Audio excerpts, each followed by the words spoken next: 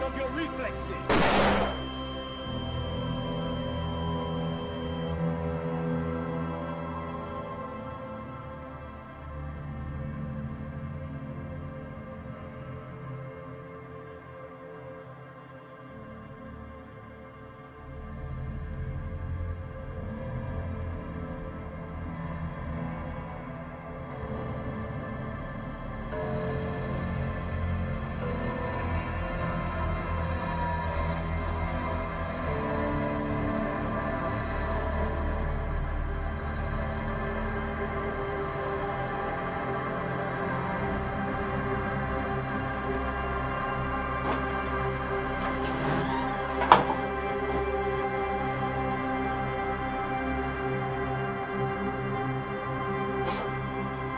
Oh, huh.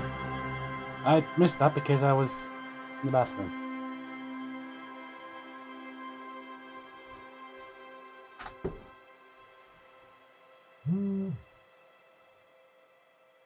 Anyway, I'll refund because I wasn't here.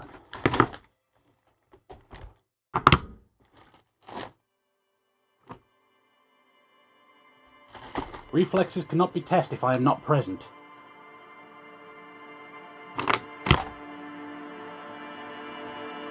Or if I have my sound off.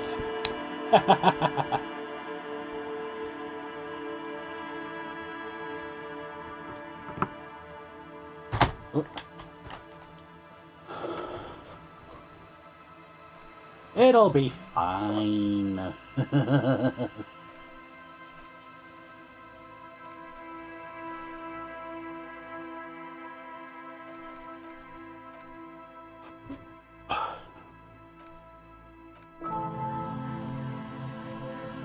Okay.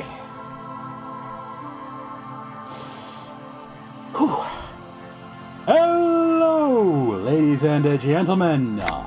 My name is BSRaven as always, and welcome back to Disco Elysium. I don't remember shit. Oh, I remember shit now.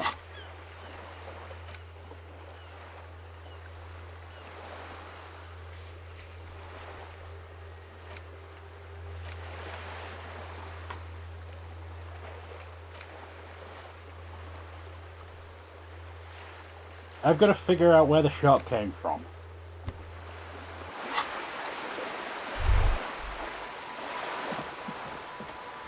This coin-operated viewer is facing southwest. A thick layer of graffito covers the lenses. You spell out the word Onug. Under the graffito, you know this to be the church looks old. Around the large wooden building you see...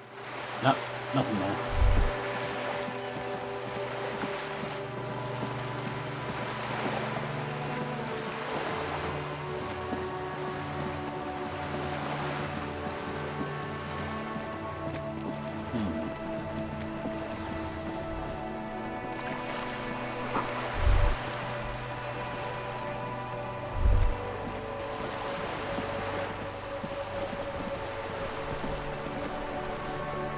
yeah, I also discovered how to zoom way the fuck out.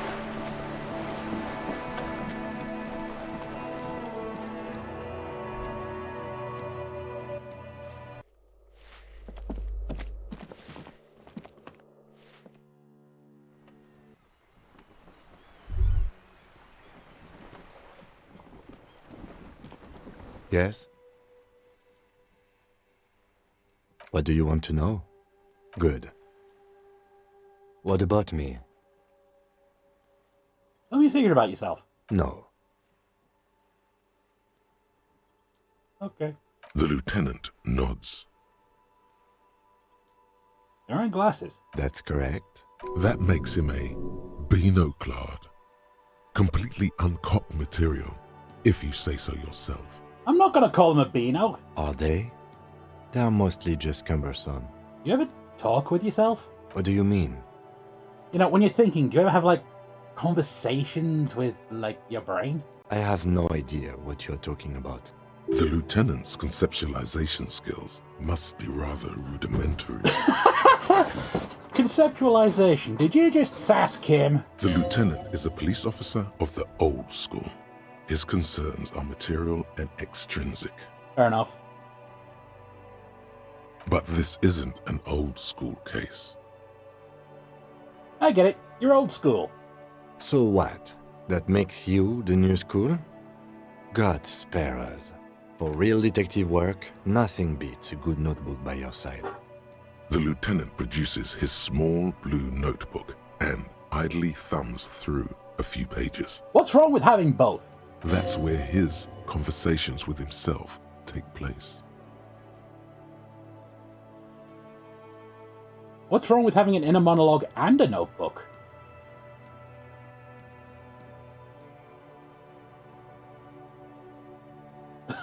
Oh, okay. That went a different direction from what I expected. We all have our different mediums. His is written. You're super lucid, yet psychedelic. You don't need office supplies to connect to your nervous system. You're special. You don't look like a local. That's because I'm half Seolite, or quarter. My father's father was from Seoul. So was my grandmother, but from my mother's side. It's not an interesting topic. What is Seal? It's a part of the world, officer. A geopolitical entity and a geographic division. I told you it wouldn't be interesting. Seoul is a protectionist, isolationist, pan-Isolari state west of the Insulindian Isola. Actually, it's quite interesting. Some would even say mysterious. You're only making it sound uninteresting. I still want to know more. You're barking up the wrong tree. I don't speak a word of Seolite. I've never met either one of my grandparents, and I've never been to Seoul. I'm a regular Revacholière. He's glad to have shut down your question. Alright. Good. Let's change the subject.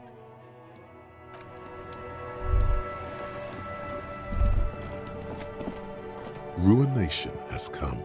The broken arches betray the once grand history of this building. It towered over the harbor until it happened. Okay. I will give you an out for that, Dagmar, and you will realize, fair enough, and I know that you're going to say, yeah, but no.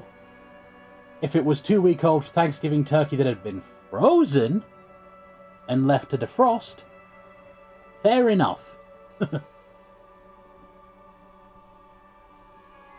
A great force from the northeast fired into the city. Heavy artillery shelled the coastline. Fired from the water. A straight shot into Revachol. Asking a kobold a question? Oh boy. The tenement acted as a defensive wall against the worst of the shelling until it was destroyed, and they had a direct firing line. The wind blows through your hair. The sea breeze cuts around you, high on the balcony, as you stare over the edge at the sea. The waves of the Martinez Inlet roll over the fallen remains of the building. The dark waters obscure the better part of the remains. This is where the damage came from. From somewhere in the inlet. The cannons. Let's have a look. Those arches acted as support for something greater than what you see now. Only 3 stories stand where 9 to 12 once did. Restoration has failed. What the shelling took out was never rebuilt. Underwater, iron helmets have sunk deep into the sand and the mud. Helmets of soldiers, and their finger bones too, and clavicles, littering the ocean floor. Who did this?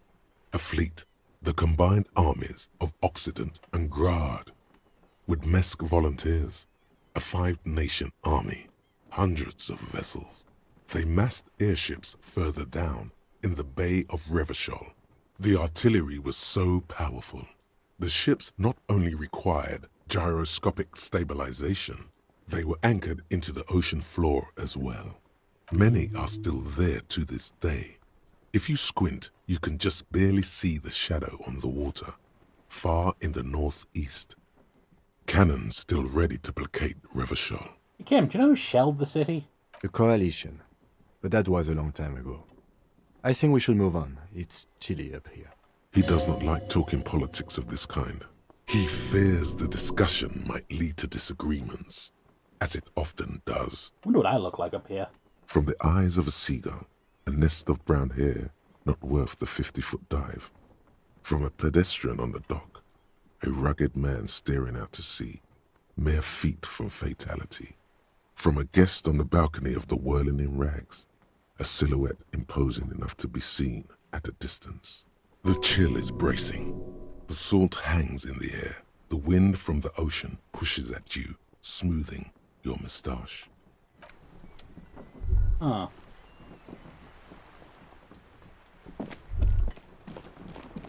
I mean, you had a comment about being visible from the balcony of the Whirling in Rags.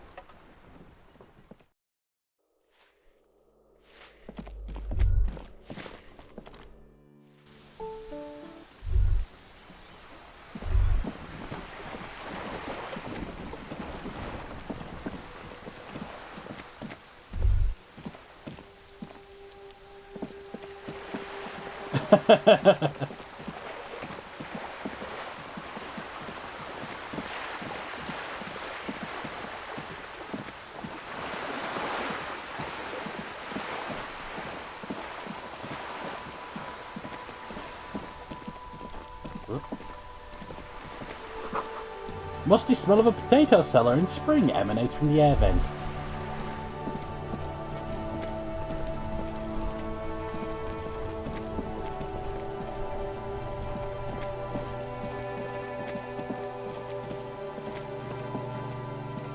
The tracks are as they have ever been, a bit more worn perhaps. Fortunately,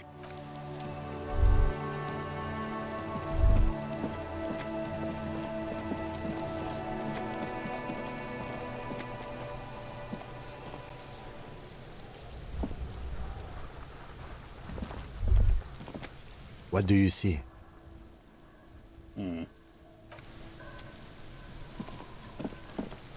the kid doesn't even look at you. You're dead to him. Bitch.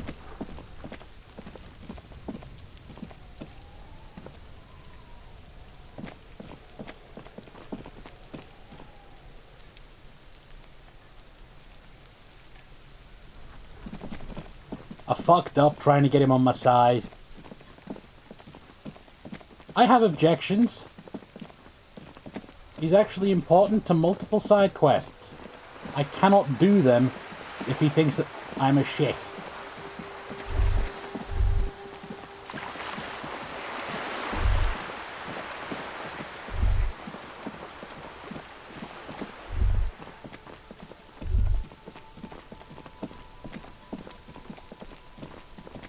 Yeah, and I was starting to win him back. The spread pattern of these bullet holes makes your chest ache. Your breath grows heavier. More old bullet holes. Half a century at least. From the revolution. What's with all these bullet holes? Remnants from the revolution. These are over half a century old. So, no crime? Perhaps a crime of a sort ages ago. But no, these do not warrant an investigation. What can you tell me about it? Not much. I don't have a fresh perspective on it. Should we go? Alright, fine, jeez. The door is closed again. Nothing to do here anymore. You hear someone inside. walking from room to room. Whoever lives here must be back home. And yeah, he thought I was a shit, but I earned his respect when I punched him in the face.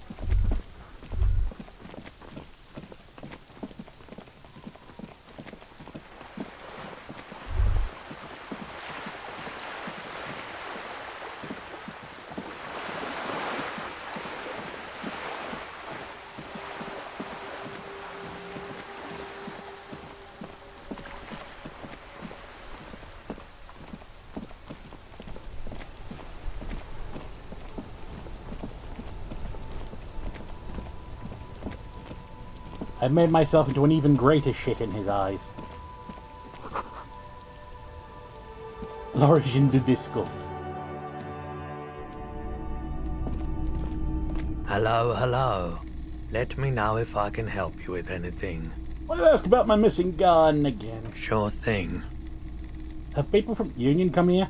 Maybe. Shady-looking guys came in here yesterday. They went their way. Maybe Claire really is tracking down your gun. People as oleaginous as Everard seem like they're lying, even when they're really being truthful. Okay, fair enough. That is another way of saying someone is oily. Sure, man. Have other business. All the old boomboxes are... You see rows of toy soldiers guarding the rest of the trinkets displayed on the table. Alright, we're interfacing.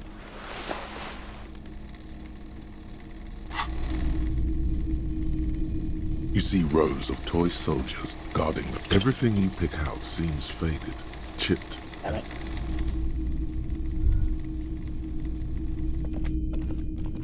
A typical Martinez streetlight sits among assorted floor and table lamps. How much for the streetlight? 700 real. Jesus! A bargain, I dare say. A bargain? No, it's not. He's trying to sweet talk you into buying trash. Even taking into account the risk, that's named Steve. There's also the matter of rewiring, but the most important transformation is the light's placement among ordinary indoor fixtures, which has adjusted its morphological field. The light became suitable for use inside the home just a few days ago.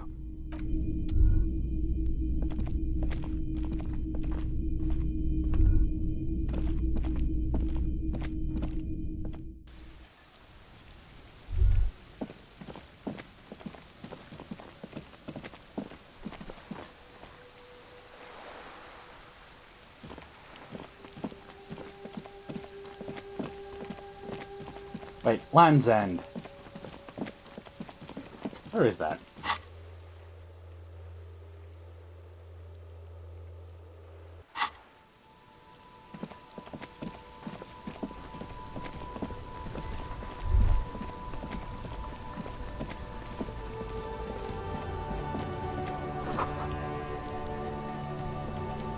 The speakers below are banged up and worthless.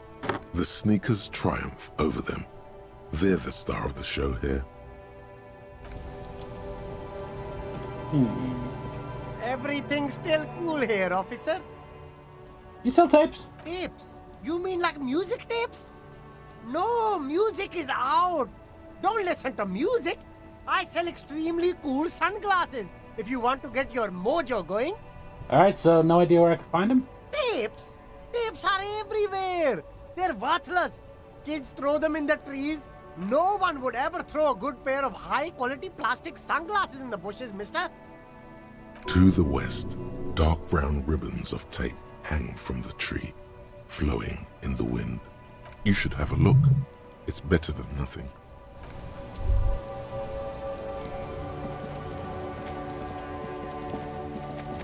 The hawthorn tree on Rue de Saint-Gislain. Bronze-colored ribbons of magnetic tape are caught in its branches, fluttering in the breeze. Just like promised, you've stood here for what seems like eons, guzzling the sickly fumes of lorries and carriages. The multi-tool truly is multi, and I'm a karaoke superstar. With slow and deliberate motions, pulling, bending, and unraveling, you manage to extricate the magnetic tape from the branches. It curls up into a mess inside your pocket. If only you could find a way to re-spool it so that you could hear what's on the tape. What's the tape for? It's for Egghead. How? It's broken and unspooled. Do you think your new buddy knows how to fix it? I ain't sure, but I'll find out. Maybe he can point me in the right direction. You could also get it fixed at the pawn shop across the street. We shouldn't waste our time. Good idea. He might have the tools. The tape projector in the pawn shop uses similar tape. Good Hawthorne. Patting the tree reveals a small sticker which has almost been worn to a You tree-hugging pansy. The gnarled hawthorn tree on Rue de Saint-Gislain. Shut up, physical instrument. The shine on these sunglasses lasts a lifetime, officer. One.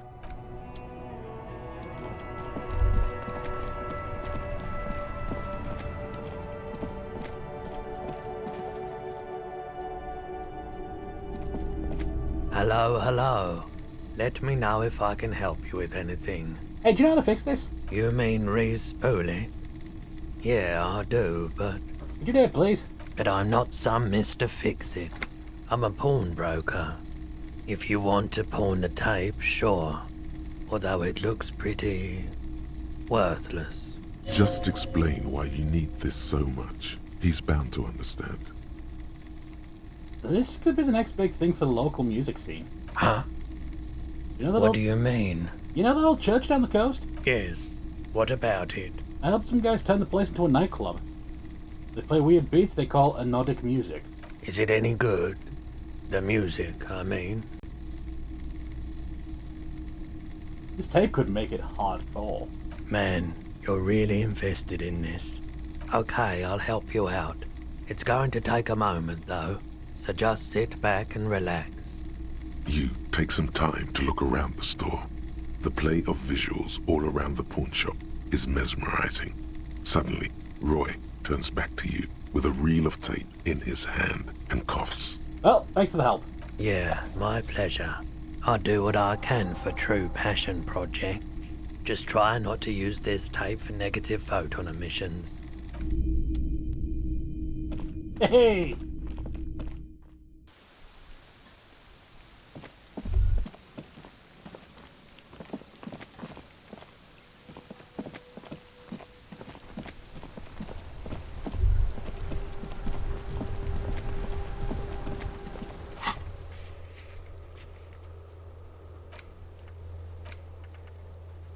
Boardwalk, the island, and Land's End.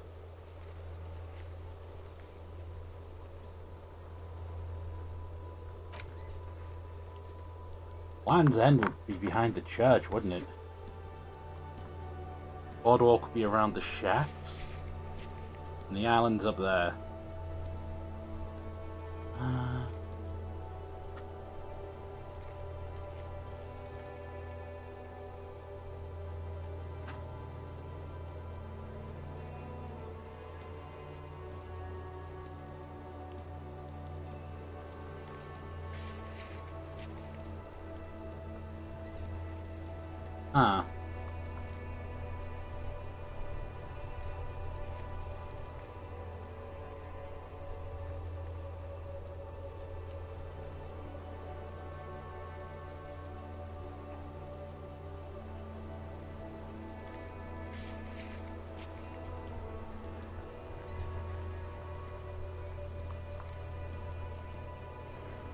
Okay, let me think.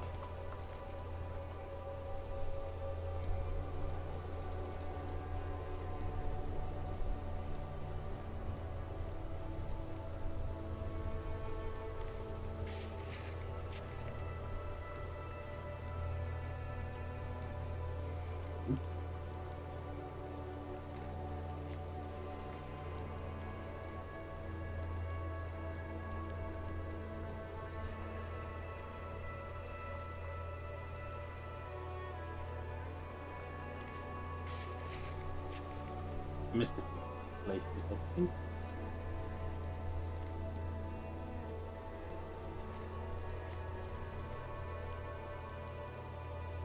Okay, Land's End.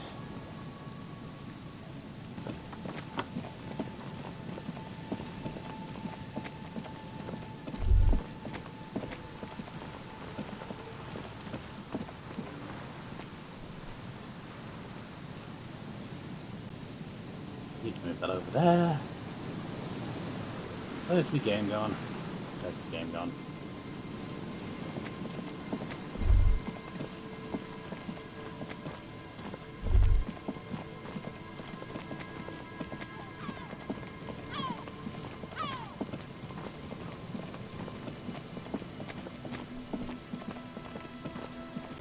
Is there something here that would indicate a sniper used this place as a nest for taking the shot? Just some urban detritus, a bottle, and a dilapidated old comms tower. In the distance you can hear the breakers roar. I don't see it, Lieutenant W. Freighter. I don't see a person take a shot here and hit something there. In the whirling in rags. What about the cigarette butts? Those? A smoking assailant who favors Tumutiri to Astra or Joanne? Cigarette butts are everywhere. This is a common brand for all men. Still, you felt it was important enough to make a mental note. That means something. You didn't pay attention to any of the other cigarette butts on the coast. Maybe the campfire was used? To warm his hands before pulling the trigger? Perhaps. But anyone could have made this. The coast is specked with fires this time of year. Truthfully, this seems like a very poor choice to take a 1.2 kilometer rifle shot from. Visibility is awful. There's water vapor everywhere. I think we can rule out... Biddable Prime, was it? What if they climbed the tower? It's not possible to climb that ladder. And even if it were, why? There's no platform up there to aim from. It does look extremely rickety, and wouldn't help much either. Got a peep? There, 1.2 kilometers over the cold water of the bay, blue from the distance and the air, you see the smallest rectangle, barely visible. It's glowing in the dark night. The lights are on. Glazia must be in there. Looks like she kept her promise not to go out at night anymore. Such a good girl, you think. Well, I got one of them.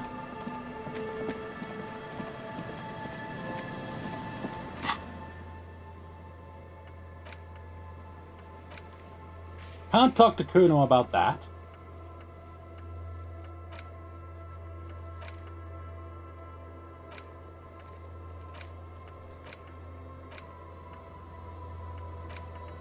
Can't talk to Kuno about that.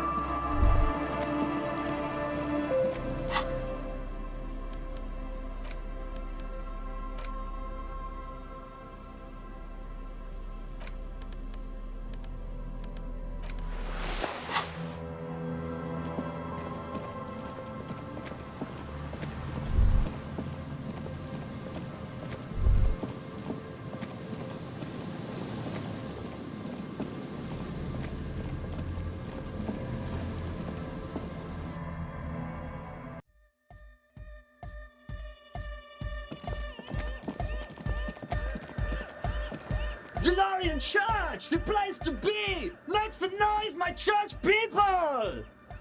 Vibrations thump through your blue soul. The music sounds much better in the church. A hawthorn tree on Rue de Saint-Gilles Lane, tangled in its branches, something bronze flutters in the wind. He stands on stage behind a table, nodding along to the music. The other real deck is empty. Cables run hither and thither. On one side you see an auxiliary line in with the number 4.5 written next to it. Found this reel of tape. What does this do?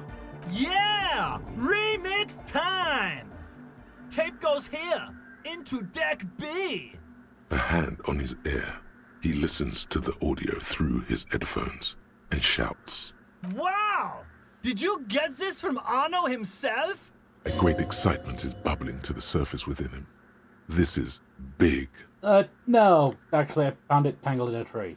Listen, I'm just going to show it to you. Ready? Ready?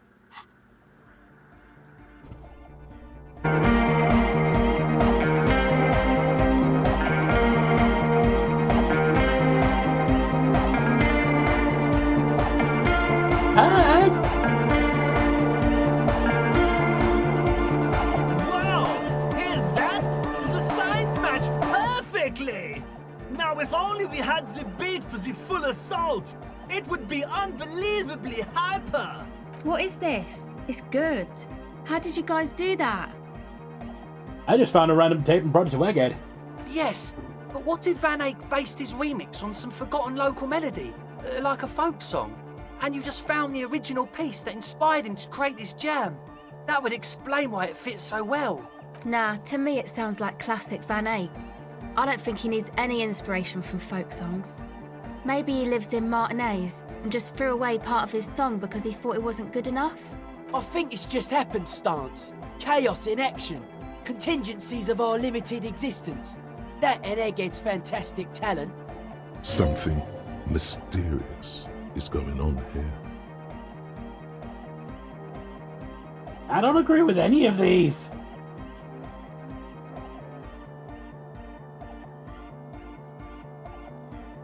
Honestly, it's probably luck of the three. Be how it may, if it fits, it fits! Bring up the volume!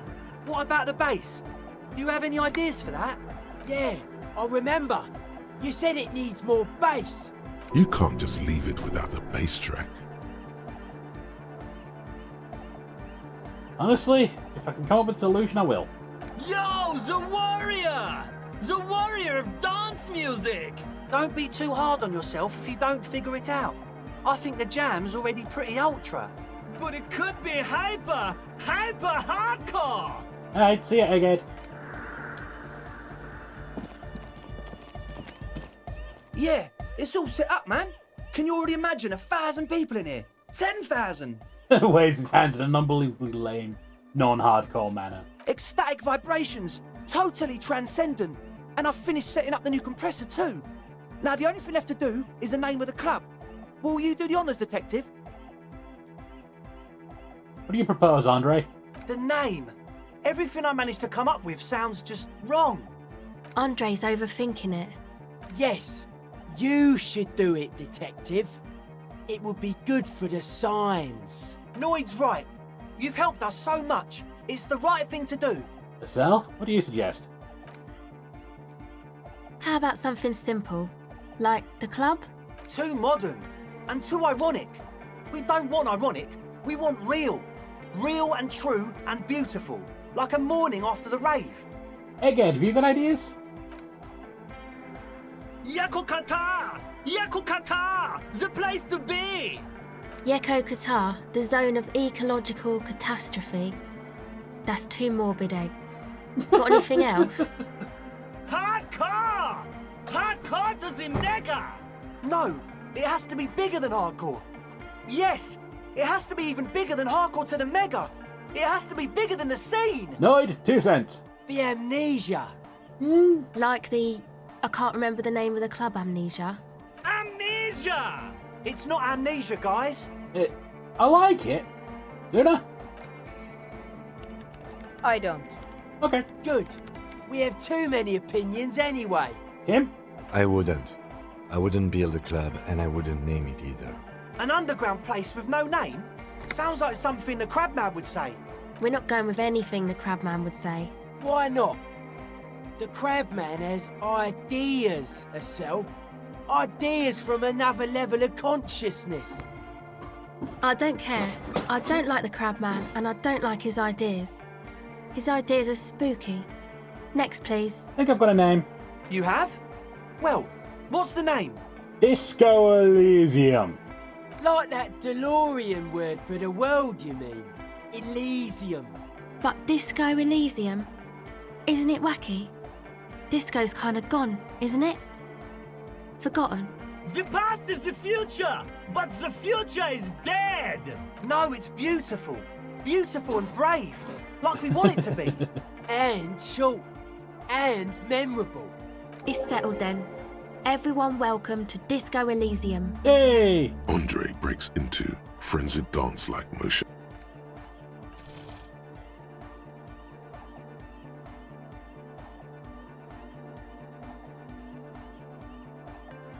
PC's kind of having a moment.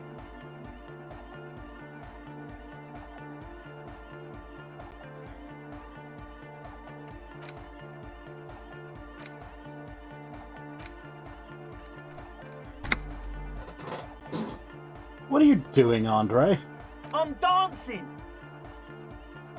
Honestly, it looks kind of lame. That soft core gyrating is supposed to be dancing? We should talk about it. We should talk about your so-called dancing. Yes, my man.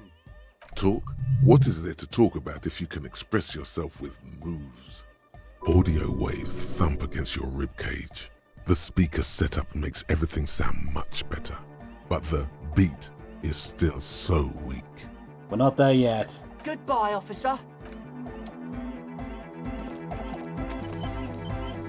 You got us in, cop. I can't believe you got us in. With wonder in his sharp eyes. Between you and me, I don't know if you've noticed this about me. I'm a little suspicious of authority. Yeah. You really came through for the hardcore underground. Yes, you really came through for the hardcore underground. Andre is busy cutting some slightly less lame, but still quite Kimmy's ungainly shapes unamused. on the church floor, sweating profusely. Estelle using her contact mic to listen to a tree underwater. The one with the large head is blasting the dance track on repeat. Sire, the tent. 'Twas a security risk. And in here, sanctuary. 'Twas only noble of you. Better here than in the tent. Wasn't safe. Okay. What he means is, you're right, actually. The tent was a safety hazard, and this place was deserted anyway. Take care, Noid.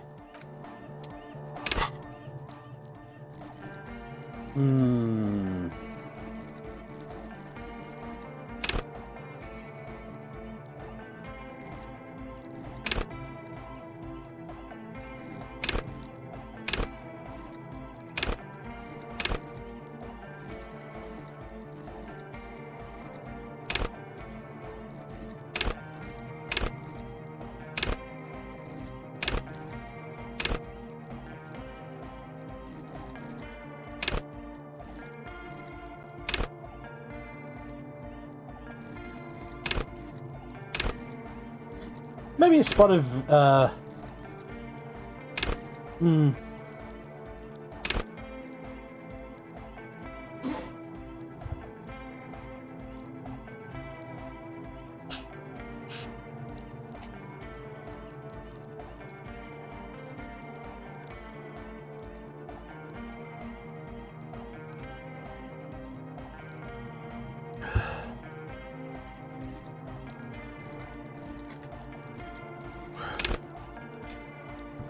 probably use some composure.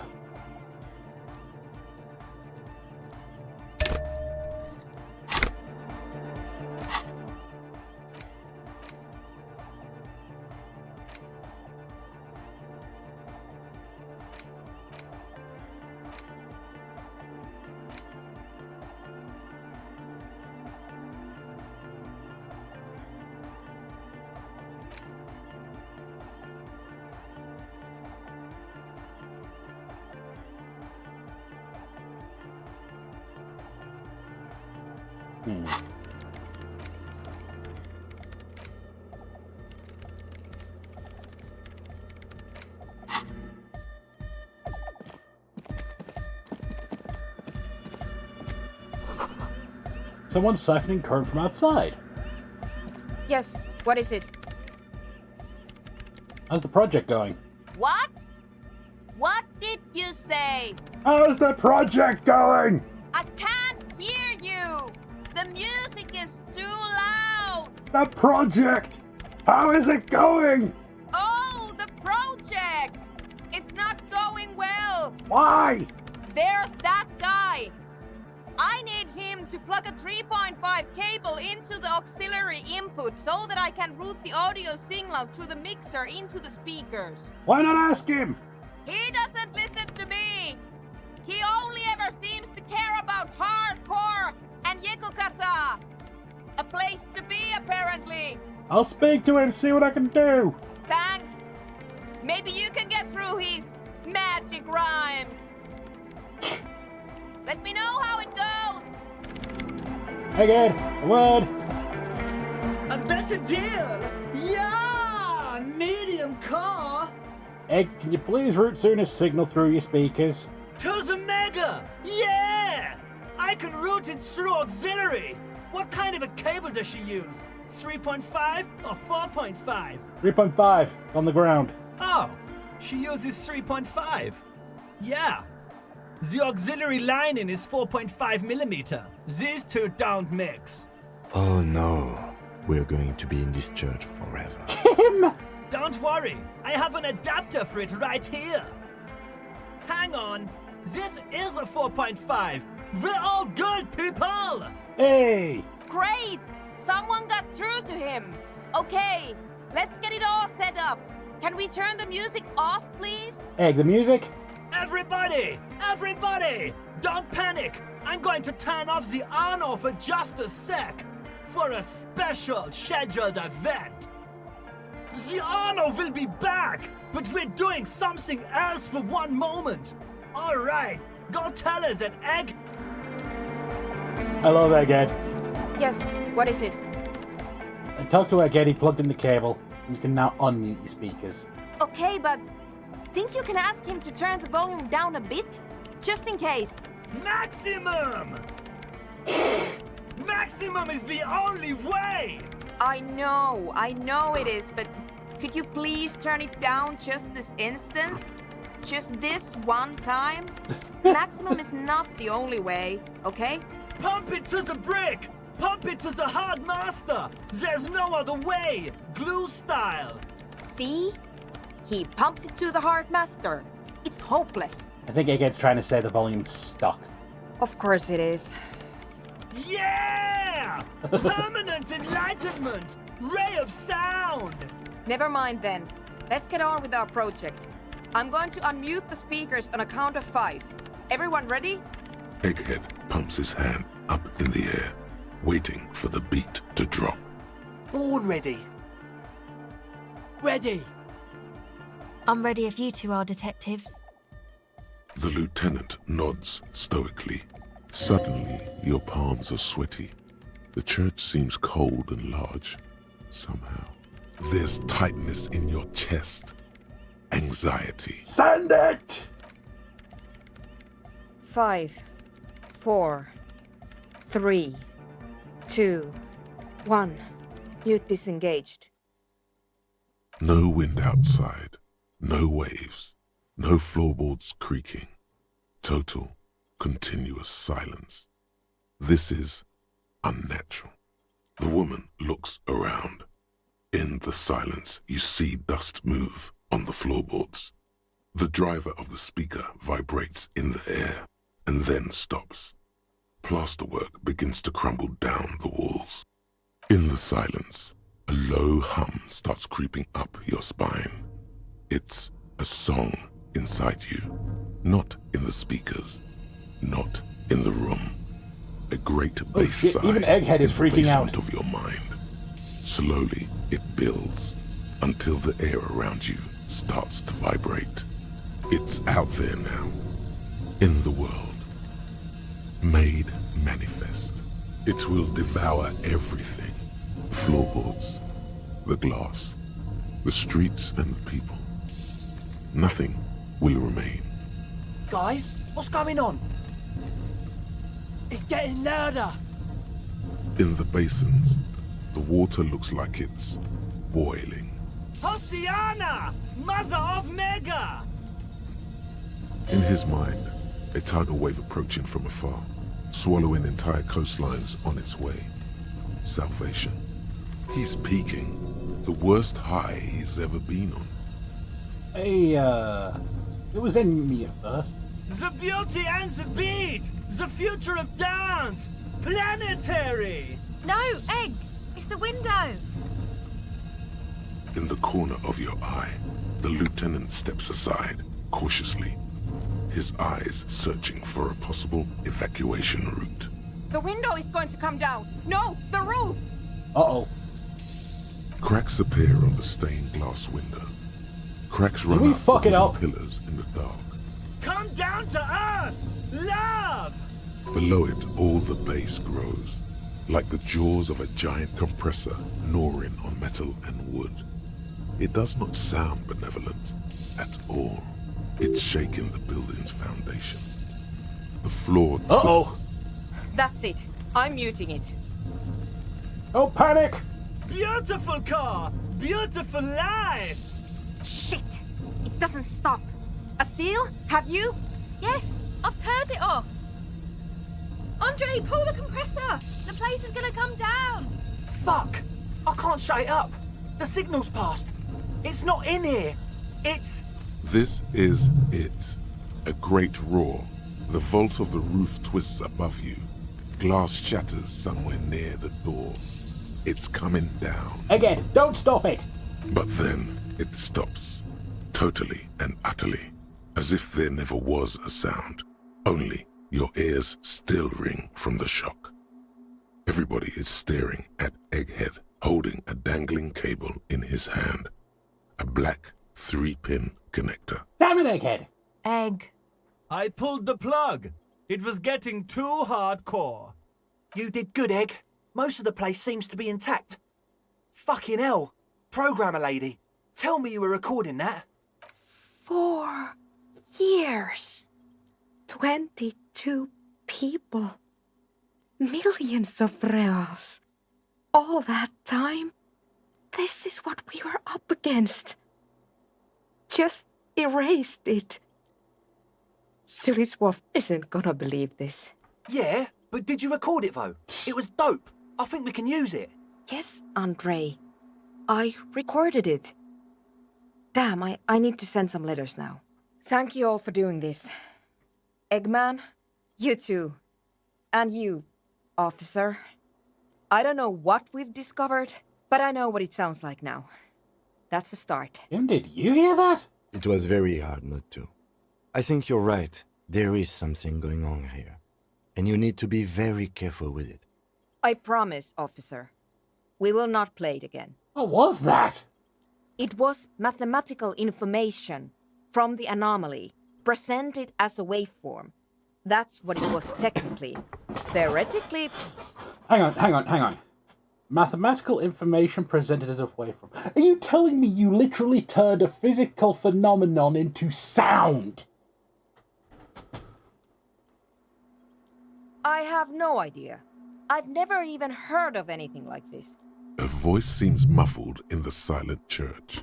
It's your ears adjusting after the exposure. You're writing Sulislav? Yes, our lead designer. And maybe some of the producers too. And some of the writers. If they're sober enough to open a transmission. They need to hear. That it wasn't her fault. Or theirs. They need to hear about this. Don't worry, I won't send the recording. Although I doubt they have the speakers to produce the frequency anyway. What happens now? Stay here. I'm going to stay here with these lunatics. Send letters, maybe meet Suliswolf. Also devise further measurements. I want you to know that's totally chill with us. I don't care, but thank you anyway. That's the best she can manage for Andre. It's quite a lot in truth. For her, at least. Now, I have a theory to come up with.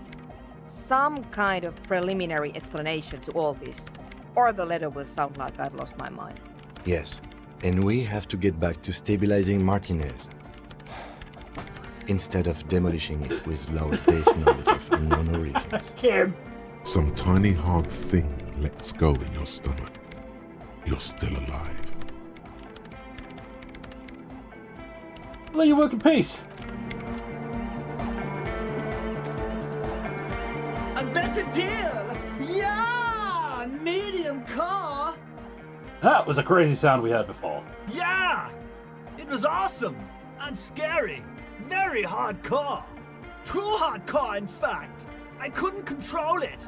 At all. What happened? It sucks up all the air in the mix until it's the only thing left. Starts compressing itself and everything around it.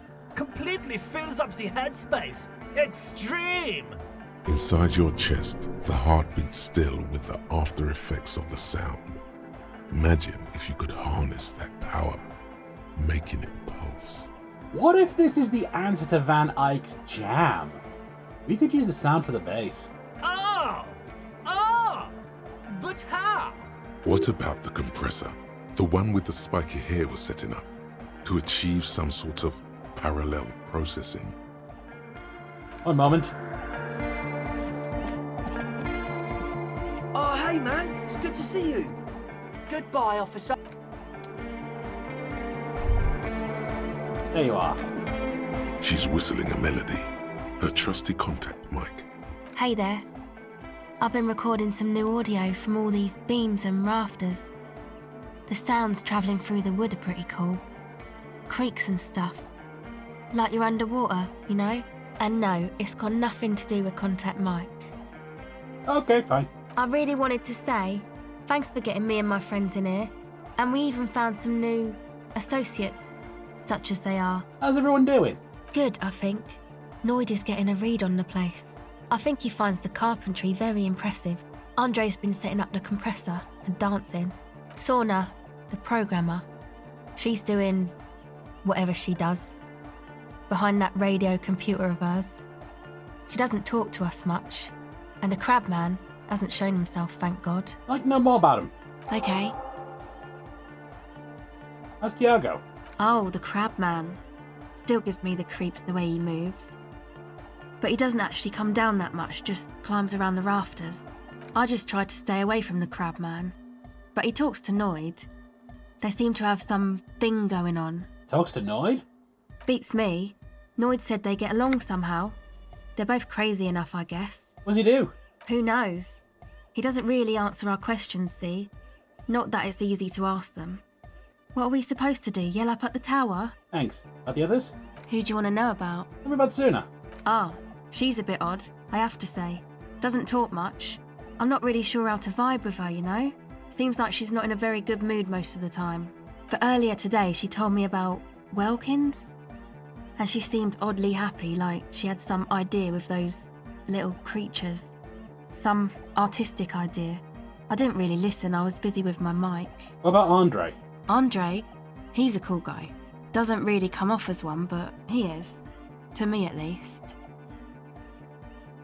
She rubs her sides, but not from cold. Her shoulders are relaxed. She must have taken a hit, or she's on an upswing. He takes care of shit. Sorry. I mean, he's got a vision. For what life should be, you know? He tries to push things until everything falls into place. He's an organiser. So what's he organised? Nothing. But then again, there's nothing to organise around here either. He really wants this church thing to work. Must have taken it as a sign when he found it abandoned like that.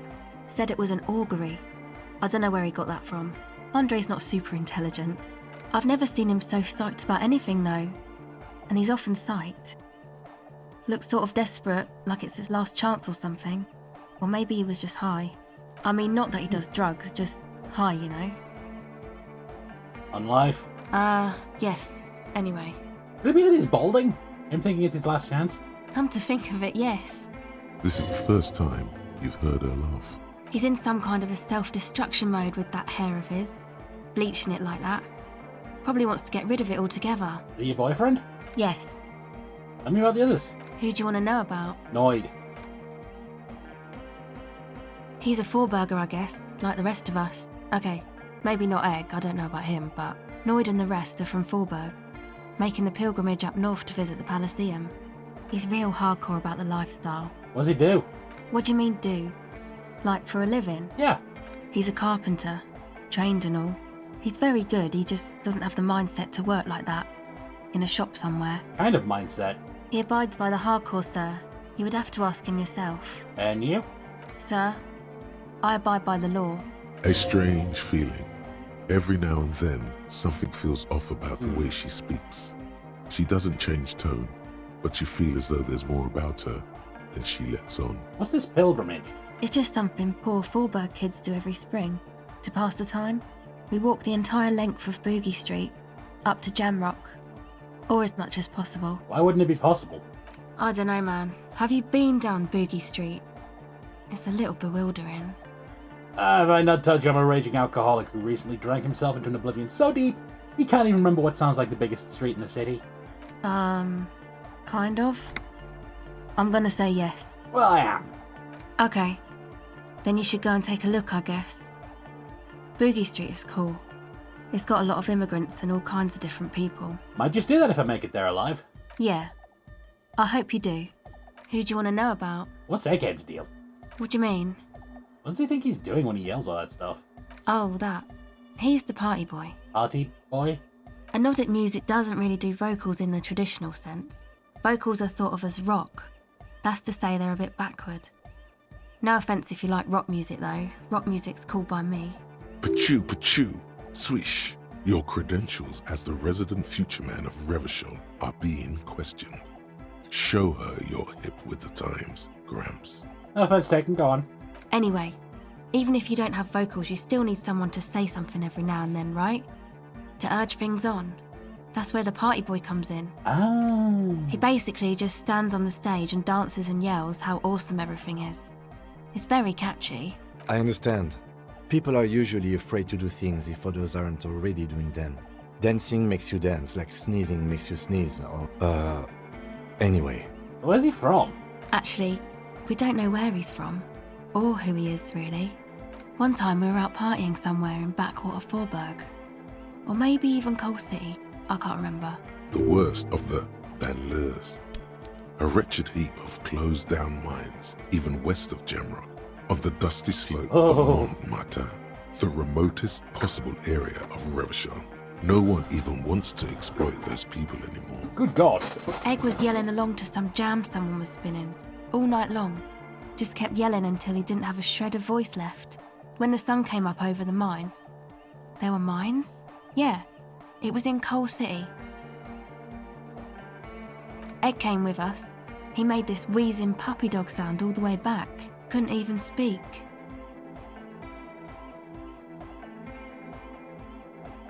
It was definitely Coal City, because it took us 2 days to walk back to the fort. He just wheezed the whole way. We never really asked why he came with us, or who he was. I think his name is Jermaine. People are sweet. You can see it must have been a great night. The memory causes her to go silent for a moment or two. You wish you'd been there. Tell me about the others. Who do you want to know about? You. Me? Yeah, tell me about yourself. I'm a silver bird. What does that mean? It means I don't answer questions about myself. There's more to you than you let on. What am I not seeing? All right. There is. Fair enough. Thank you.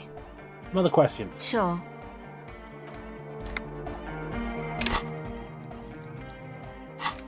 Alright, let's pop open a thought. What do I want to put in? Lawjaw, the Jamrock Shuffle, one more door.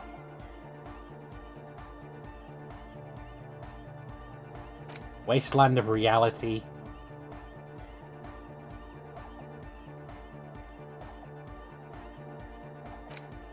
Arno van Eyck.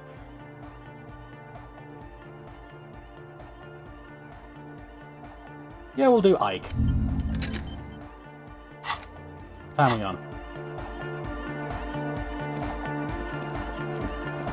A better deal! Yeah! Medium car! How'd you like it? Yeah! Back on the case! No disgrace! Bring it down to party place! The first page of the second chapter! Could it be? Maybe for him. You only have a chapter or two left in you. Last of the penultimate, more like. Is your real name Jermaine? Dark Hard Hardcore! Jermaine Egghead! Basically, yes it is. Hey, goodbye.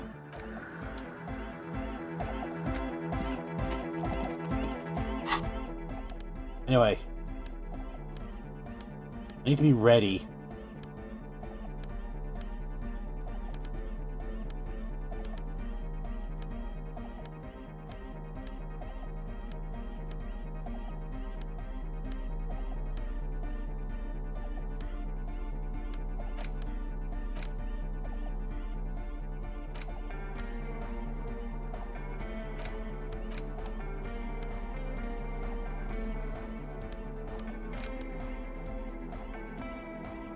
+1 electrochemistry. God ass.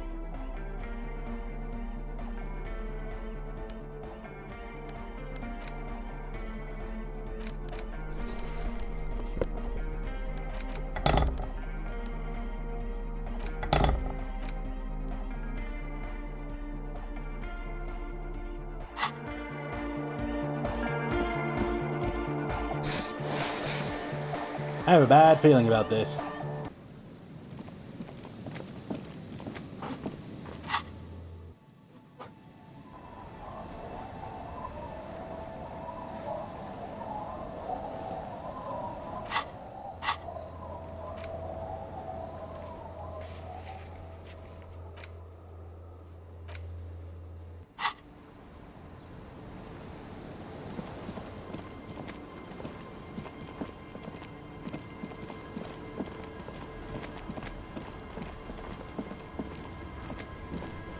The waves are beginning to die down.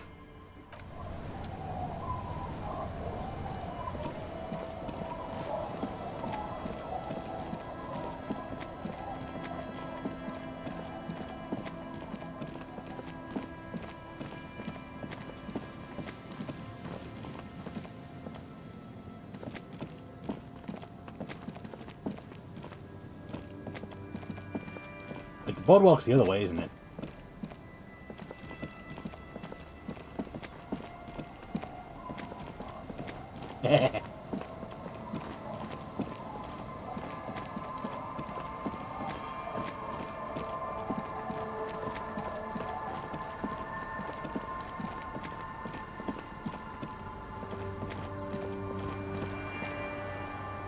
Looking for the boardwalk.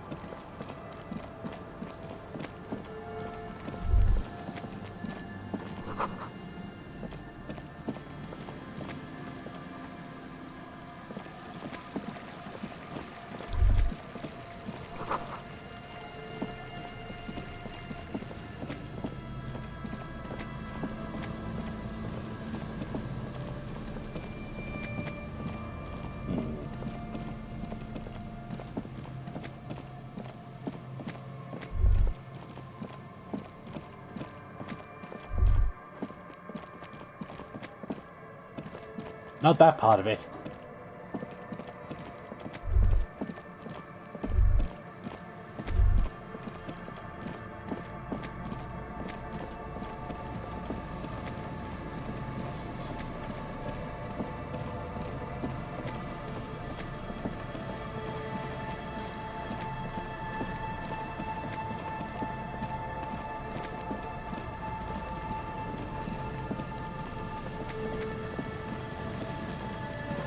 What in the goddamn? Put your hands where I can see them. Show me your hands. This is the pigs.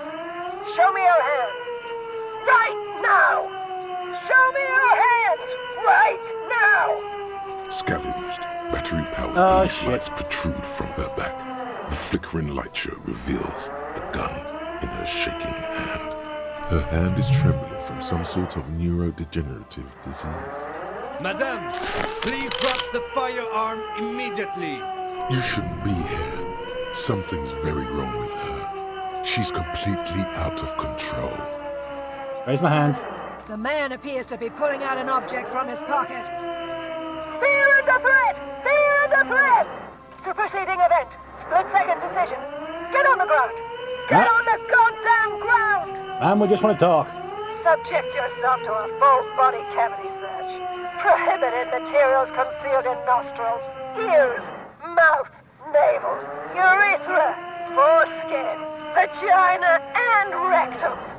In her mind, the cavity search is happening, as long as she's saying it. It appears the things she says are very real to her. Be careful, detective. Don't do anything that might set her off. I know. This is dangerous.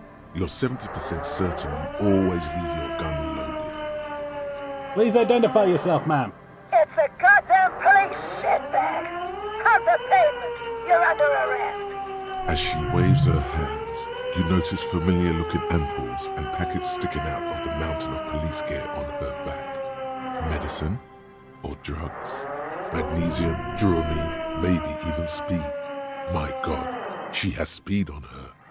What else? Are you on drugs? Confiscated contraband. Restricted access. 2 kilos missing.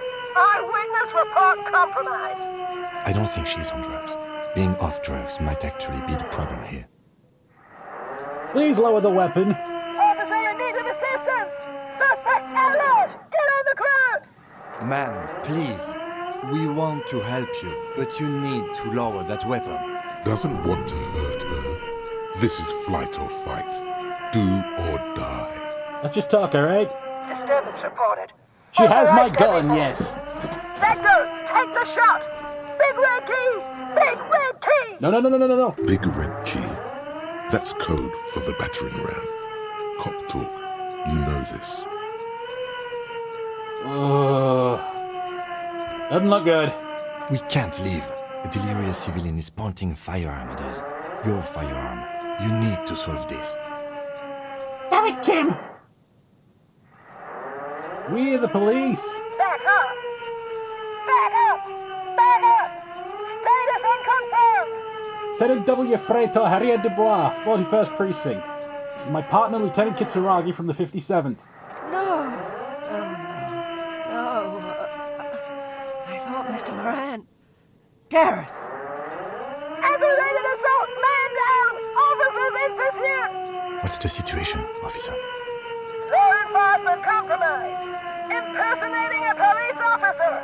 Does she not believe you two are actually police officers? Look, white rectangles. License and registration. License and registration. Come in dispatch. Sector. Azimuth. It's not a code, just disjointed words. Incoming! Hey, mistaken. Thank you for the raid. You caught me as the only guy in the entire situation without a gun. As you can see, my partner has a gun, the crazy lady has a gun, I do not have a gun.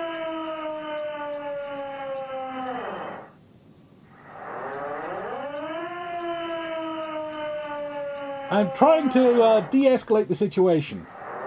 She's losing it. One twitch and there would be blood. Damn it. I'm getting my gun. She's frantic, confused, teetering under all that gear. There's an opening if you just move fast enough. Kuno If hates not, me. The lieutenant's got her in his sights. Like when he had the hanged man in his sights. You're a dead man. No, I know myself. I know I'm gonna fail. Sure, you're you. But how do we end this? She's not just gonna let you leave.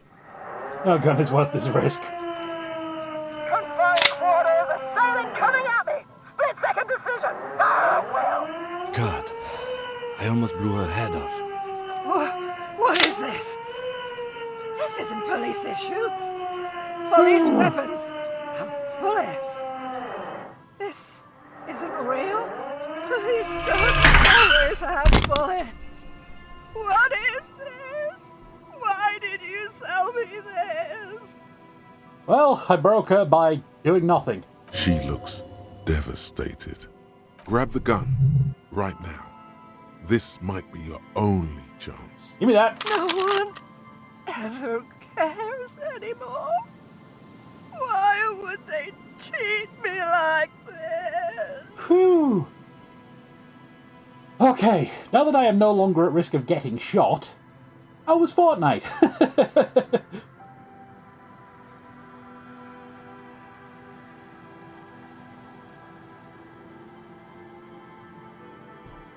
For those of you who are new here, I don't think there's many of you. Hello, my name is BSRaven, and you will find that I will be playing all kinds of random crap. Sometimes I even open random crap, but I haven't had a box of random crap in over a year. I curse a lot. I can't help it. I'm British, from the north. It happens. And my PC is a potato, so don't expect anything too new. Poor woman. We need to figure out what to do with her now. Nobody's ever around. Nobody ever comes to visit me. I'm sorry this is how it turned out. Her scratched skin is warm to the touch, but the person inside doesn't even know you're there. Kim, what do you think is happening to her? She's in a stupor. I've seen this before. God knows for how long. Could be days when they get like this. Why was she like this in the first place? Honestly, I don't know. Dementia, probably. Dementia and Channel 8, and loneliness.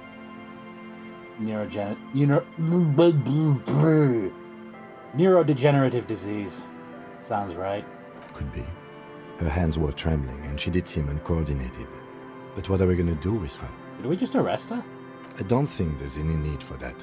In her current state, and without a gun, she isn't really a threat to anyone. We could let Titus know.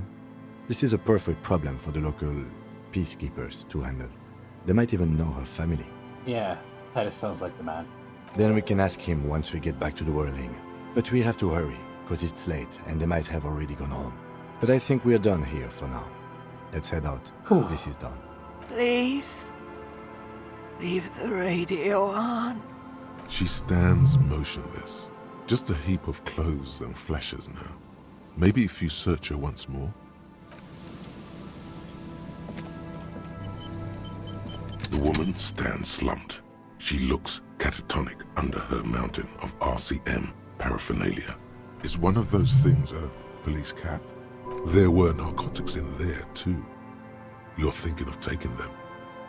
Do. You take the cap? She doesn't even flinch as you reach out and disentangle the familiar-looking lieutenant's cap from her mountain of RCM paraphernalia. Oh, is that yours? It's hard to say. It's been so long since you wore yours. I think so. The lieutenant nods. Confiscation. You take the vial of Pyrrolidon and the bottle of speed as evidence, obviously. You're taking those, are you? Listen to him, for once. I'm confiscating these as evidence. Sure. I guess that's fine. Okay. The old woman doesn't react to your touch. Okay. Well, that could have gone a lot worse. Huh?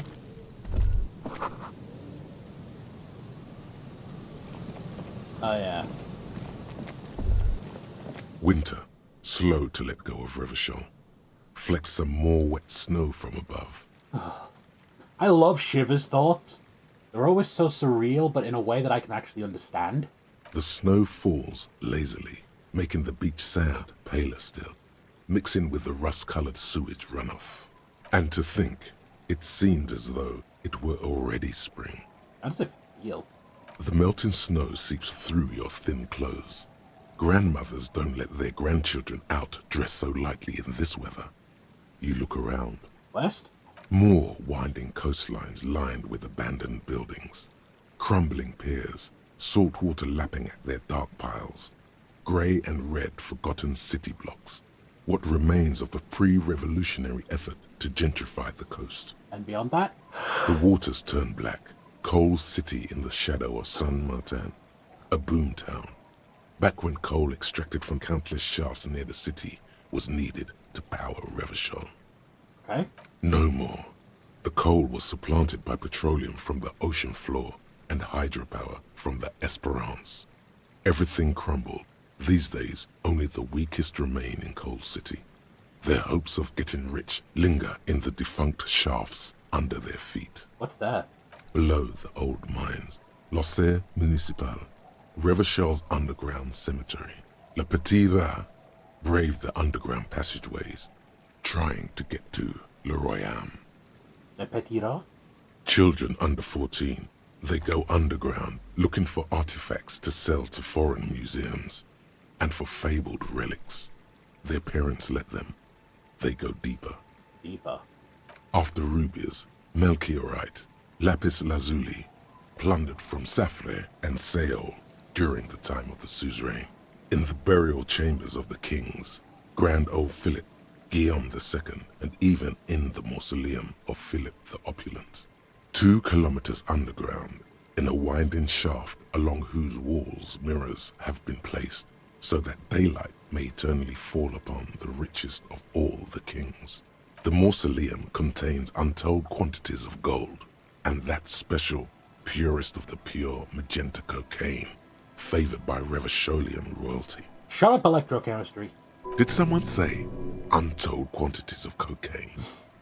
Drop everything immediately and go looking for this hoard. No. Few Petira return from the shafts. Even fewer find what they're looking for. A small child steps out of the black tunnel with silver trinkets in her pockets. All around her, white snow on the extinguished coke furnaces and on the weather-worn shacks where fathers beat their sons after drinking. The snow melts on your fingers, turning to water. What's east? The canal you crossed to get here and beyond it. Martinez proper, the district the police forgot to police. There is laughter, lights, attempts at entrepreneurial activity, cynicism. Someone is scraping snow off their windshield at the roundabout, in the midst of which a statue of Philip III serves as a destination for grade school field trips and a fine perch for winter birds. That's all? Like all monuments, it's also a warning. 6-story ruins on the south side of the roundabout cast a long shadow over the profligate king.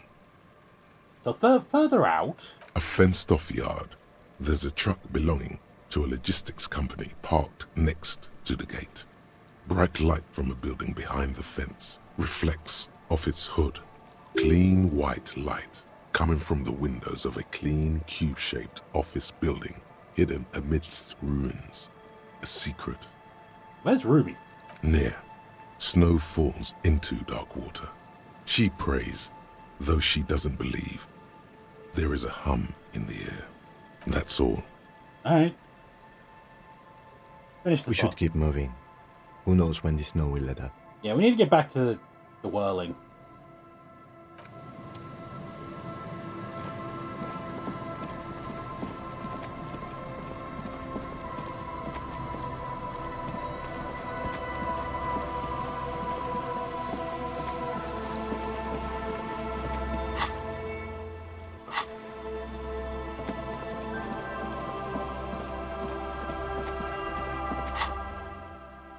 So we travel to the waterfront.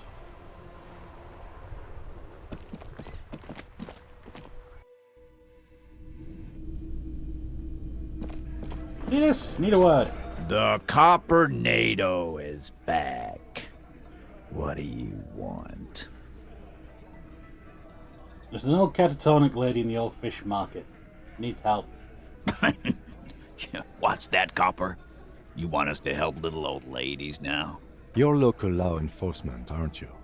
Helping troubled civilians should fall under your jurisdiction. Yeah. We'll send someone out. Who is? Wait. It's the pigs, isn't it? Yup. God. Poor lady. Don't worry. We'll handle this. I think she got some family in Kurong or something. Bastards left her alone when she got sick. We've been getting complaints. Yeah. Hey, wasn't Everard's B team looking for her the other day? They said something about her, I don't know, finding something? Yeah, I think you're right, Gene. She have something of yours, Pig? Whatever you do, do not admit to these punks you lost your gun. You will suffer if you do. Why can't I say she had my hat? Seriously. There is a third option here. I took the hat. I can just say she had my hat. She had my gun. You absolute fool. You're fucking with me. Your gun. She had your fucking gun? Sure did, boss. Heard him loud and clear. The pigs lost his gun to the pigs. Well, at least I can see you got it back. If you have any questions. What's her name? Real name.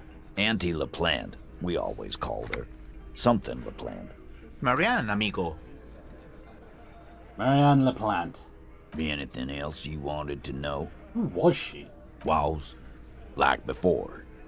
Just an old lady. Her kids moved away years ago. Never come to visit. Never took her calls. She gets out every now and then. She did right by lots of us when we were kids. Always was a little off, but still. Us kids? That must have been ages ago. She was better then. The children kept her together. How'd she get like this? Wanted to be a cop, you mean? Well, shit. I don't actually know. Anyone know why she started acting like a pig? No fucking clue. It's gotta be the crazy. Who'd want to be a pig? Someone who wanted to set the world right before it ends. Ever think of that? No, I didn't. Because I'm not fucking stupid, Polizonte. Yeah, Carl. That's some pretty fucking weird shit to say. The pigs level weird. But whatever gets you through the day.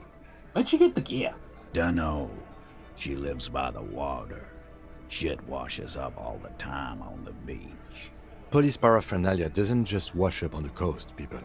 It's not like we dump it at night. She bought it, collected it. Thanks for helping out, Titus. No problem, old cop man. We take care of our mentally ill here in Martinez. Ain't that right, boys? God damn it! Okay, yeah, now you're vindicated. Sure enough, we're the real heroes on these streets. Fucking kobold. Tremble. The time is now. Taola. What time? Time for the show. For Taola. The hallowed time of fear and disintegration.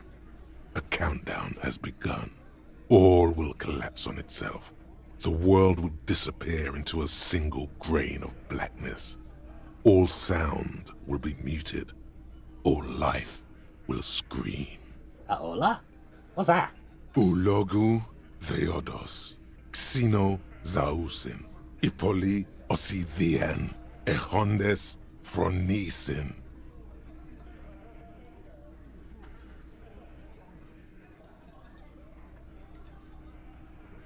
Aw.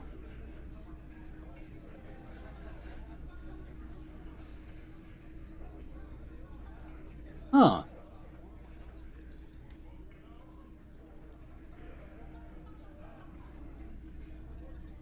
When did the countdown begin? Monday morning. The moment you arrived in this reality are the first crack in the sheer face of God. From you it will spread. This is because of the insane world-ending shit I've been saying, isn't it? Yes, you spoke the words of the Palindropos and the houses of Pericarnassus. Items, people, even words will tumble. All will lose its meaning in the coming years. That is why you marked yourself. Am I sure it's not just a joke? Or some kind of coping mechanism? It's totally also a coping mechanism. I'm a little afraid. So you should be. The world island crumbles at your feet, and in the far plain, Palindropos. Perhaps, just a thought, this has something to do with the hangover. Volition. Oh, God, I love it when my statistics argue with themselves. You know, I do think the world might end soon. The face of the woman fractures. There will be herd killing. We all become vapor.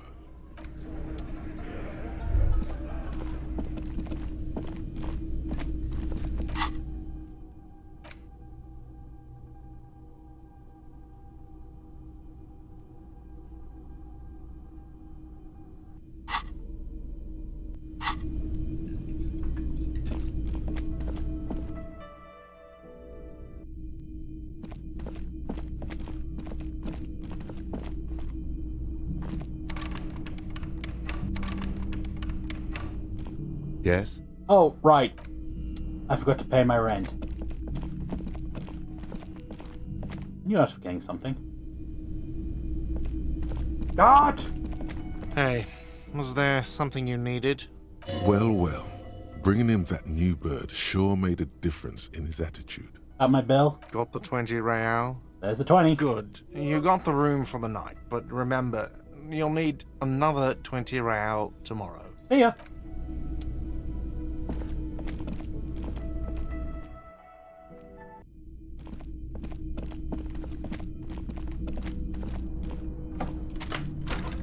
See you in the morning, Kim.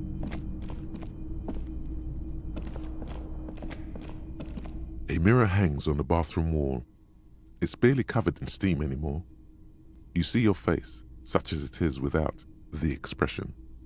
It's just hairy. Roll it. Like the rest of you, it comes... Well, time for bed. The bed is still cold from the broken window. The room behind your closed eyelids is familiar now. The only home you've ever known. Its darkness gathers. The last thing you hear is the wind blowing in through the broken window. Then something comes, a kind of sleep. Like a deftly cast fishing net, sleep pulls you out of the world and into its dark shore. The rough mesh chafes, tightening around you, it digs into your brain. Dark shore my ass. I know what this is. How have things been going for you out there? Helped anyone lately? Saved anyone lately? Murdered anyone lately? This bastard isn't even listening to you.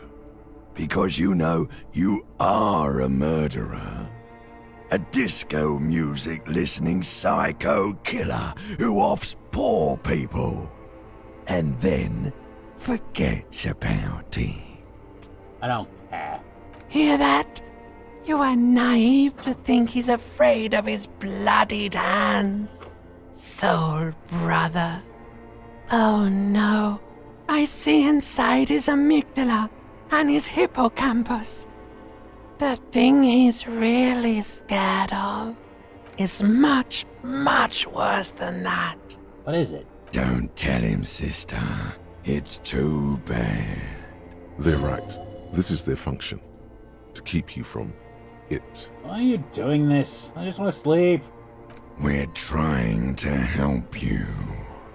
All these processes, these tortures, voices and tremors are all just distractions, flares and countermeasures to keep you from the last dream. The worst of them all. The last dream? The last dream will be total annihilation.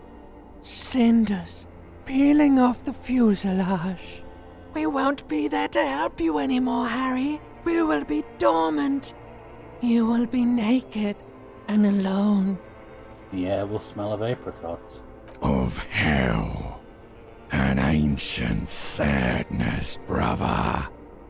10,000 years later, in front of the video rental, there is a warm breath on your face again. Everything is okay again. Everything is so okay. Doesn't sound like it will be okay. Your eyelids flutter open for a moment. When you close them again, you sense the light of the room around you. You're back. In 2 seconds, the alarm will ring.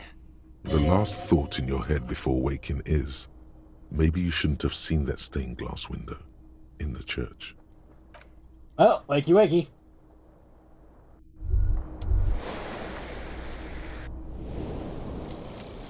Arno van Eyck. Hey! Okay, so Egghead is clearly not Van Eyck in disguise. Van Eyck is an Oranese disc jockey, but those people get around, especially in Revachol, in the clubs on Boogie Street. Perhaps he stayed here for a short stint and discarded part of the song he was working on, just threw it away. And then it ended up in the hawthorn tree. But why? Did he think it was retrograde? It wasn't. Perhaps he caught a glimpse of the future and did not want for it to arrive just yet. Perhaps the city whispered the top line to him, and he was frightened by it. Huh. Bonuses. All Motrix white checks unlocked. Reveals Arno van Eyck gig posters in the world. Huh.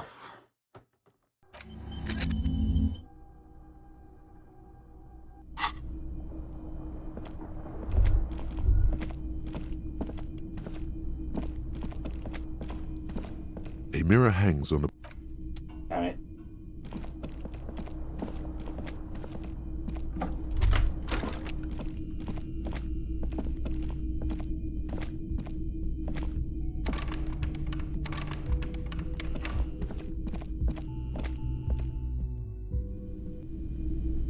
Kim, good morning. Again? I can't believe this shit. Are we from the same station? I'm going to say no. Just to see what you'll say to that. What'd you say? Yeah, I don't remember you from anywhere. God fucking shit. None of this is great news for him. Okay, I was clearly wrong. He is a firefighter, male nurse, animal control agent, something of that kind. Not a cop. Go on with your cop work. Don't let me stop you again. Okay. Neither can I, partner. It's a mere second. Yes, it's a hobby of mine. As if waiting for some kind of reaction. Or... I'm not getting involved in this. It's not my style, he thinks, glancing at the man in sunglasses and the woman beside. Okay, why not? Let's do the old thing over again. We're not wasting time. There is no time. Okay, he was shot and then made to look like he was hanged, and he might have been shot by the people who hanged him. I get it, okay. But what is the motive? Cover something up. That would be my first guess, yes. Quite possible. Hey, why am I telling you these things? I don't know. Oh my god, there's more. Okay, why not? Let's do the old thing over again. We're not wasting time. There is no time. The person who we think shot him made it look like he was hanged, and we're looking for her, but we can't find her. Well, where have you looked for her? We think she may be on the coast. West of here? Tough luck. The place is ruined from the bombardment. I don't know. Oh my god, there's more. Okay, why not? You think he was hanged as a cover-up? To hide the shooting? Yes. Okay, well... I don't know. Oh my god, there's more.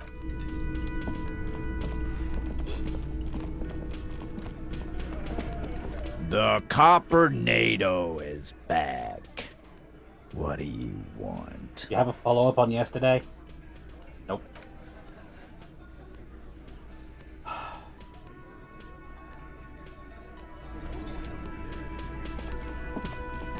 This is annoying.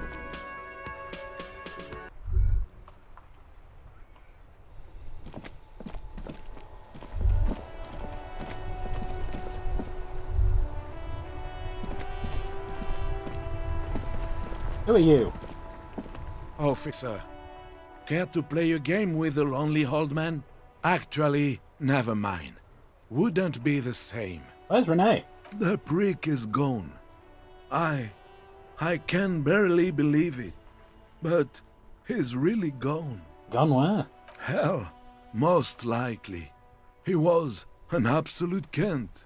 How'd he die? His hungry little heart finally gave out. The dock workers found him in the guard booth this morning. Wasn't even supposed to be working for another week, but he just had to prove how tough he is. Guess he was about to head home, 'cause when the dock workers found him, he was wearing civilian clothes and not the Kuketu uniform I saw him in all the time. Sometimes I thought he was wearing it just to piss me off. Now the joke's on him, 'cause he's gonna be buried without it. Was he really that bad? I repeat, an absolute Kent. Fair Even enough. his old army buddies didn't want him around. He was like an old viper. The only people who could stand to be around him were Jenny and me.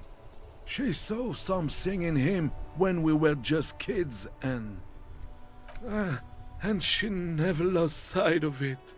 And I thought if the most beautiful being in the world can love him, then there must be something worth holding on to. Did you love him? We've hated each other our entire lives. So much, in fact, that... Yes, I loved that angry prick. He didn't deserve it, but I did. You know what his last words to me were? Something mean? In Guillaume's time, you'd have been shot without trial. That's what he said to me. He lived a cunt, and he died a cunt. Let's leave it at that. Here. Something to remember your friend by. Let me see. This was 60 years ago. We all went to that parade. Young René looked so happy, and Jenny... I'm sorry, officer. I just... Thank you. Thank you for this little memorabilia. It really means the world to me. That was nice. A small thing for us, but invaluable to him. He probably didn't even know René had the photo. My condolences, mate. Yes. We are both very sorry for your loss. It is what it is. Part of life, really. But to know someone for 79 years, then one day they're just gone. I just don't know anymore. About anything, really. But you must need something. Bye for now.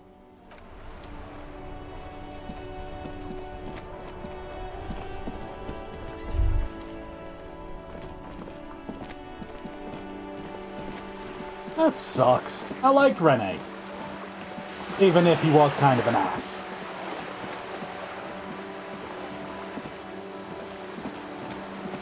Okay.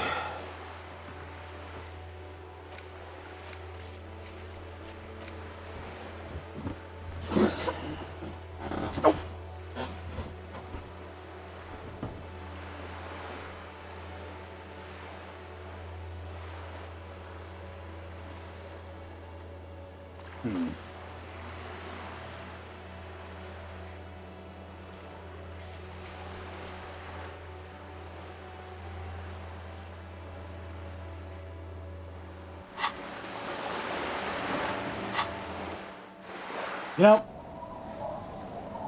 20 reals a day kind of fucking sucks. Policeman, what can our village do for you? Is that room still available?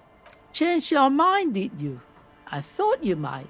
Don't make this old woman regret giving the police the key to her house. Here. See ya.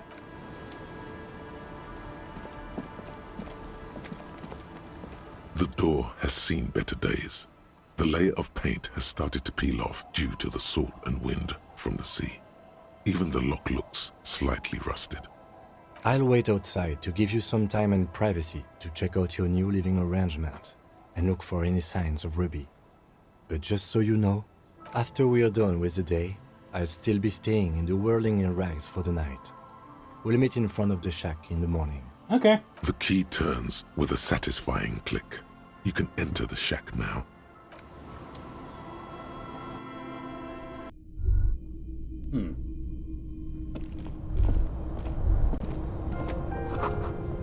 Old science fiction magazines, books about bird watching, and an almanac from 39.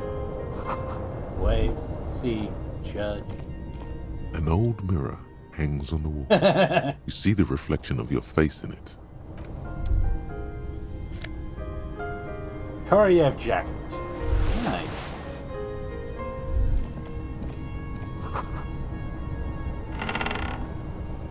A brisk coastal wind still howls against the window of the shack.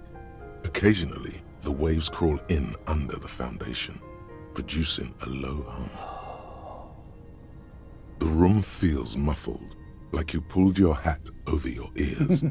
Outside, it is cold and windy, but you're inside, and it feels safe and warm. What is this place to you?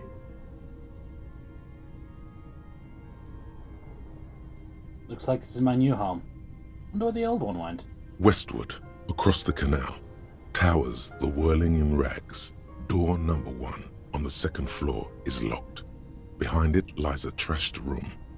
1 floor below, behind a counter, stands an irritable man. In a small shack, In the fishing village, a baroque heater hums quietly, emanating a sense of comforting warmth. A wash basin lies on the table, the water inside reflecting the somber face of the world. Far away, on the corner of Perdition and the Main, a nondescript building, obscured in a haze. It's vacant and lost, just like its tenant. Feels like a cozy hideout. Who are you talking to? There is no one here, not even cold. Thanks for a fair assessment. Outside, the howl of the wind has picked up.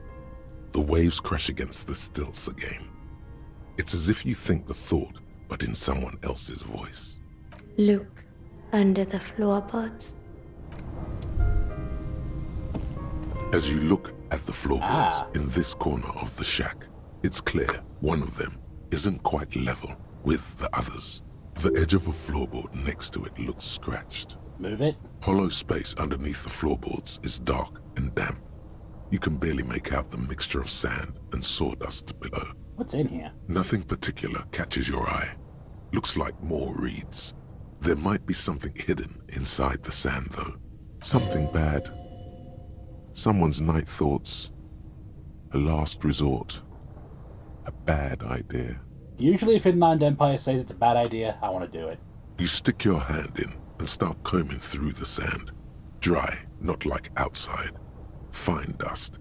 And then, something hard wrapped in paper. What have I got? A small cylindrical object. You pull it out. A bullet.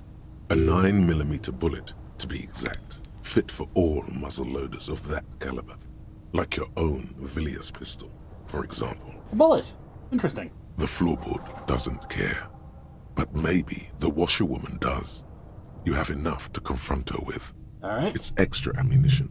She's locked and loaded, ready to fight some cops. Holding the bullet, you get the feeling this isn't ammunition against you.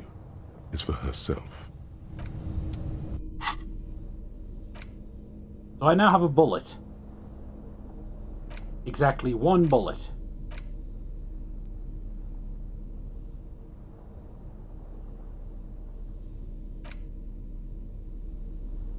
Someone has equipped this tiny bottle of amphetamines with a straw. It's the lorryman's speed on the go.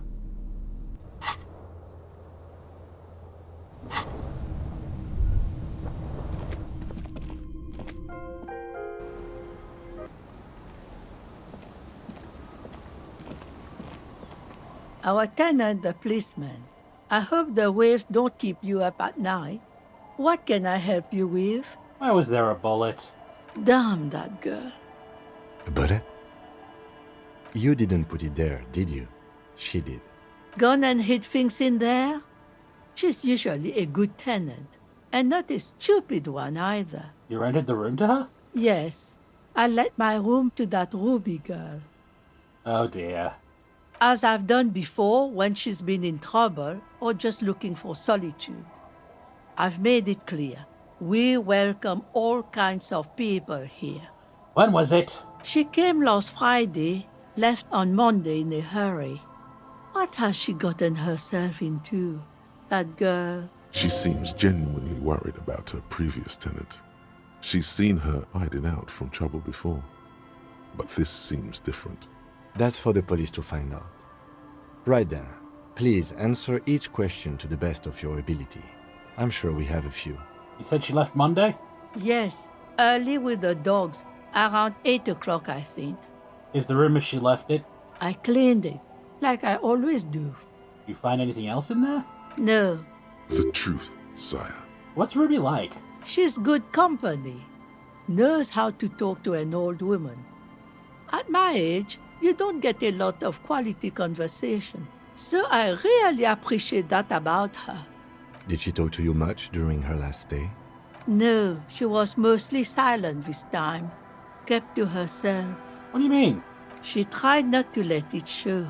But I could tell she hadn't come to fish. Usually she likes to cast a few lines. But this time she mostly stayed in her room. Why do you think she left the bullet? How would I know? She's a gruff one, but not violent. She doesn't go around toting a gun. You could ask her about your hunch, that it was a desperate measure. See if she thinks Ruby fits the bill. I have an idea. Aye. Do tell. It's an exit plan. Exit from what? The world. The lieutenant stops writing for a moment. He looks at you, then at the old woman. No, she's a fighter. Not a quitter. Like you sometimes get, son. Shut up, physical instrument! Calling me out because sometimes I realize I've screwed up and can't save it. She really believes that. I heard she was a heavy drinker with anger issues. You witnessed that? Nothing of the sort.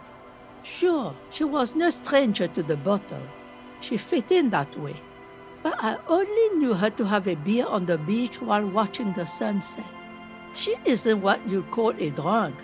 Even offered me some from time to time. Said it was part of the communal life.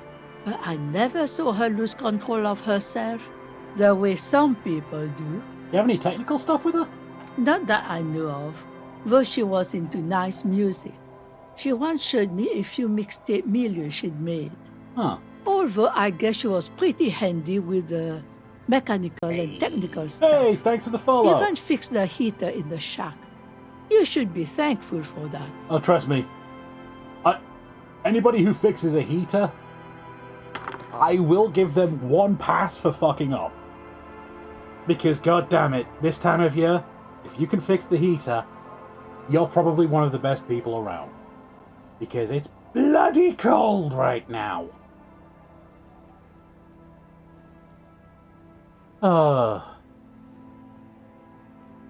Give you an idea as to how cold it is? Normally when I'm streaming a game like this, my PC temperature inches up to around high 80s in C. I'm barely breaking 80, it's that cold. She may simply have kept the equipment elsewhere. Where'd she go? I don't know. Further up the coast. She tried to leave quietly, but the hinges on that door screeched like a cat in heat. Woke me up. I heard her rushing in those heavy boots, heading up north. It's a peninsula. She might be trapped. You'll never find her, you know. She knows the coast like the back of her hand. You only just arrived. I wouldn't worry about that, ma'am. We are persistent. Further up the coast we go, then. Are you sure you'd rather stay here? Get a nice cozy fire going in the heater? Seems like a better idea to me. The failed electric mural. You feel like you should go look at it again. Step closer this time. I'm off. One thing, officer. If you do find her, please go easy on her. She really means it. It's an honest plea. She's a good girl. Whatever she's gotten herself mixed up in. Alright. I can promise to do my best.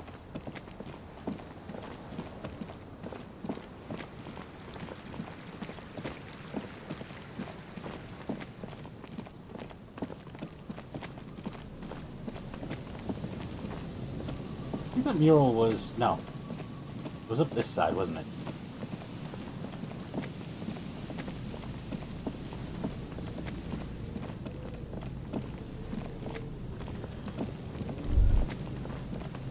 There's some tear. An empty cigarette package.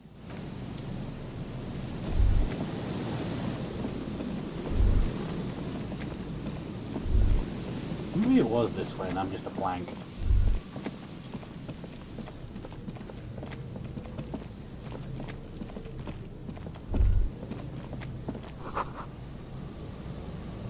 Faded remains for post with the date 46.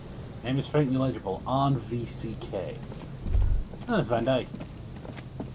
Hey, wait a minute, that's loose. You see, a once bright mural towering above you. A slogan used to intertwine with the loops a long time ago. Above the mural, a collapsed roof, broken windows set in walls that are cracking and will soon also fall, and the coastal breeze rustling and sighing in the remains of the edifice. Feld Electrical, you only know them as a small company that makes ink cartridges. Looks like they used to be big. Pop up on a new thought.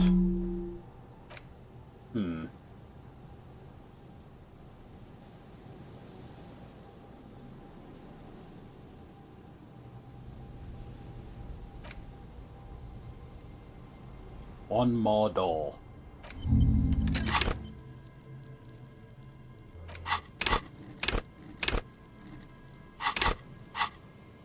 There's something in the wind. Sometimes the only way to go forward is to fail first. Why do I feel like I know this place? Indeed, somehow you knew it was here. An urban ruin gutted by looters that once used to consume money and dispense warmth and light. You felt it before when it rained in Martinez, and you felt the cold of the rain. The feeling persists. It has been in you ever since. Could Ruby be in there? In there? She could. Or she could be in the identical room over there, or in that boat shack. In that church tower, maybe. Listen to the wind. Even though you're sure you succeeded, all is quiet. There is no cold hand brushing against your forehead, no rustle in the reeds. The wind has died down. The ruin in front of you is silent as a tomb. What was I even attempting to do here? Trying to talk to the wind, the city.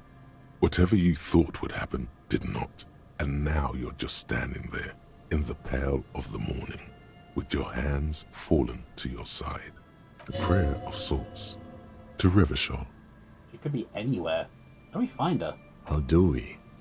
I was really hoping she'd be in the village. Okay. She's probably north of the village, and this place is a peninsula. We already scanned most of the outdoor areas on our wild cryptid hunt, so we have an understanding of the geography. I like that it actually noted to the cryptid hunt. And then there's the church. We've already searched that and can rule it out. I know it doesn't feel like progress, but exclusion is a step too. Anyway, we do it the old-fashioned way, sector by sector. Go over the whole peninsula, ask the locals, enter the places where we can enter first, like we did in the village. And if that fails? Then, if we're desperate, we can look where we can't enter. Bunkers, storm drainage, this place. I'm sure it won't come to that. Okay. Walk the coast, the old boardwalk, the reeds. You can always come back here and talk to the wind again. Look where it already got you. An adventure awaits. An adventure on the windswept urban coast. I like adventure. Buckle up and raise your collar. This search is going to be wet and cold. Listen again. Suddenly, there's a sigh, carried on the molecules around you, moving, flowing from high pressure to low pressure, like that of a woman emptying her lungs. She wraps the collapsing stone box in front of you in her breath, flowing through it. Where's it go? In through the collapsed roof, flowing down a concrete staircase to the basement, sweeping away footprints in the dust on the stairs, and then the beach below the boardwalk, its winding tunnels, a whisper away. What's happening? She's down there. I think she's down there, below this building. Okay. Why? Ever since I woke up, I've been getting these strange cold spells. Good, good, yes. Cold spells. So basically your hangover is telling you she's down there? Yeah, I can literally talk to my hangover. That's how bad it's done. Right. How do we get in, though? The doors were on the collapsed side of this building. They're gone, basically. Finally, my time to shine. There's a ladder next to the sign? Maybe we can climb that. Perhaps you can climb them. We are not climbing anything. I'm 43 years old, and I plan to live to see 70. There has to be a way to use brute force. Climbing sounds unsafe. Brute force is safe. Look around and find something to break if the ladder fails. A rusty ladder leads to the rooftop. Some of the rungs are missing. Yeah, that doesn't look good at all. Cess? The distances between the remaining rungs are rather wide. You'd have to use the mounting brackets. However, they seem corroded and the peeling rust is razor sharp. In addition, the first rung is going to be tough to reach. It's what, 3 meters above the ground? And you're 180? 190. I'm a giant. Okay, but still, the roof is collapsing and the wind gets pretty brutal up there. Dismounting from the ladder is going to be hard. Perhaps if you were to not climb the ladder. Instead, what if you were to do something more subtle? Subtle? What if you were to reconceptualize climbing the ladder? Huh? Astral Projection. Be open-minded about this. What? Yeah, because falling from that height seems, well, splat. So don't do that. What if I just... You know. What if I just teleport? Teleportation is not a thing. Needs a bit of concentration. Okay, let's say teleportation is a thing. Wouldn't you need some kind of scientific apparatus to create a teleportation field? You can't just do it without apparatus. What are they talking about? Teleportation, Mikhail. It's generally thought impossible. Won't hurt to try. Oh yes, it could hurt. A lot. He is restraining himself from using a parental tone with you right now. Let's go! All you need to do is close your eyes and concentrate. Darkness enfolds you. You can feel the distance between the bench and the first rung of the ladder. All you need to is... do it. Zoot, zap, pow, crinkle. It's like magic. You feel yourself disappear, your atoms fading out of existence. Oh my god, I can't believe it. Bam! You find yourself on the roof, having mastered the art of physical displacement. I'm not gloating. You know, for the record, you didn't teleport there. You just climbed the ladder with your eyes closed. Shut up, Kim! The wind at the top of the building starts howling loudly, blowing away the lieutenant's voice. Faintly you hear... Never mind. Find a way to let me in when you get inside. Don't go adventuring without backup, especially if we think the suspect may be hiding here. It's not often you get to say, shut up, Kim. I'm taking it. Anyway. Equip old reliables.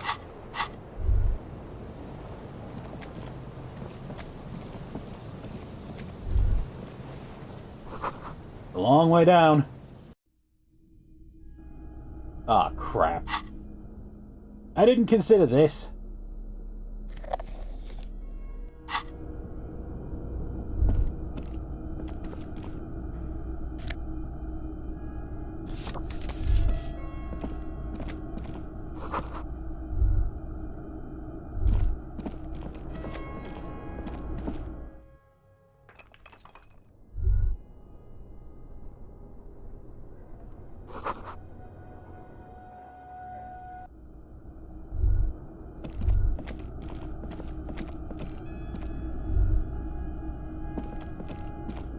I considered a lot of things. I didn't consider it would be this dark. Last century?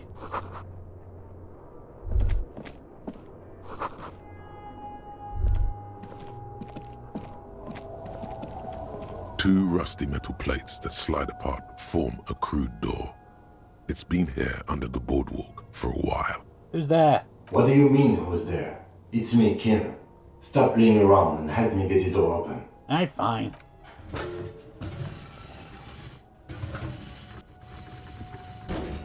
The doors seem to be on rails, but they've gotten jammed. You grab a side and put some strength into prying it open. With the help of your partner, the two metal panels slide open with a creak. Huh. I hope no one dangerous heard that. How do you even get there? After you climbed up to the roof, you mean? There's a maintenance entrance under the boardwalk. It's next to a drain pipe, possibly a storm drain. It was easy to miss before. God damn it, Kim. He's quite proud of himself. Could have saved me the effort. At least now we have an exit, so let's get going. It's time to investigate these passages.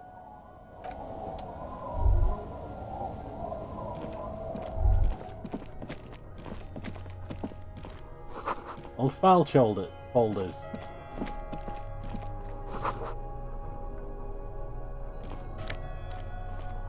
Ooh.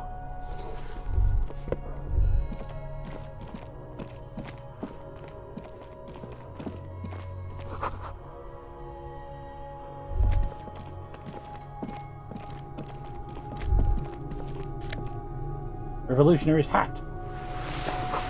Stale fabricate smelling dust.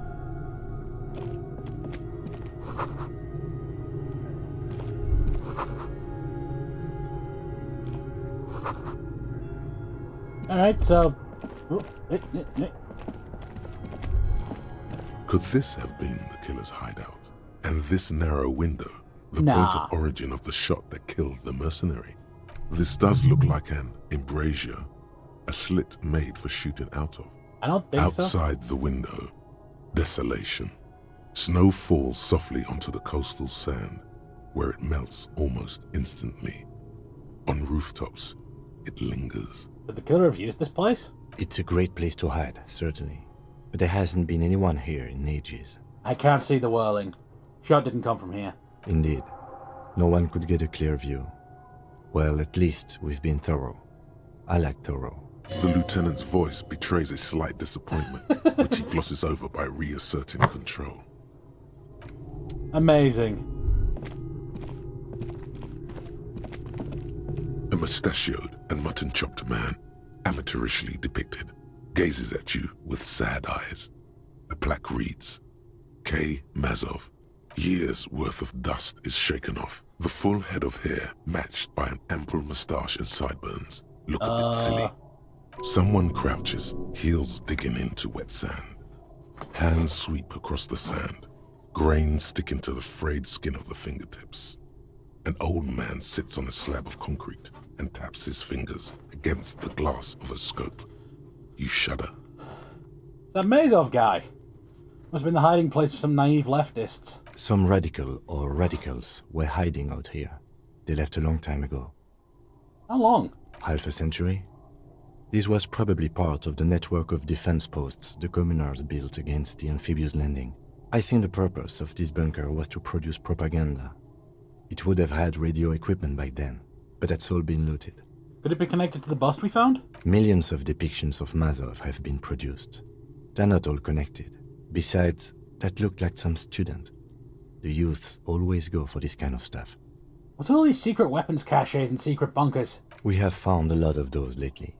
I guess what most people think of as history tends to linger in rundown neighborhoods. Martinez being what it is, no one has gone through the trouble of cleaning out the old bunkers. Good hiding place for someone who's up to no good. Maybe I should move in here. Seems cozy. I won't stand in your way, but only after we're through with this case. Someone stopped through here recently? You mean like Ruby?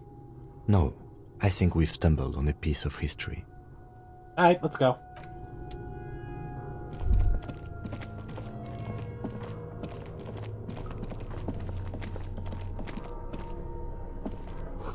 Footprints.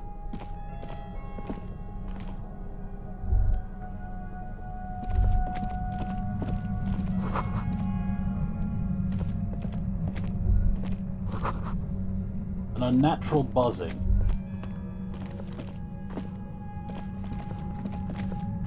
Wait a minute.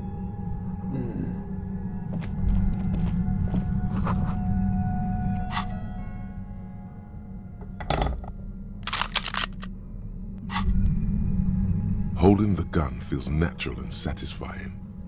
It's like an extension of your arm, the polished wooden handle almost fusing into your palm. I think my hand recognizes it. It reminds you of the day you first held it, with fear and respect, hoping you don't have to use it in vain. The sun was out in Jamrock. It was so long ago. This gun, Sunrise Parabellum, will be the only thing standing between you and the all-consuming nothingness that threatens to eat the world. Sheathe it and wait, Herald. It won't be long now.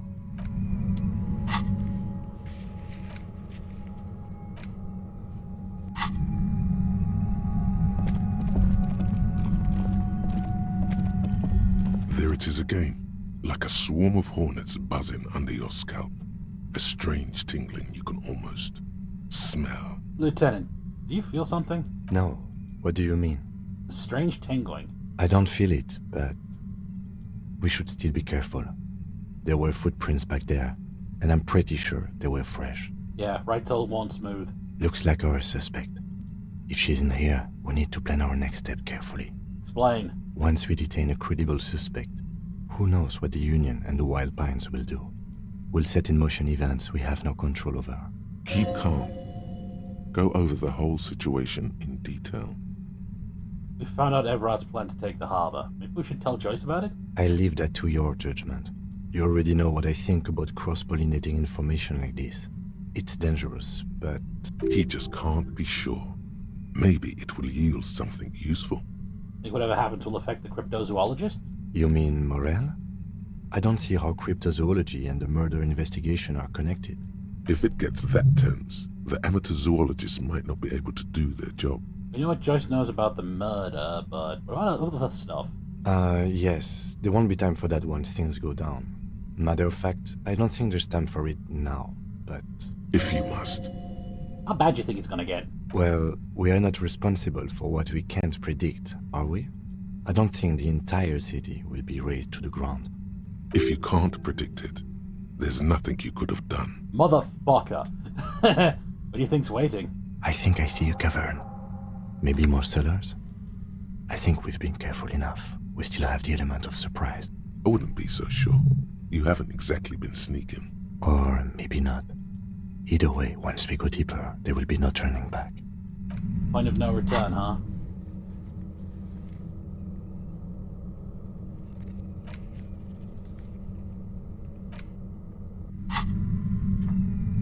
Well, we'll put down a save.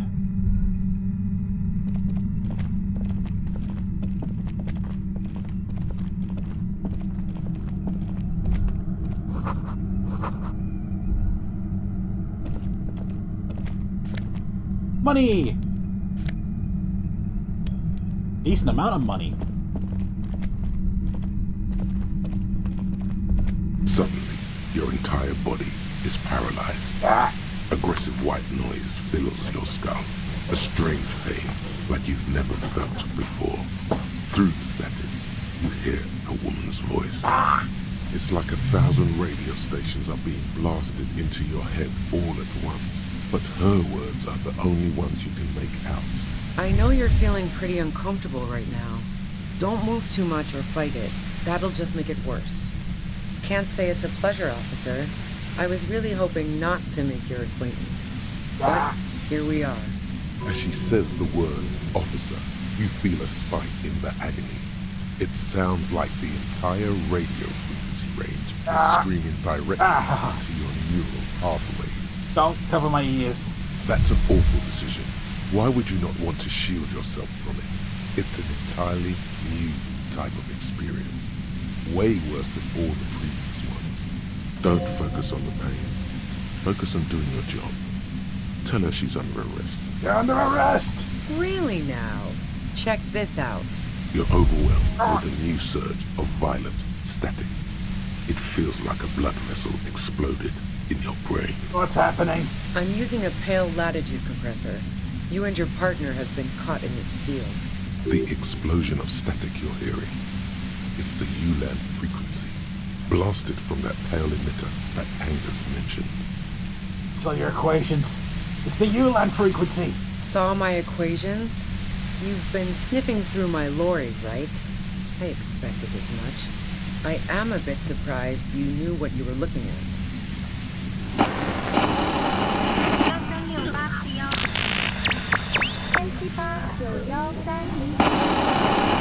A pale latitude compressor is used to sort of make the pale more manageable.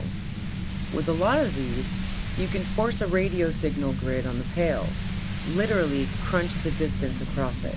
Signals are relayed across a series of repeater stations fixed to buoys. Not a fun job manning those stations. All alone out there in the pale, people lose their minds in just a few years. So, what we are experiencing is a concentration of radio waves. Precisely. This is an industrial strength paraboloid. It's meant for forcing dimensions on something that doesn't have them. Needless to say, the frequencies used are out of this world. At the upper limit is the large prime number generator station. It's used specifically for pale latitude compression. That's why you may be hearing some numbers. But you might also hear, or think you're hearing, local radio chatter. She likes telling you about the machine. Keep her talking. Look for an opportunity to break loose. What's this pale anyway? The pale? It's the end of the world. How'd you get your hands on this thing? I built it myself. That's illegal. I'm guessing it's patented. But we are beyond that, aren't we? Damn it, Kim. Oh yeah. Way beyond. Will I stay like this forever? No. Once I shut down the compressor, the pain will end. It may take a few minutes for you to steady yourself, though. It's a bit like waking out of a very confusing dream.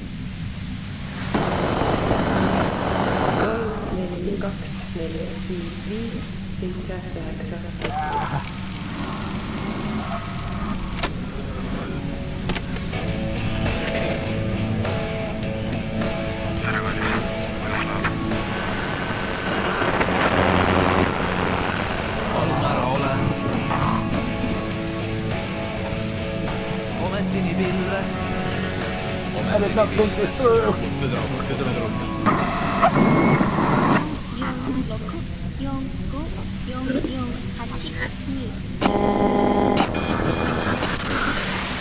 Have you experienced this shit yourself?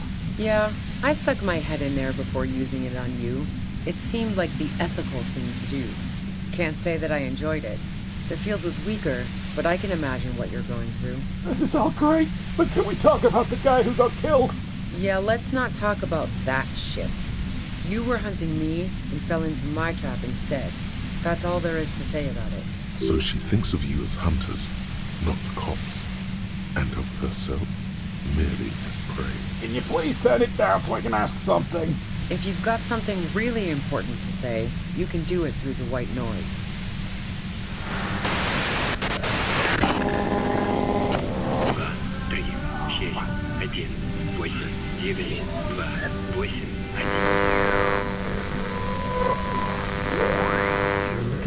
This is unpleasant.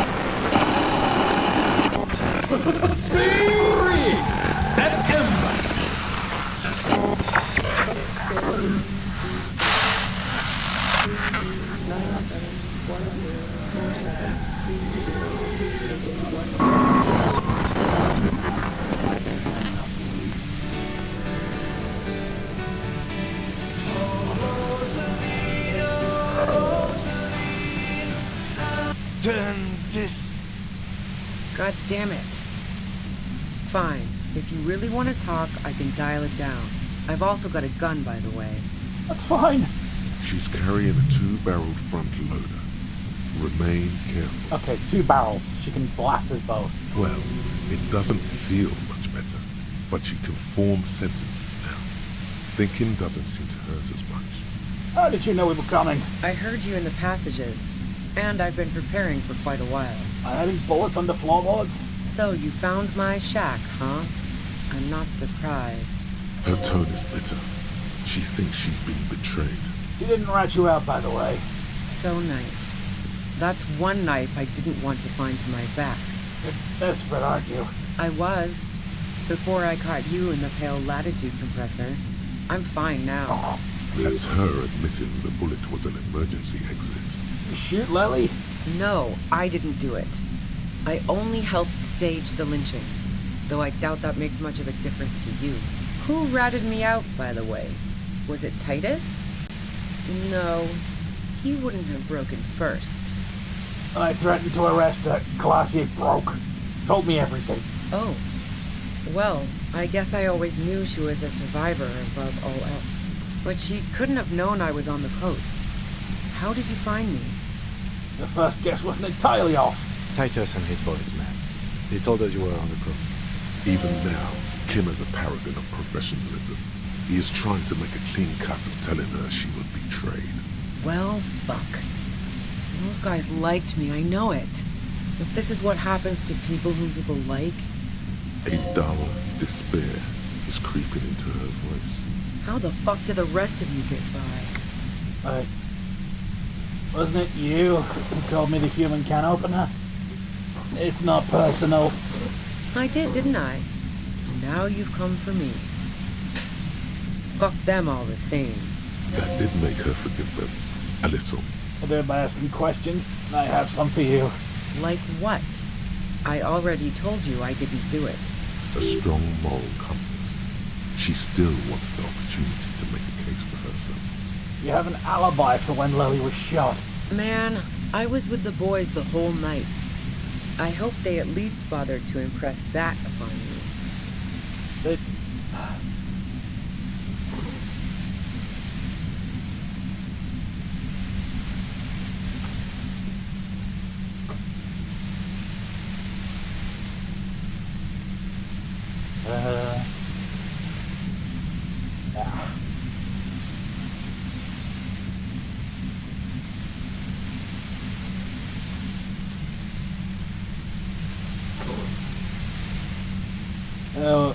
What 10 minutes they couldn't account for? You mean the length of a toilet break? That wouldn't even have been enough time. Our investigation has shown that 15 minutes was just enough time. Wow. Now I'm curious. Please, explain. There's a secret way from the first floor of the whirling to the roof. Don't know it. But also, the shot couldn't have come from the roof. Or we would have all heard it downstairs. She has a point there. No one mentioned. That didn't go super well. You've got to lay something better on her. You've been running drugs for the Union. So, Heart of Gold Tommy fucked me over too. Never trust a musician. That really comes as a blow to her. No, I found my own way in. Okay, great. You got into my lorry on your own. What now? You're going to arrest me for drug trafficking? Beneath it, she's relieved Tommy didn't betray her. You had financial incentive to kill the merc. Man, it's to get away from all that murderous shit that I left Jamrock, my previous employer, for the Union. You good? She deliberately avoided naming the mob she worked for. You might be able to find this out later. I got lucky being a dispatcher. Never had to do any of the really dirty work myself. This gun has only been used for self-defense against serious scum. There. It's going to be easier to reach the machine now. But you're threatening us with it. Based on what I've heard about you, you are serious scum. There's a sinister note in her voice. Even with the gun and the compressor, she's afraid of you. Damn. Take a step back. Yeah?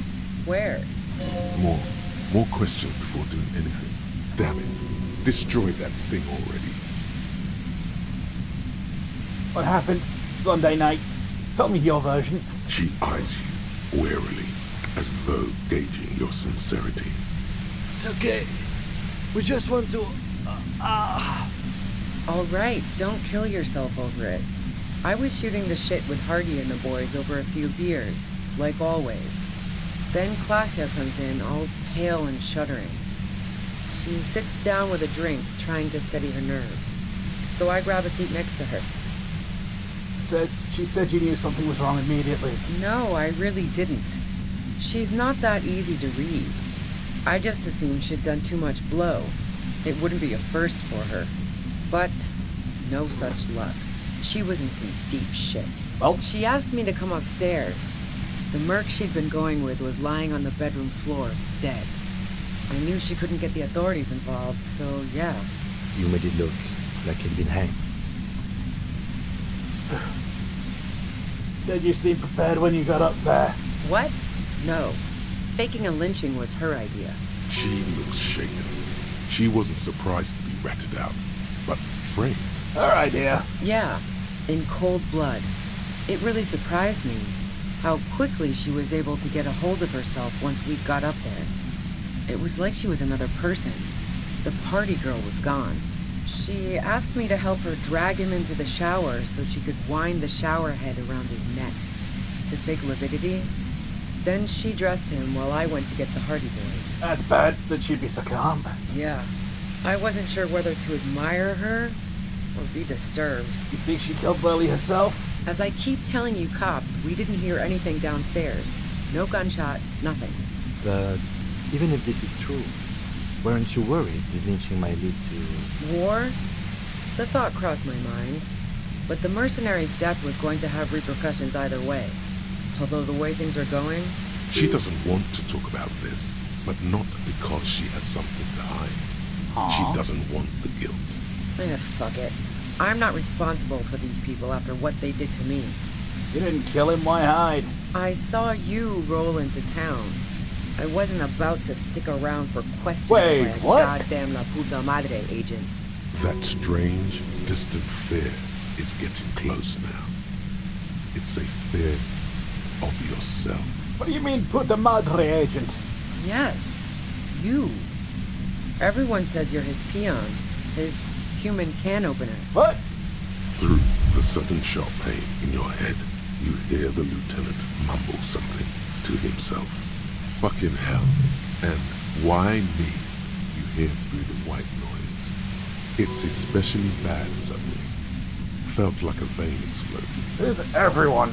How do you know this? Everyone in Jamrock. The cops, the criminals.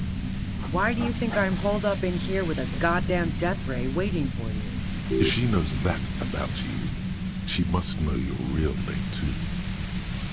If you know about me, you know my name. Harry Dubois. One corrupt motherfucker with the disco pants and a funny tie. Agent to La Puta Madre. Did someone mention a fucked up tie? I call bullshit! You're too crazy to be corrupt! This is not the time, necktie. So she knows your name. That doesn't mean you're on the tape. Criminals make up bogeyman stories about cops all the time. I don't know. Sounds pretty convincing to me. I've heard of Puta Madre. It's dangerous, right? Is that a joke or a threat? I'm guessing both. I'm sorry. I lost my memory recently. Yeah, sure. She doesn't believe you. I'm sure La Puta Madre himself will explain it all to you soon enough. A man in a white suit walks through a garden coaxed from soil that had once been covered in asphalt. A city block closed off from the rest of the city by dark buildings.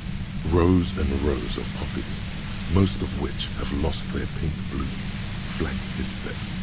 The man looks around, then up at the sky, sighs. Taking out a knife, he crouches at the end of one flower bed. He scores a seapod, very gently. Milky sap begins to ooze out. The pain comes over you again. What did you do to Madre anyway? You've been to my lorry. You think the biggest player in Jamrock appreciates competition? And now I have Harry Can Opener in my lair. Fucking Titus. Wait, one thing. Possibly small, but she said you rolled into town. Was that you singular or plural? She might know something. Was there anyone with me? Yeah, you had your death squad with you. What happened to them anyway? Who was in this squad? Well, it wasn't this scrawny dude.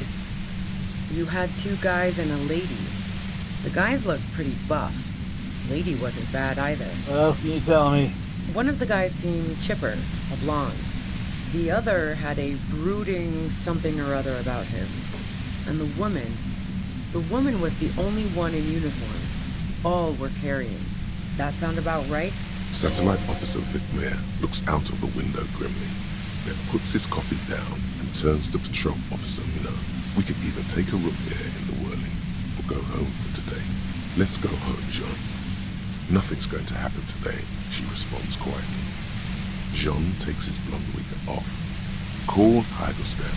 He can give us a ride. I think I know them. They're in matinees. Friction, lock, set. Don't leave me here.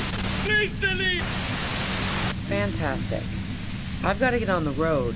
Then you can go find your friends. Unless you have anything pressing to ask me. Who killed the mug if it weren't you? How should I know? As I keep saying, he already had a bullet in his head when I got to him, and there hasn't been any useful gossip over the radio. Those rings around her eyes, her tired voice. She's been staying up late, listening in on the conversations crisscrossing Martinez. Police radio? You've been following the case? Who hasn't? You know, I can still see him there, in Claus's room, lying on his side. He was still warm, but the bluish light coming through the broken window made him look as though he'd been dead for a good long while. Clausia didn't want to turn the lamp on. She was afraid of another shot. Know about the bunker next door? What bunker? Communist hideout back there. Don't know anything about it. No one's been around since I set up camp. But I'm sure I'm not the first vagabond to You've got to act soon. This is getting bad. Keep calm. Breathe in. After the pain recedes, it's a little clearer. Go!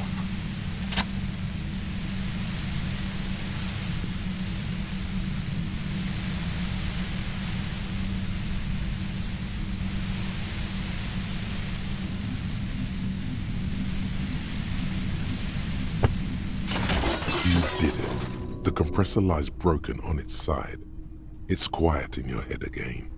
It still hurts like hell, but... You okay, Kim? All good, officer. Be careful. She looks at the machine, assessing the damage. Her hand trembles. Oh, fuck it. Whoa, whoa, whoa, whoa, whoa, whoa! What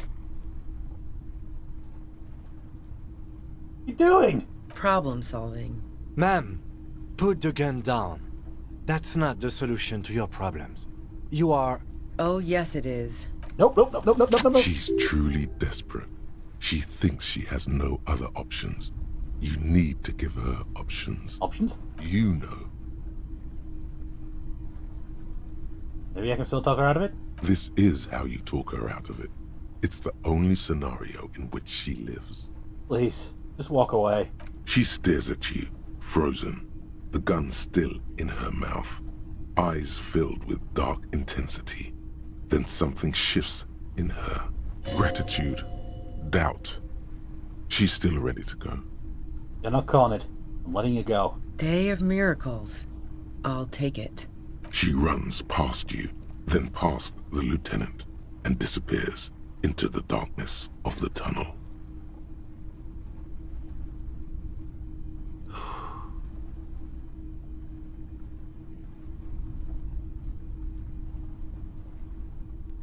Aim.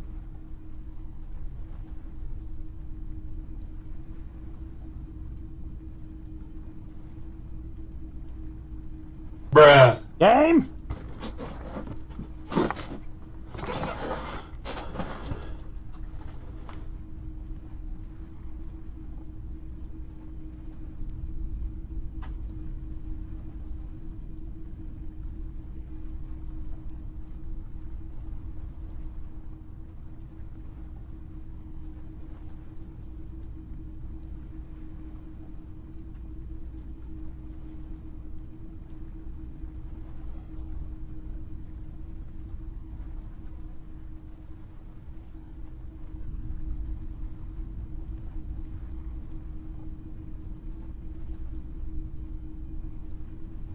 Fuck.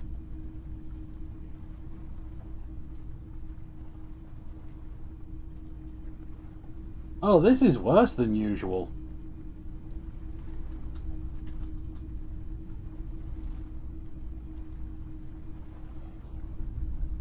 It's actually a lock.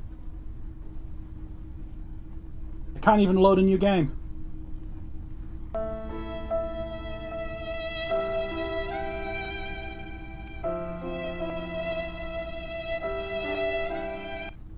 I successfully stopped her from blowing her own brains out, and the game decided to reward me by soft locking. Fucking hell!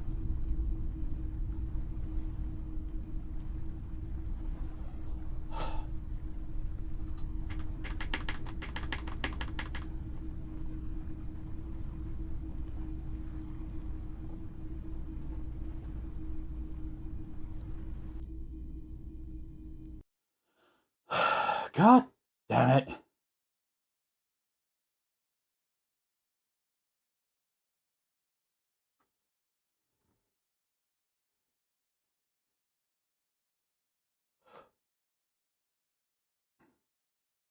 Now watch, I'm going to do everything again, and I'm going to fail the check to talk it down.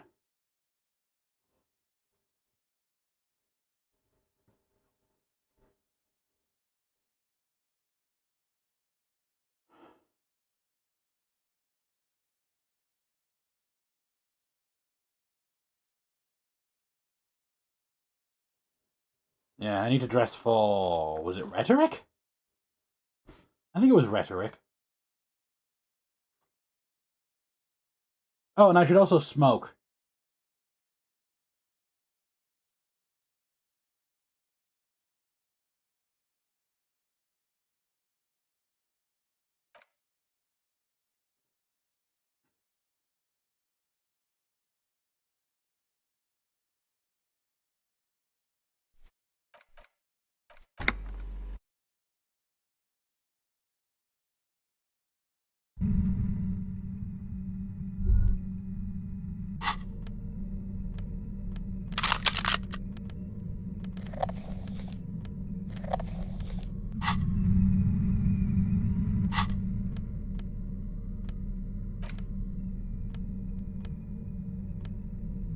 I think it was Rhetoric and Half-Light.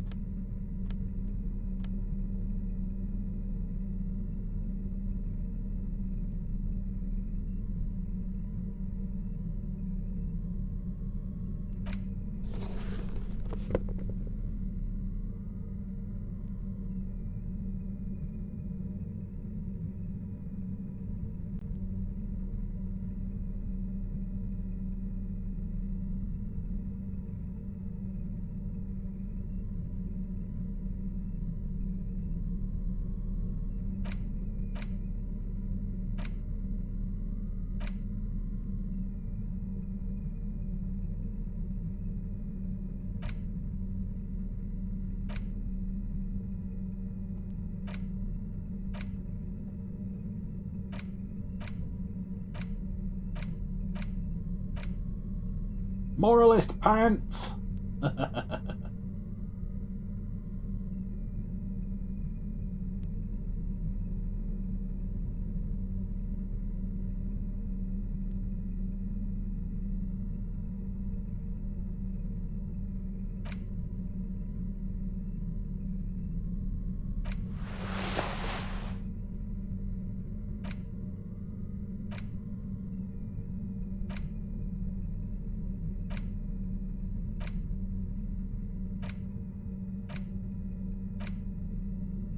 It's as good as it'll get.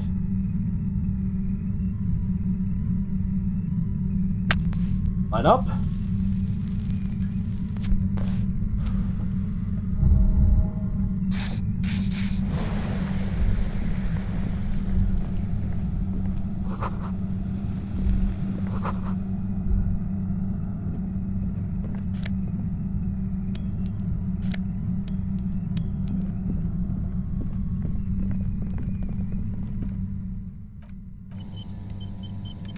Suddenly, your entire body is... It's like... I know it can't... No, but don't focus on the pain.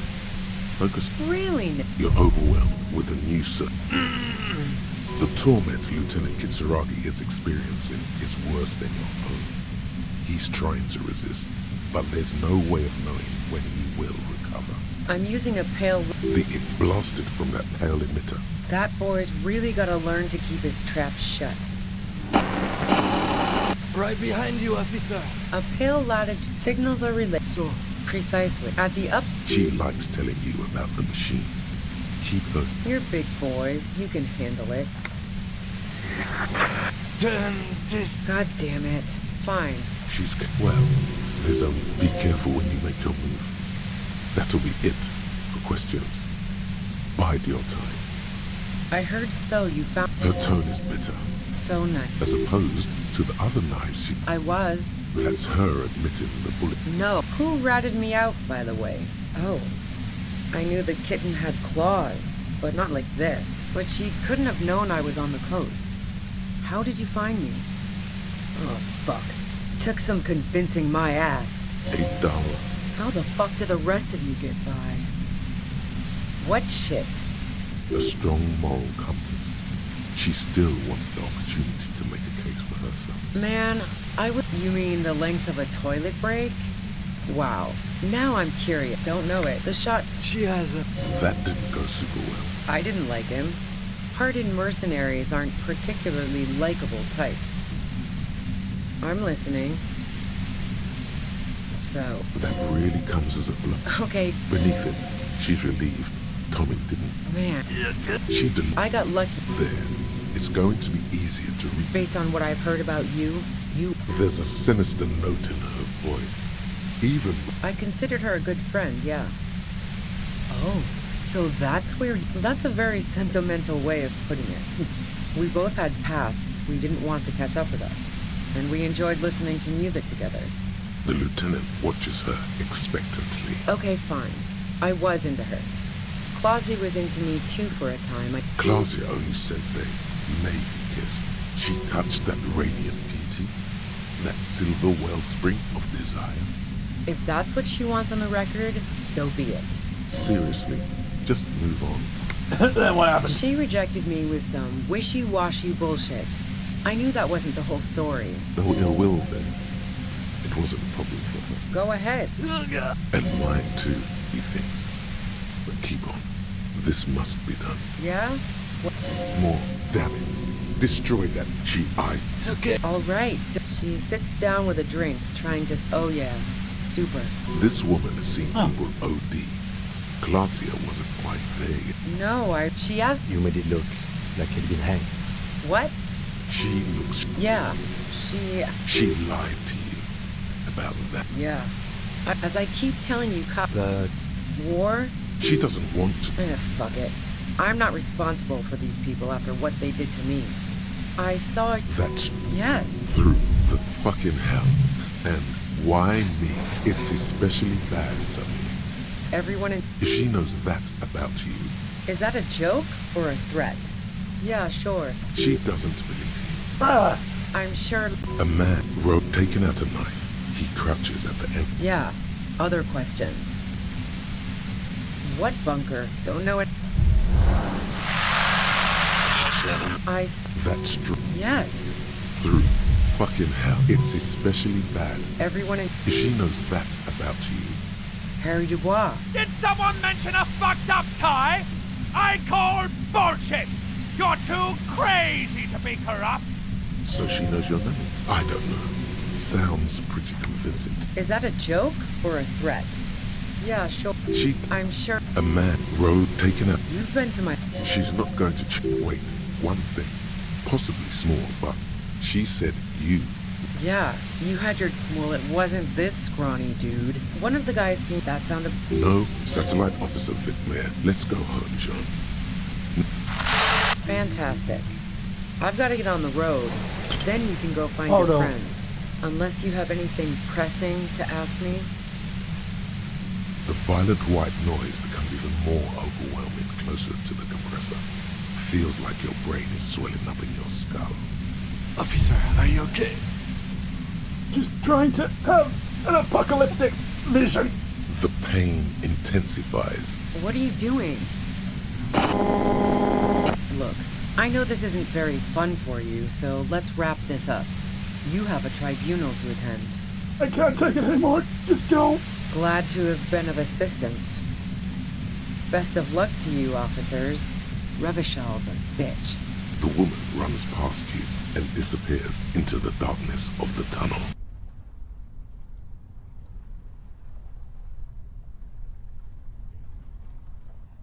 All things considered, it could have gone worse. Shouldn't we go after her? No, I don't think she did it. She's someone else's case now. What now? Now we have to come up with a really good excuse for why we walked right into a trap like that. This isn't going to look good in the report. Her tent. Maybe there's something in there. Also, I'm just gonna point out, I am fucking lucky. If I didn't have this... No, not that. Where is it? If I didn't have this, I would have fucking died.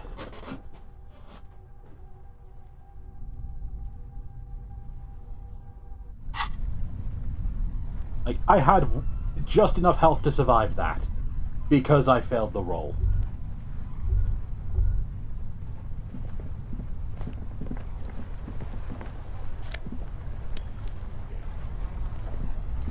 The plain red tent stands by dispassionately. The tent looks old, but well maintained. In the darkness of the tent, a rolled-up sleeping bag, cooking utensils, some books, and a kerosene lamp. It reeks of cigarettes. Have a shank. Assorted soft covers, mostly pulp horror. A motor carriage lies buried in the snow on one cover. On another, a ghost airship. You also see a collection of radio enthusiast magazines. See anything? Rager Monthly, Journal of Material Science. More Technological Digest. One of the magazines doesn't have images on the cover. It's not a magazine. It's a leather notebook. A notebook? You pocket the worn brown leather journal. A trusted friend left behind. We should read this immediately. Like, right now. 1 second. Oh, you sweet, sweet, friendly game. Where's the Dramamine? I fucking need it.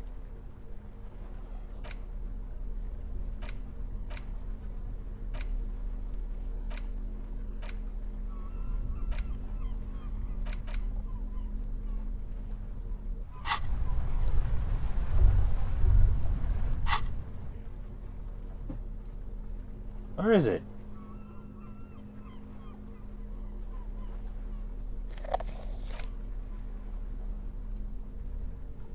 Oh, right.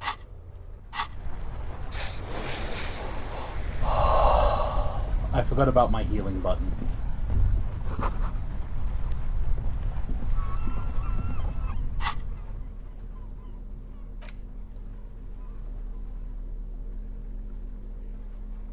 Medicinal purposes. Flipping through the book, you find a number of sections on the general benefits of the pill. A large pharmacopoeia makes up nearly half of the book. A what? You come across the following explanation. While modern pharmacopoeia are continually updated by so-called experts based on the results of clinical trials, readers will find assembled here the timeless wisdom relied upon by generations of traditional Seolite medicine practitioners, Mesk mystics, and Ilmaran folk doctors.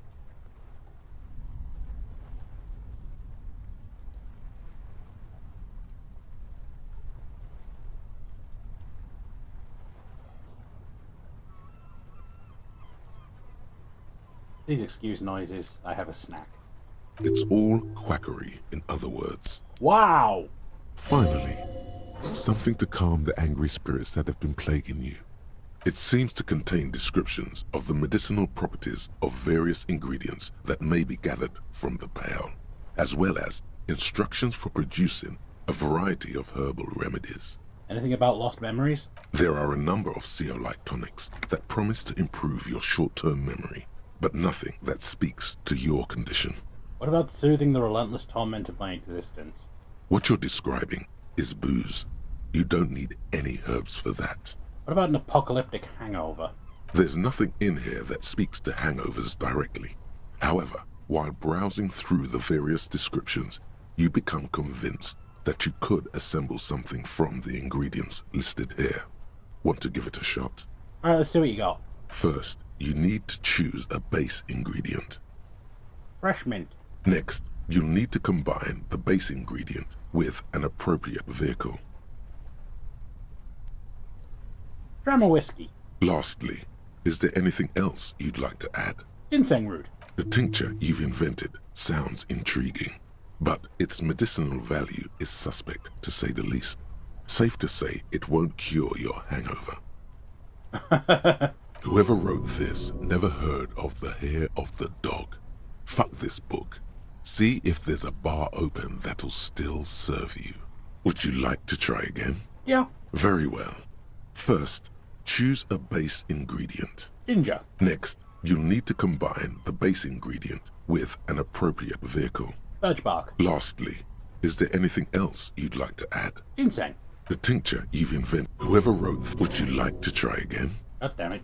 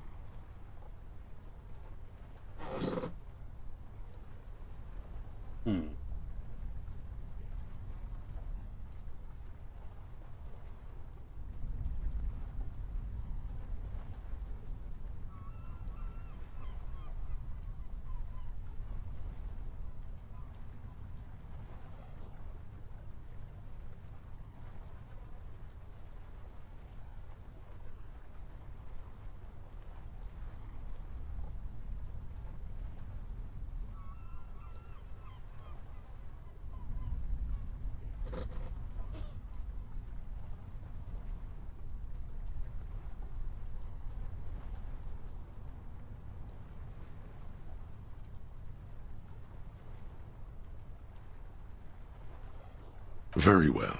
First, choose a base in. Ginger. Next, you'll need to. Whiskey. Lastly, Sugar. you've created a delicious tincture of whiskey and ginger. According to the pharmacopoeia, it should increase your energy and focus, though, in your experience, it's only done the opposite. If only you could find one of these right now and drink the shit out of it.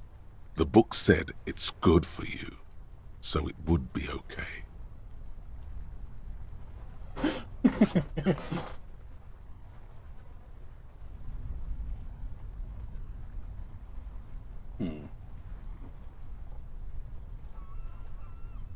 Would you like to try again? Yeah, sure. Very well. First, choose a base ingredient. Ginger. Next, you'll need to combine the base ingredient with an appropriate vehicle. Birch bark. Lastly, is there anything else you'd like to add? Ginseng. You've created a delicious tincture of whiskey and ginger. Eh? According to the pharmacopoeia, it should increase your energy and focus, though, in your experience, it's only done the opposite. I didn't put any whiskey in there.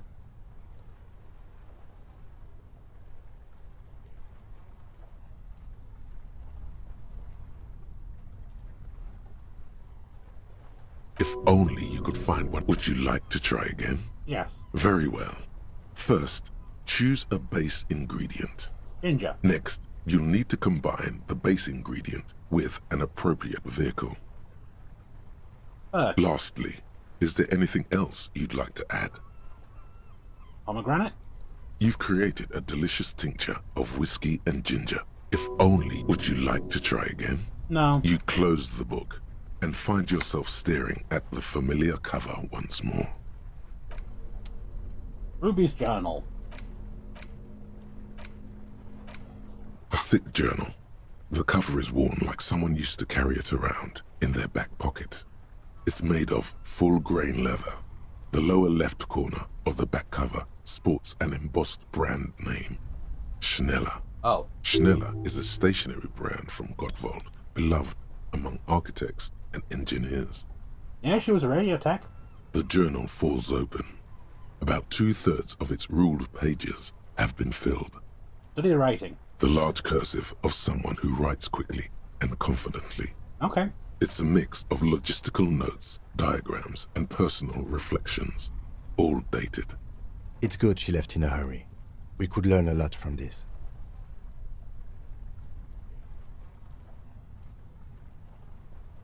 What kind of logistics? Hard to tell exactly. It's mostly noted down in code.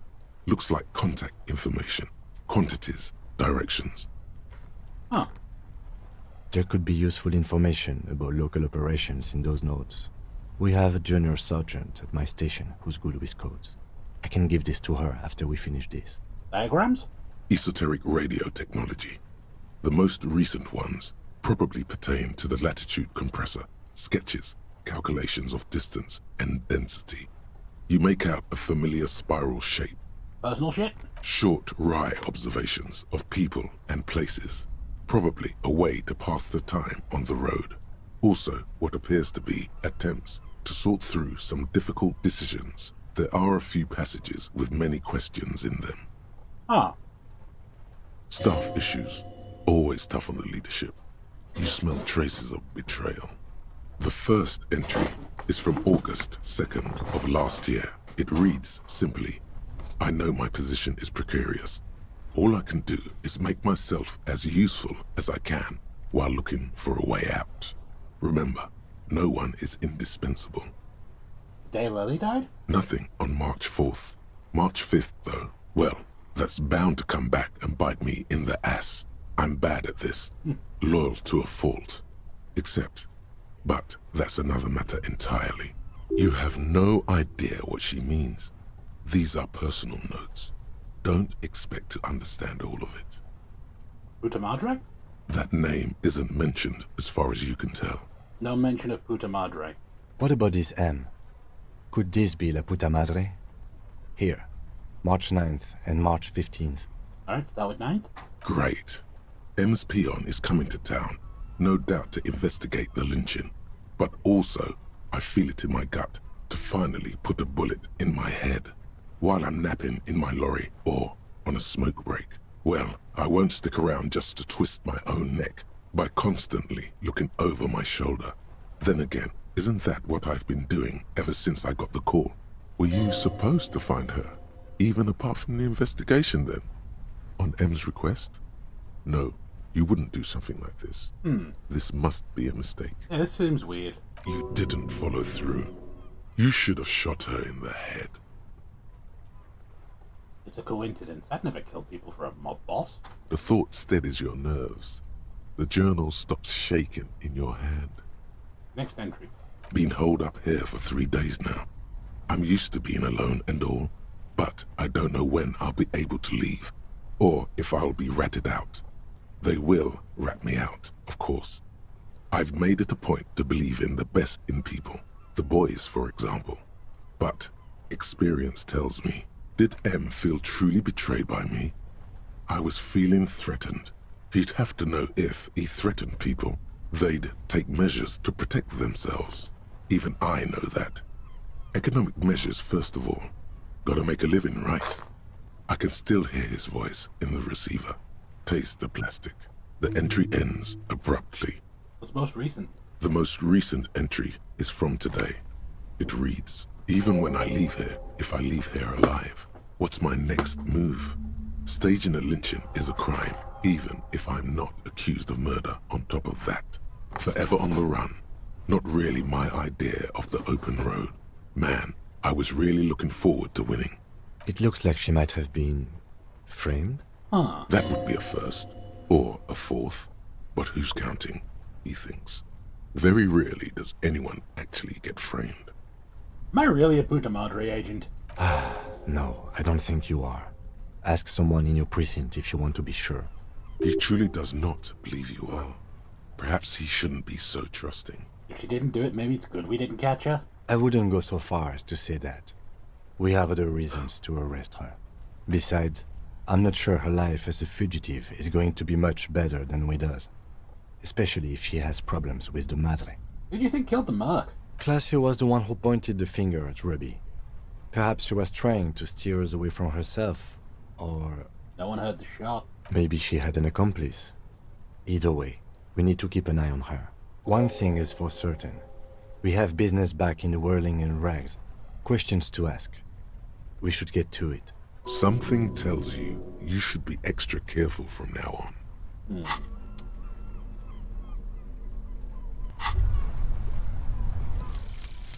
One more door. There is no way to open the supply depot door. Accept it. You cannot open all the doors. You have to integrate this into your character. Some doors will forever remain closed, even if every single other door will open at one time or another. Maybe to a key, or maybe to some sort of tool meant for opening doors. But this one will never accede to such commands. A realization crucial to personal growth. Crucial. -1 half light. No fear.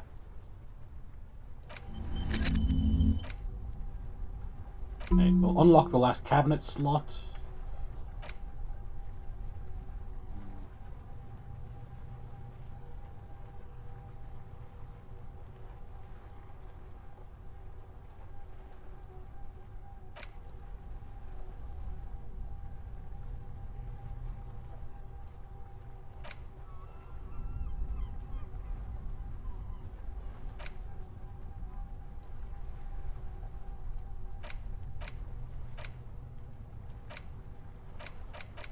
We're learning the wasteland of reality.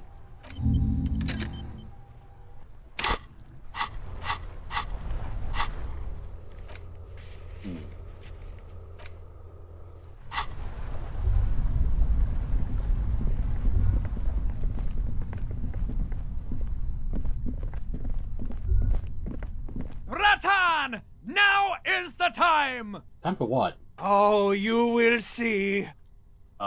First the spirits! The blue medicinal spirits! Grab the bottle and uncork it! It is time to unleash the other world! Wait, right now? Hush, hush, Bratan. Now is not the time to celebrate. Now is the time to get ready! Trust me on this! This is what it's all been building towards! It's gonna be off the hook! Off all hooks! Okay. The bottle opens with a silent, mysterious hiss. The fumes rising from its mouth are as crisp as the northern winds, howling somewhere, lashing the boardwalk with brine and rain.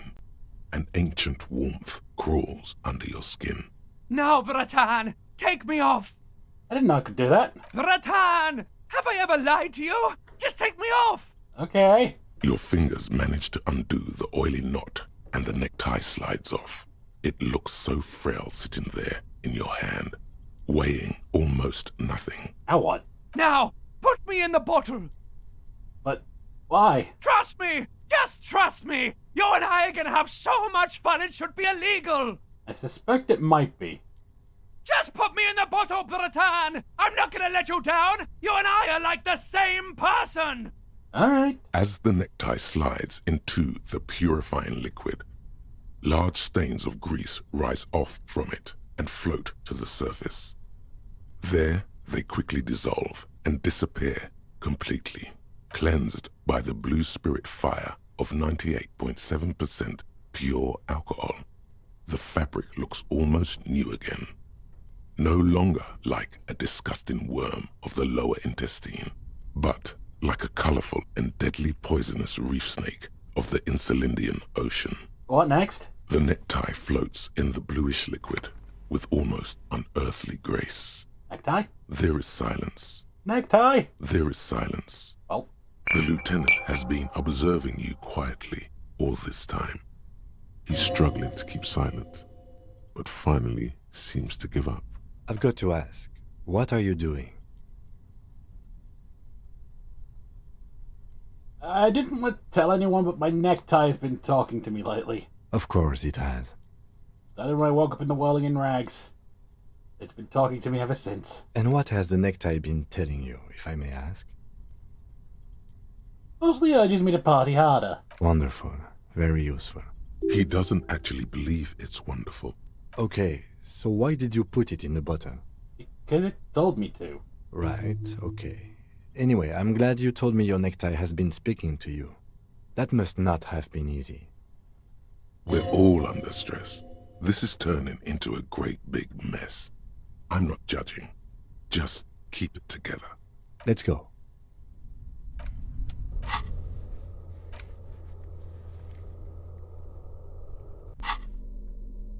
The necktie is up to no good.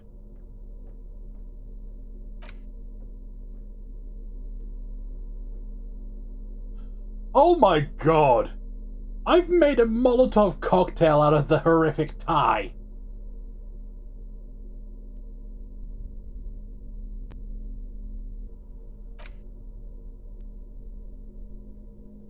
Well, lot's empty, so I can put this on now.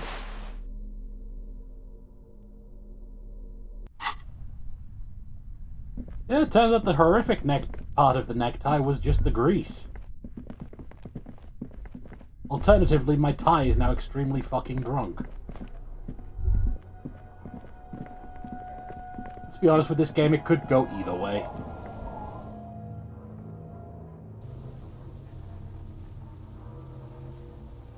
Like one of my eyes? What? I mean like one of my eyes.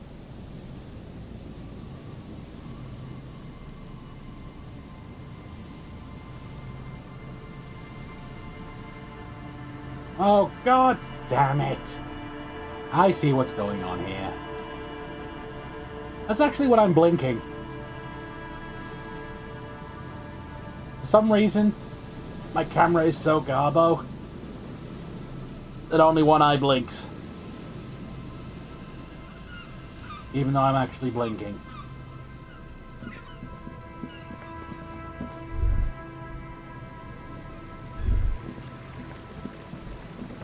Not helped by the fact that my camera doesn't like my glasses.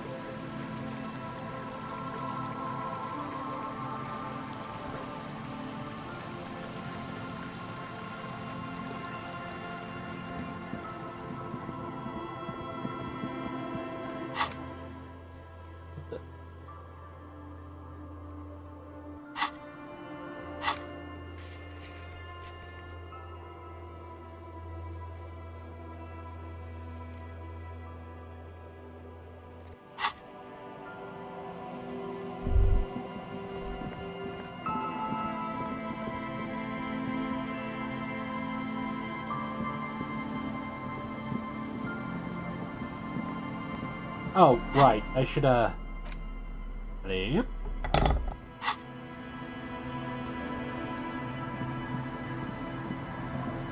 Our tenant, the policeman.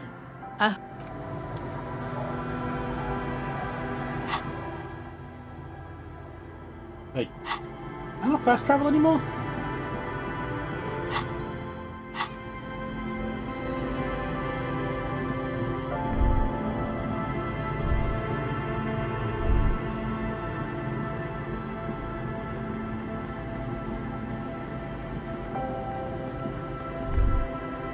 Well, that's slightly alarming.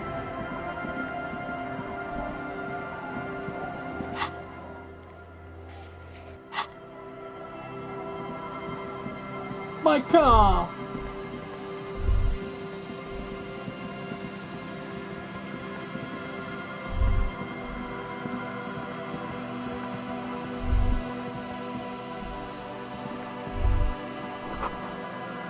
Nylon and ozone.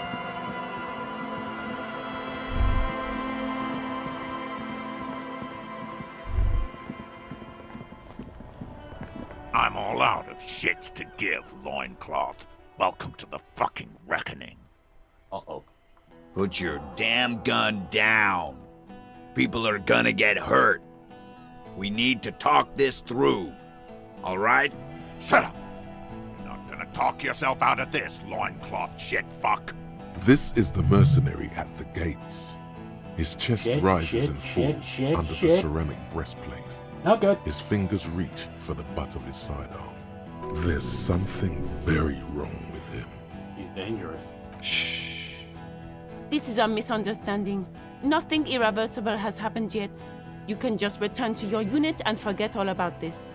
The Kypt is merciful, willing to spare us if we just forget about our murdered and humiliated commander. I think we should just kill everyone, Courty. You are all drunk. Come to your senses. You won't gun down 7 people in the middle of the street. This isn't a frontier town or a jungle outpost. Easy, Lizzie. Let me handle it. I know guys like this. I'm sure we can come to a peaceful agreement. Ain't that right, fellas? He is facing overwhelmingly superior firepower, and he knows it. Peaceful. What the? Nest in your abdominal cavity like a little wild mouse. The masked man's words are barely intelligible. Fuck, there's the third one. How did we miss something like this? Yeah, that's not good. This third one, he is the most dangerous of them all. Heavily armed. The lieutenant is genuinely worried for his life. You should consult him before getting in there. What do we do? My plan is not to get killed, but we have to intervene. We're out of time. This is... The Mercenary Tribunal. Big one is the mercenary at the gates. If this turns into a firefight, we should take him out first. I don't have... No. This is the police!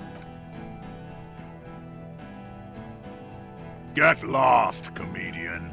You cops had your chance. Now it's fucking time for some justice. I think he's calmed down a bit. No, he didn't. He's about to open fire. Who's right? He is. I was wrong. Pig fuck! No one needs to die here today. Oh, people are gonna die today. We're not leaving it like this. These tribals hung him up for everyone to see. No one is going to kill anyone. Let's just put the guns down and talk like civilized human beings. With a wordless gurgle, the killer loads his long rifle. The leader gives a small nod to the helmeted man. You feel your fists contract as you stand there between these men, all carrying real weapons. No, it's okay. Soften him up and trust the others to attack if it comes to that. Make him talk. Present an argument. Peace. Always peace. It has worked thus far. Start with the first idea you have. Move down from that. Please. I didn't know you had a third guy. Rude. Rude is the killer. Rude, the killer, Owen Cloven. He doesn't talk much. all of you cunts inside out. What was that, Rude? Rip you open. The killer? The gunner. The raddest. The killer. What do you think he does? There, on the rim of Owen Clerven's helmet, you count little stick figures. 19, 20, 21. Count them. About 50 little stick figures. All of them black, plus two little white ones in the end. These men served in Seminai, the native islanders. Those black people? That's right. Plenty of kips here in Revachol, too. T, let's fucking do it. Now is the time. Stop waiting. Easy. Easy now.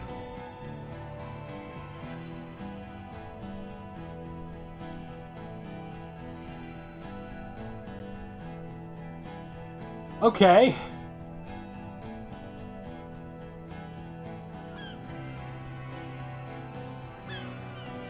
I can sacrifice the necktie to make this shit happen.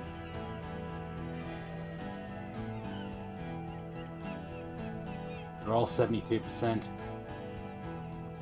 Alright, I'll try it. Dangerous. Ask about him first. You don't want personal facts about his dead friend coming out of your mouth. He has to start it. Who are you, Corty? Sergeant Major Raoul Cortiner, reporting in to burn this fucking mud hut to the ground. Damn. As he moves, the interlocking pieces of his armor click. Softly. Click, click, click. The realization comes to you, like a picture puzzle coming together. Shit. His name is Raoul Cortiner. The dead man's name is Elise Cortiner. He's brothers with the deceased. No, probably foster brothers. Elise was put into a foster home, remember? For killing, maiming, and humiliating our commanding officer. You're all sentenced to death by lead. He had blue eyes, didn't he, the Colonel? Baby blue, yeah. Like someone fucked up and put a baby's eyes on a grown man. It was creepy, but bitches like that shit, I guess. Or, I don't know what bitches like. I just know how to mow down cloths. Gardner, I know that name. He sways from left to right, inspecting you. Raoul and Ellis Cortiner. Sorry about your brother, Raoul. He wasn't my fucking brother. We just grew up on the same farm and got beat into place by the same sick fuck. Beaten by a foster parent or someone on the farm? You were foster brothers. I know that. You don't know shit. Man's corporal. Why don't you? You lost him. Quick. His parents left him in a... Oh, no. I know that name. He swayed. Yeah. He wasn't my... Beaten by a foster parent or someone on the farm? And then went to the same military academy. The same unit. The same wall. Same fucking mud hut town, too. Okay, good. Parents left him in a fucking leaf compactor. Who? Laylee? Yeah. He was just an infant. We researched him. We contacted the ICP and looked at his birth records. That was in there. And other things. They fucking put Laylee in a leaf compactor. And now these cunts finished the job. There's real anguish in his voice.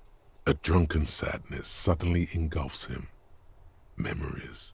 It's a mindfuck, Corty. He wasn't put in a leaf compactor. They're making it up to fuck with us. Major, permission to. That voice is familiar. Open fire. We can't have that. Interfere now. Listen, Laylee, he was a talker. Fuck do you mean, talker? We've heard testimony. People say he was charismatic, a nice guy to be around. Yeah, he liked to chat out the natives. Share leaflets. Squeeze a bit of kit-tass here and there. Great fucking idea that turned out to be. Yeah. If Laylee was here, he would spare the lot of you. Maybe shoot one for show. But me, I'm not a big fan of public affairs, clay monkey. I'll gun every one of you down for what you did. Ready to open fire, Major. At your command. This one isn't used to being suited this long. She's uncomfortable. We'll open fire just to hurry things along. And I tell 41. That really happened, didn't it? Our colonel did what he had to do. It was either one cunt or 100 of them. Rude here. In your ship pipes, right in the fucking... He likes to fire mortars at random coordinates. Wipe out mud huts like that. When he gets bored, Lady knew how to command. He was a good commander. I can see you miss him. Oh yeah, he would have commanded this fuckhell way better than I did. But that didn't happen, because Hayseed Bill and Kipty the Kipt here fucking murdered him. Had him stink the village up for 2 weeks after. And you fucks did nothing. Well, listen, man. We told you we... Told us what? What did you say? Who said that? Tattoo fuck! You'll die first! Your brother did not deserve to go out like that. I promise I will find his killer. Find his killer? Cop, his killer stands right there, shitting his pants, and you're standing in the way, protecting them. I know what this tactic is, Silo Sam. You're gonna die for them. Right here. Today. Big talk, but that leaf compactor won't leave his mind anytime soon. It's a small thing, but it got him off center. Argument. Alright, here we go. This is an illegal tribunal.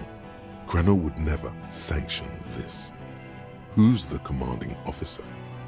Take your pick. You only have time for one argument. Choose wisely.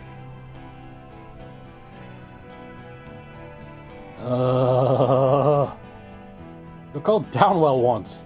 What happened? What always happens when you get good at your job? That name meant night raids. Fucking extrajudicial funky time, burned villages. Shit that sounds bad on the radio. The same thing happened when we were called whatever the fuck it was. Probably won't be called Crenell for much longer, either. Not after this shit. Okay, it's not much, but he's thinking about something else, and his hand is off the gun. This did something. Easy now. Tell them these men didn't do it. There's a peaceful way out. Listen, they didn't do it. Yeah? Who did then?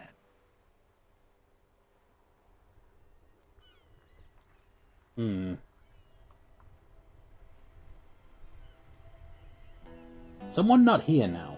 How fucking convenient. He was shot from a great distance. A sniper did it. You think I'm fucking stupid, cop? Shit. What if I just shot one of your pals here, right now, huh?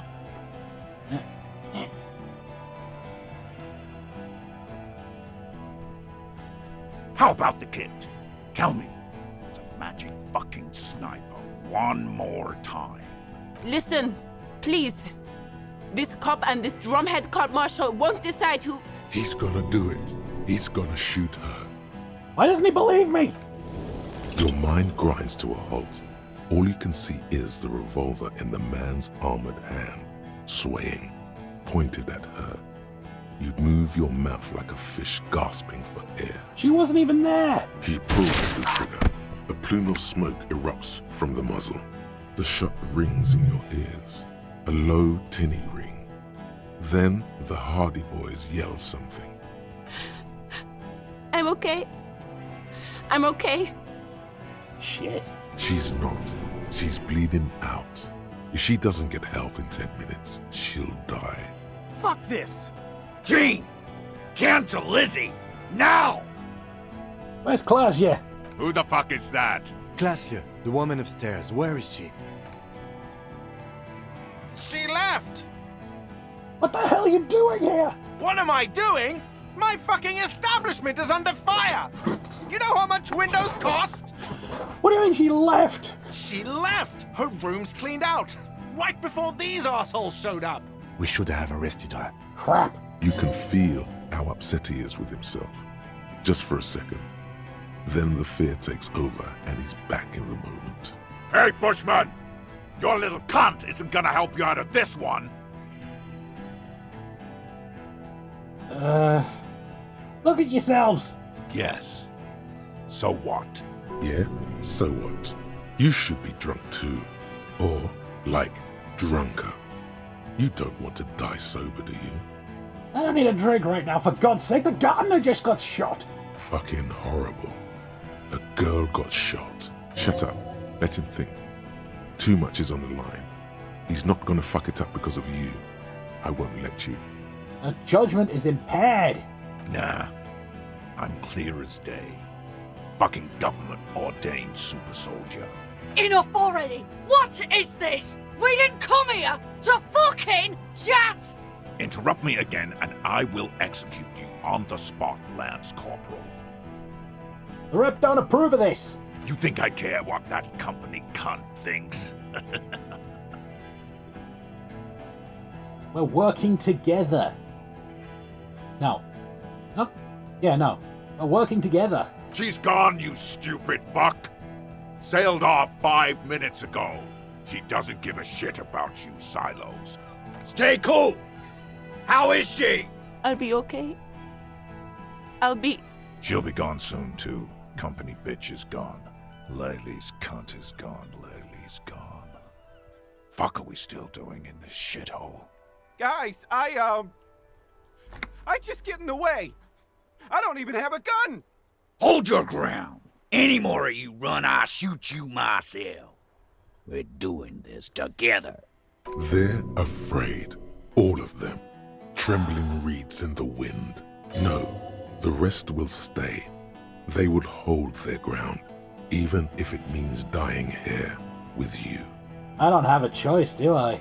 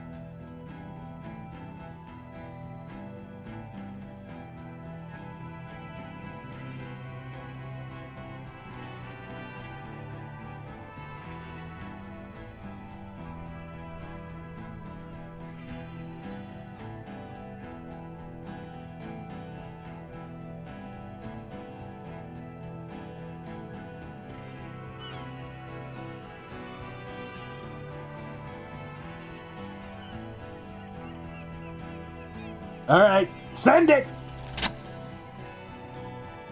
So long, Breton. Cheers for this. With a crash of shattering glass and a terrible roar, the fire draws in oxygen. The bomb hits the mercenary in the chest, swallowing him in flames as he staggers backward. In the fiery inferno, you see your tie, coiling around the man's neck. It is no longer horrific, but beautiful and pure. So long, soldier. I only ever wanted you to have fun, Harry. I didn't even know your name. My name, should you know it, is Jobson AS Men's Fashion Model, Colourful Tie, catalogue number J327. How do we meet? One day a sad man walked into a clothing store. He looked really darn like he hadn't had fun in years. He needed someone to show him how to rock and roll again. Troops and Ace catalog number J327 shone on the tie rack, trying to get his attention. The sad man picked it up and put it on. He looked at himself in the mirror, didn't smile. At least I'll have a funny tie. And from that moment on, we rode together. The rest of your clothes were still normal back then, but we took care of that soon enough. Do we have any fun? Truthfully, not a lot. I did everything a multi-pattern necktie can do to help a man. I mean, I tried to get you to do all the fun things. Drink beer, drink wine, drink cider. Go to parties with young people around and drink beer and cider. Do drugs too, so you don't fall asleep. You had some fun, but not enough to heal you. What's wrong with me? Your heart is broken, Bratushka, and it cannot be mended. Believe me, I've tried. Am I gonna stay like this? No, you're going to be mowed down by gunfire from the 2 remaining mugs. So no, not forever. Who broke my heart? You both did, Bratan. Deep down, you know it was both of you. No, it was her mostly.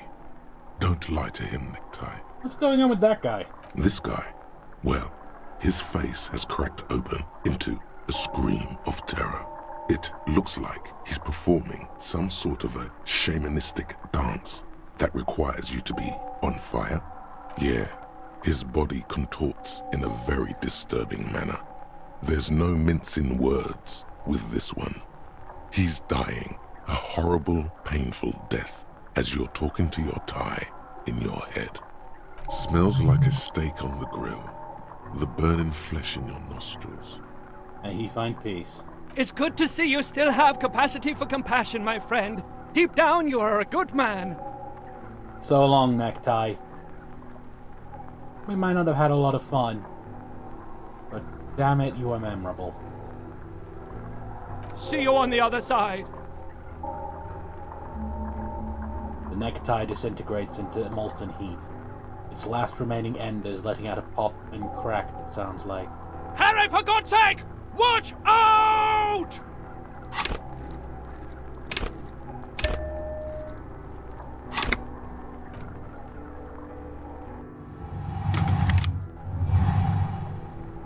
To your right, the killer raises his rifle and takes aim at you.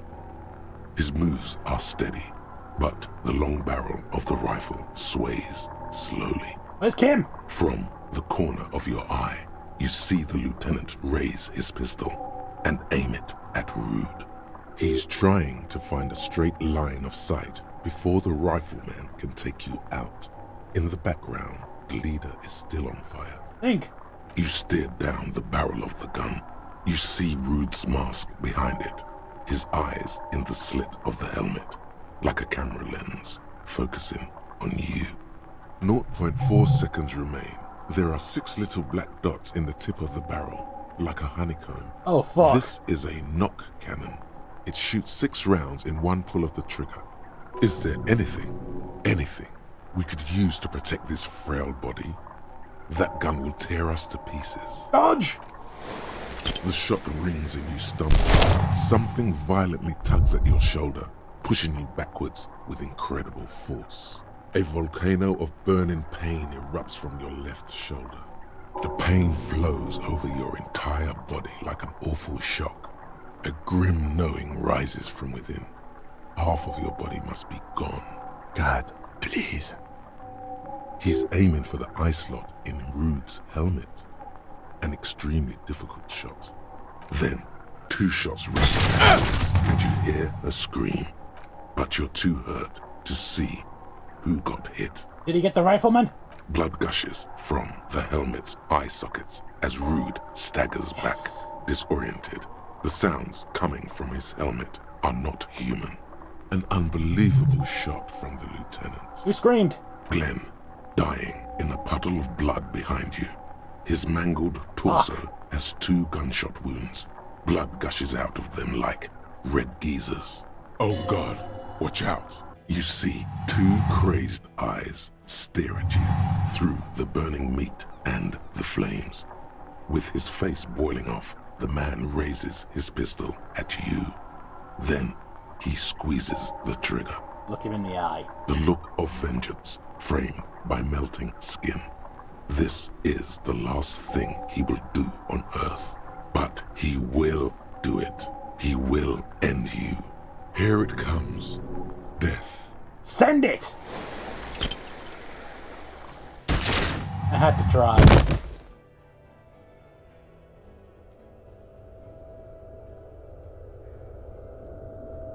You can't. There is no time. Something inside your pelvis explodes. Your entire lower body is on fire and your legs can't support you. You fall down like a rag doll. The pain is too immense to scream.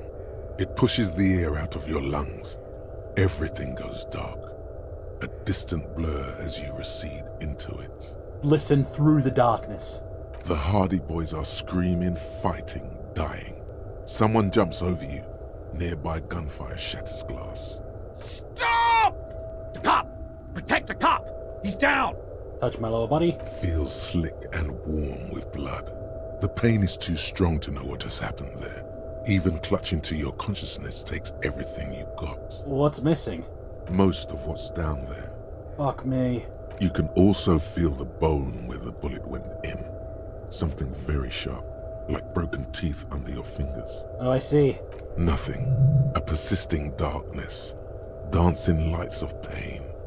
Distant shadows cast by them. Like a hellish play.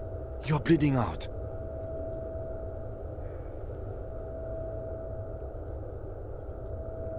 It's a white shadow that smells like apricots. It's always there. Stay with me.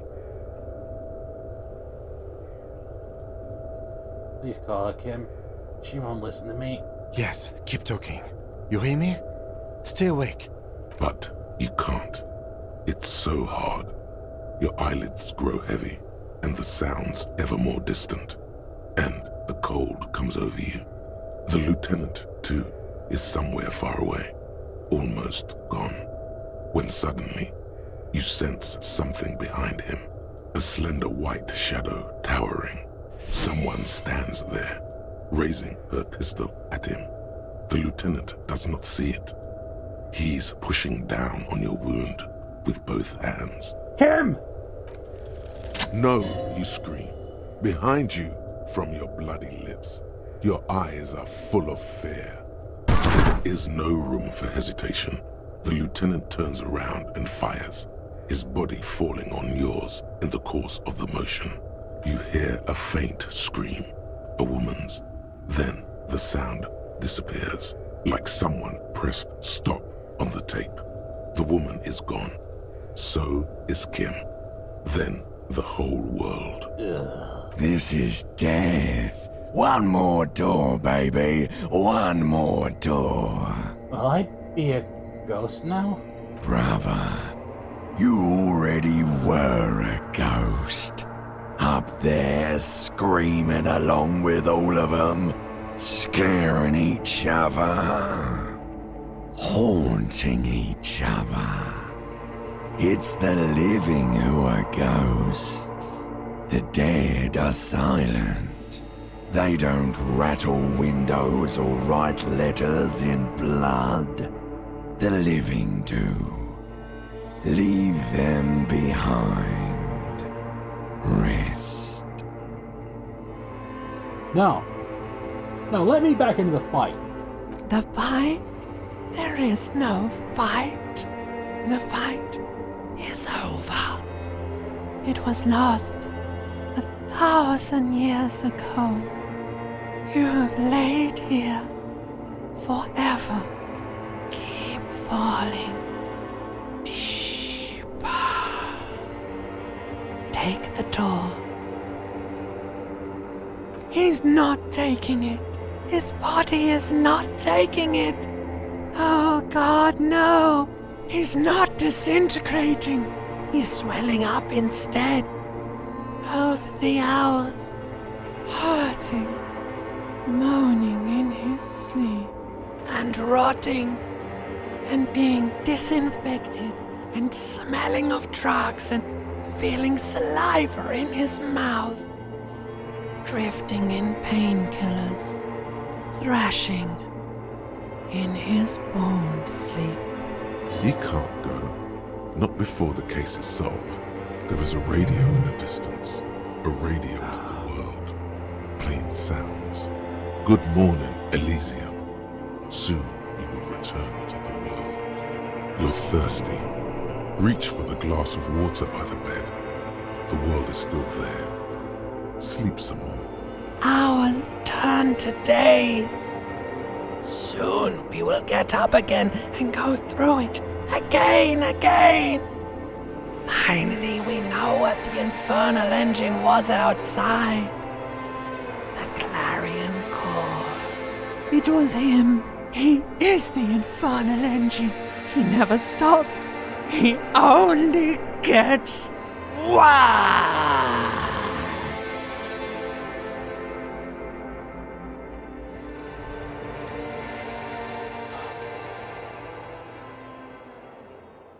You see the lieutenant's familiar shape in the orange jacket. It turns double, then triple, from the pain. It's nothing. You're alive. That's what matters. Kim. Sunrise, Parabellum. Did you say sunrise? Sunrise, Parabellum. Sunrise, prepare for war. It's an old revolutionary saying. My gun. Engraved on it. Cops like it. Is it war today? The gates of the harbor are boarded up. The streets are a little more empty. Apocalyptic violence is yet to erupt, I am relieved to say. I think we may have held it off, for now. Barely. Ouch. That's right. Ouch, indeed. Ouch. It's not ouch time yet. You just got the Dramamine pill an hour ago. Wait until it wears off. Dramamine? Then it's not that bad. Neither surgical nor organ damage bad, but still under the counter bad. The room. It's clean. Mr. Gart cleaned it. It took him an entire day. How long have I been out? 2 days, in and out. You've been up enough to take Dramamine and curse. And drink water. Ouch. It's not ouch time yet. You just got the Dramamine pill an hour ago. Dramamine? Then it's not that bad. Neither surgical nor organ damage bad, but still under the counter bad. Piss jacket, Kim. You took it off? Yes. The joke wasn't funny anymore. I took it off. What happened? What happened? You threw an improvised petroleum bomb at the Major. A firefight ensued. The time made me do it. He does not answer, and searches for something in his coat pocket instead. A smoke, most likely. Is he dead? Very. He died in the hospital. You're a real killer, Harry. Fourth notch. A blood-stained killer. Swallow. As retaliation, the rifleman shot you. He hit. With his carabine. I was looking for a clear line of sight. When I found it... He sounds a tiny bit sorry he did not find it before you got hit. I shot and wounded him, while Glenn took a bullet in the spine. It was meant for me. He did not survive. Damn. This is not the first person to die in his place. He goes on. Titus, Fat Angus, and Theo charged. Angus and Theo did not make it. They both died before they made it to intensive care. Titus survives. So do Alain and the musician. I forget his name. Man. Angus and Theo got as well. Yes, he's still alive too. You were bleeding out by then. I think you said something about your wife, and you warned me. I was able to disarm one of them, the Pole, before she got a jump on me. Thank you. I killed her. And that's what happened.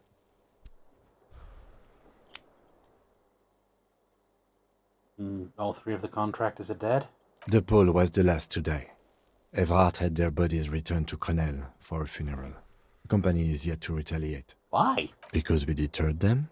Or Joyce did? Maybe the harbor in full lockdown is too costly a target. Or maybe they are simply taking their time and will attack soon. I don't know.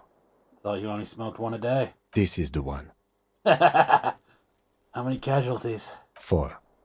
Glenn, Theo, Angus, the fat one. He took a lot of bullets. And Elizabeth too. Elizabeth Beaufort was her name. The gardener. She didn't make it? No, she bled out before Everard's surgeon could help her. Everard sent his personal doctor, but a costly loss for the Union. She was being trained for leadership. I did all I could, though. I know you did. It's all right. That's right. That's... All. It's a total shit show, Kim. Yes, officer. 6 people are dead. It's not a success. But what's done is done. The violence is cordoned off. The Hornets did not get into the beehive. The worst scenario has not materialized. Yet. And we are still alive. Both of us. He did not expect you both to survive once you stepped between those two armies. I guess I worked a minor fucking miracle. His smoking, his hunched back. You have it worse, but he took a real beating. That cigarette has medicinal purposes. I'm bad on my heart. Pretty bad, officer. You've suffered 2 wounds. The first is below your shoulder. The bullet passed through your shoulder blade, luckily missing your lung and heart. The second shot hit you in the thigh, the left quadriceps. No major arteries were nicked, but the bullet had to be removed. Bacterial infection was treated with mercurochrome. Can I walk? We will see. Anyone from my station been to see me? No. A man and a woman sit in the front seat of an armored motor carriage. The woman is driving. The man lights a cigarette. Jean Vicmer is his name. The asphalt vanishes under the wheels of the machine. Ahead, harbor cranes rise to the sky. Back to that shithole, he says. Isn't that strange? I called your station after the fight. The injury was logged in. They told me they've sent officers to join you on the site. You haven't seen any, have you? I'm sure they're worried about you. Who treated me? I did.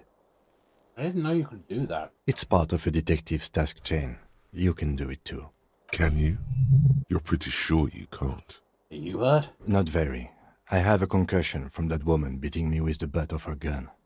I try to not move too much. Things would be worse if you didn't warn me. Thank you.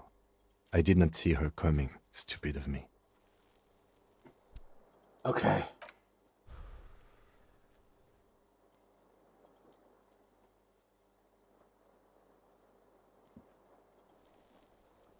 Easy now. You can take it. Just don't lean on that leg of yours too heavily. How are you?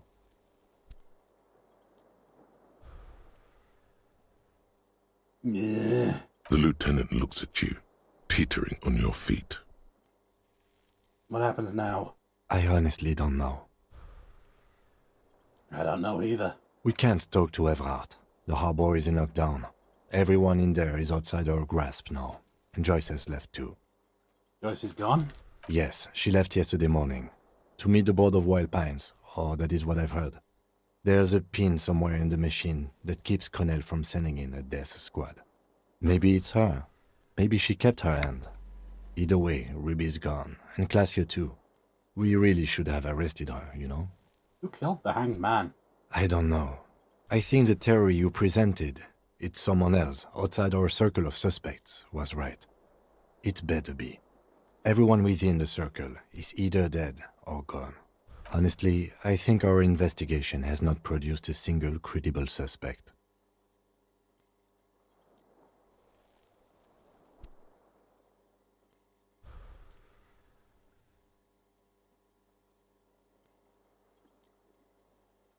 It's because I'm Puta Madre's peon, isn't it? Don't be narcissistic. Half the cops in Revachol West are his peonies. Even if you are, it is not a decisive factor in this case. Fucking Maybells, Kim. The flowers. What? They're on the roof. Didn't catch them. Fucking butterfingers. Every piece of garbage in the city is not connected to the case. You don't have to catch everything. He's wrong. Every piece of garbage in this city is connected to the case. Okay.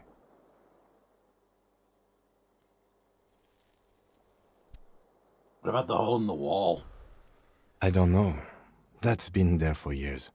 The footprints. Yes. God curse the footprints. Not solving the case for us. Au diable. Still a 28% possibility the shot came from a distance. We should go upstairs, rethink the ballistics in situ. I agree with this. What else? All the old bunkers and weapon caches. We could find thousands more if we wanted. All of Revachol is full of them. But they seemed so mysterious. I can't believe they're fucking useless. No need to be melodramatic. Something's creeping around out there. I sense it. What is? Something. Something. You know, they think about solving crimes?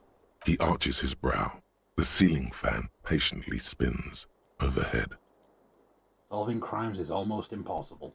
It can feel that way sometimes, yes. That concussion must be making him dizzy. You're not ready to give up, are you? No. Are you ready to limp? I'm ready. Good.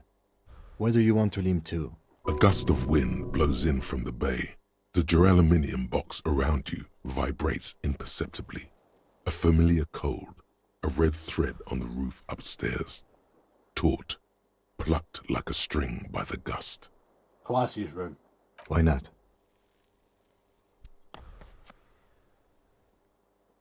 Another look at the window, perhaps? The one he was shot through. I don't know. I can't think of anything better. It's a start.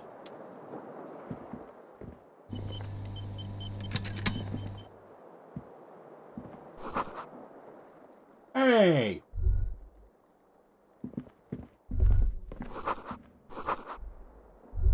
Huh. The bathroom mirror has...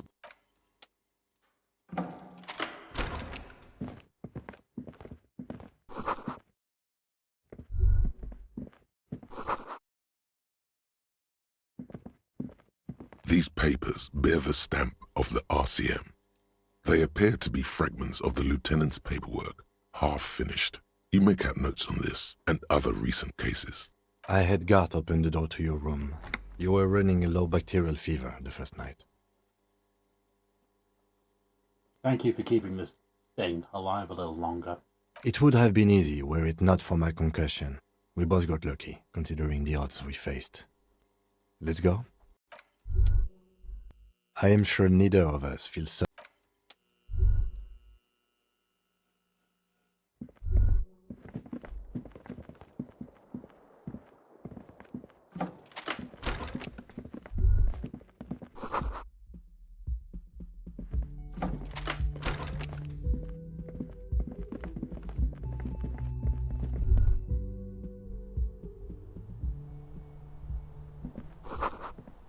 Huh.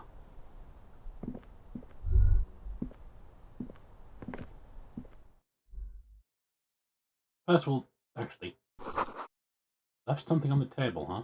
Yes?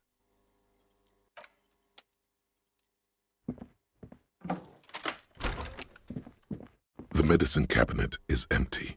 Not even a toothbrush. Damn it! Pity. Really cleaned this out. Mm-hmm. She certainly had her priorities straight when she was packing. Damn. No drugs.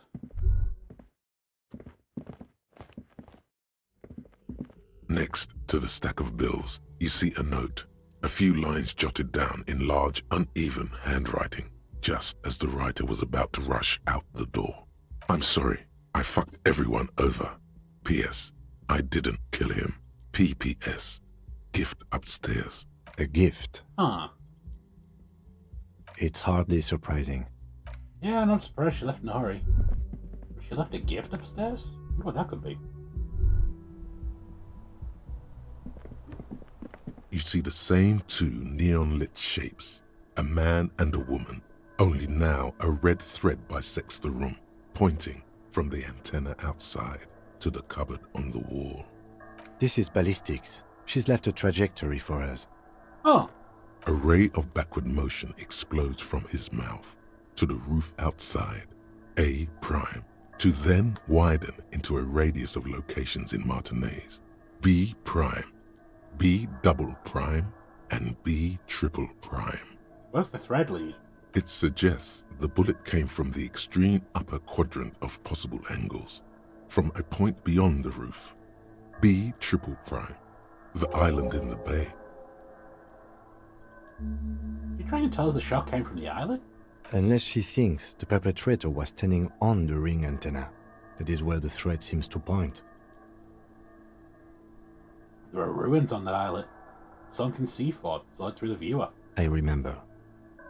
How does she know how to do this? She was there that night. She would have known precisely where the bullet hole was in the glass. She had a long time to think about it after, standing on that roof, staring at the glass. It also looks like there may be more to her skill set than we know.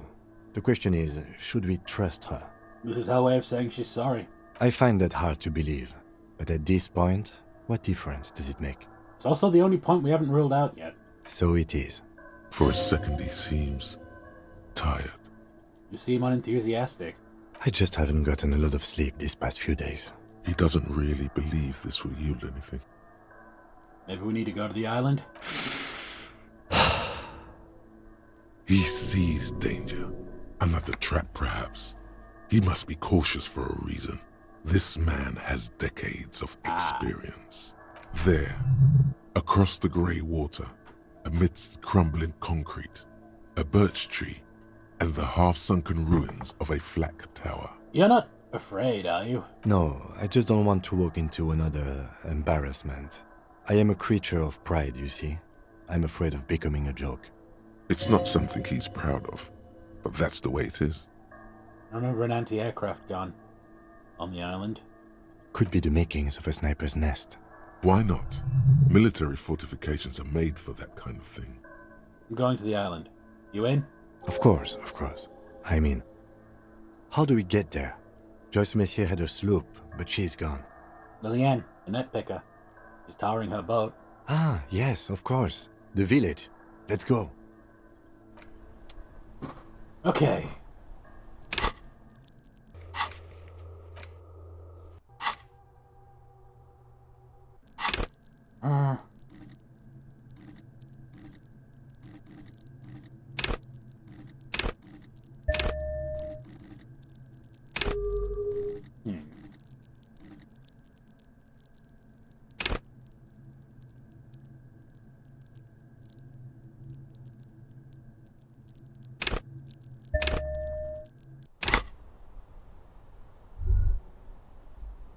Hasn't gone wrong.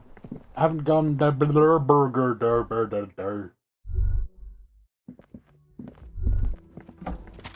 Haven't had it go. Haven't had it let me down yet. Perception. Oh, you're up.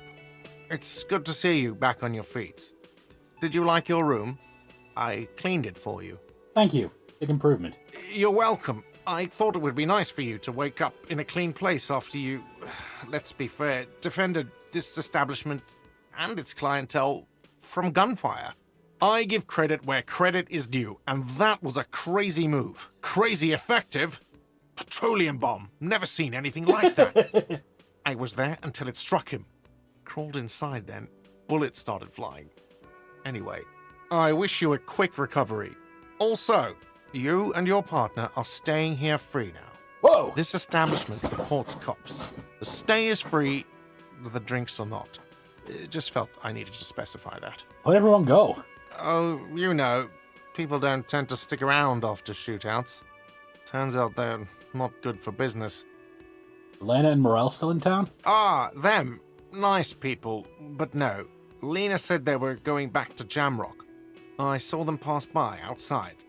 This was before the fight started. I'm glad she got out of here before all that. Bullets flying and stuff. People inside were quite terrified, you know. I had to take action and step outside too. Yeah, that was for the best. Yes, you know, and I went outside and took care of it. He's almost completely forgotten what this began with. We weren't done. I mean, you're a detective. Perhaps you can track them down. Exactly, but all in due time. Crypto business is not a priority right now. You'll see her again one day. You know it. Oh, fine, hero cop. Lena left a forwarding address. 1113 Tabernacle Road in Jamrock. If you see them again, do give them my best. What happened to the dude with the sunglasses? I don't remember everyone who comes here, and many people wear sunglasses inside lately. Must be a fad. Okay, so I have to mention, you were right out there, on the balcony. Yeah, I was, yeah. That's because I'm a badass. If you say it as two different words like that, it sounds like there's something wrong with your ass. Yeah, well, fuck you too then. You have any more questions or stylistic pronunciation advice? He's not too offended. The experience has changed something in him. Thanks. No problem. They'll come back. They always do. Another thing. Great. Yes? See ya.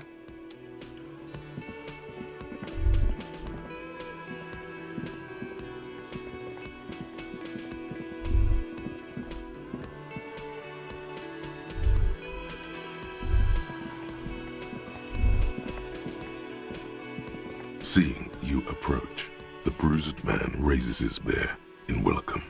Crazy motherfucker. Didn't think you had that fury in you. But I guess I've misjudged a lot of people lately. There I was, thinking, where are we gonna find a tin opener large enough for those cans? Then Capo Loco shows up and just sets a man on fire. Impressive shit, Copper. None of us would be breathing right now if it wasn't for... I guess what I'm trying to say here is, thank you. This is big. It's as big of a thank you as Titus Hardy can muster under any circumstances. Now, how can I help you? Sorry about the people you lost. Theo was old. I think he'd be pretty happy with the way he went. Never could imagine him withering away on a sickbed. But Lizzie and Angus, they were just stupid kids. Didn't realize the shit they got into before it was too late. I feel responsible for both. For all of them, really. Here it comes. The last one is the worst one. He only deals with it by drinking copious amounts of 8% beer. An honest tactic, and effective. And Glenn was my friend. Best I've ever had. I'd love that crazy homo like my own brother. We're all fucked without him. But what do? This job is shit. What about Shanky? Dennis, you saw him run. He's a mean little shit and I never trusted him. He'd better run real fast now. Real fast. Titus makes no attempt to hide his disgust. Grief-stricken anger boils in him. They were good people. Sorry I went like that. Well, yeah. Memento mori. Right. What's that mean? It means you might die tomorrow. So live every day like it's your last. Ain't that right, fellas? Ain't that supposed to be carpe diem? Absolutely. Today, I'm going to get drunk, eat good food, and bed a good-looking girl. 'Cause tomorrow, a motor carriage might run me over. Or you might die of a heart failure. Or syphilis. Hey, fuck you for ruining a beautiful idea. What's gonna happen to the boys now? First, we're gonna find Dennis. I'm going to find Dennis. I'm going to find him, and then I'm going to kill him. The tone of the statement is so matter-of-fact. It's as though he were talking about picking up a morning newspaper on his daily walk around the block. Your guy, your responsibility. Do what you feel is right. The lieutenant shakes his head, but doesn't say anything. Go ahead then. Maybe they'll only break his legs. We're hunting that rat down. Let it be known what happens to cowards. And then, I guess I'll take a closer look at our union members. There's bound to be some ambitious fellows there who love nothing more than advancing social democracy by busting some heads. Yeah, you're not wrong. There's definitely going to be a couple there. Might even ask Tibbs if he's tired of replacing windows, and maybe wants to have some fun with his brother. Anyway, don't you worry. As long as Titus Hardy's standing, there will be Hardy boys. You know what happened to Klausya? Don't know. Don't care. I'll be glad if I never see that fucking woman again. Level with me, man. You liked her, didn't you? Nope. He did. Same here, man. He shrugs and tries to look uninterested. Any ideas? Judging by the sight of you, I'd suggest crawling into bed with a bottle of whiskey in one hand and a big tit in the other. That's not a terrible idea. Yeah, go pay Monica visiting Janrock. She's got a knack for making men forget about their worries. Biggest pair of milkers in all Rebacho. Jesus Christ, Elaine. Hell, you both look like you could use some feminine company right now. Thank you for your advice, Eugene, and you too, Alain. I do always appreciate a good use of the expression milkers. You're welcome, Bina Claude. You're all right in my book. See you, fellas. Be good so I don't have to come back. Take care, coppers. You two look after yourselves now. Death passed on you today, but men don't get that lucky twice. Copo loco. And normal cop, I guess. Good luck in Shamrock. Scars made the best tattoos, they say. Thanks for getting involved, guys. Not a lot of cops would step into that line of fire, but you did. And if you ever feel like the uniform is holding you back, I've got a few vacancies. You'd make one hardy boy, copper. And Titus Hardy himself would make a good officer. That man was born to lead. RCM could use a man like you too, Titus. Think about it. I will, capo. That's a promise. Now scoot, because the Hardy boys got some mourning and drinking to do. Take it easy on the drink. The danger has not passed. This town needs you on your feet. Good point, Bino Claude. We'll keep the vol under 12% tonight. Fair.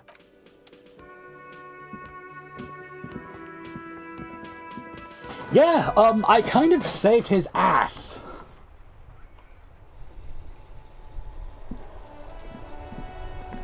What the?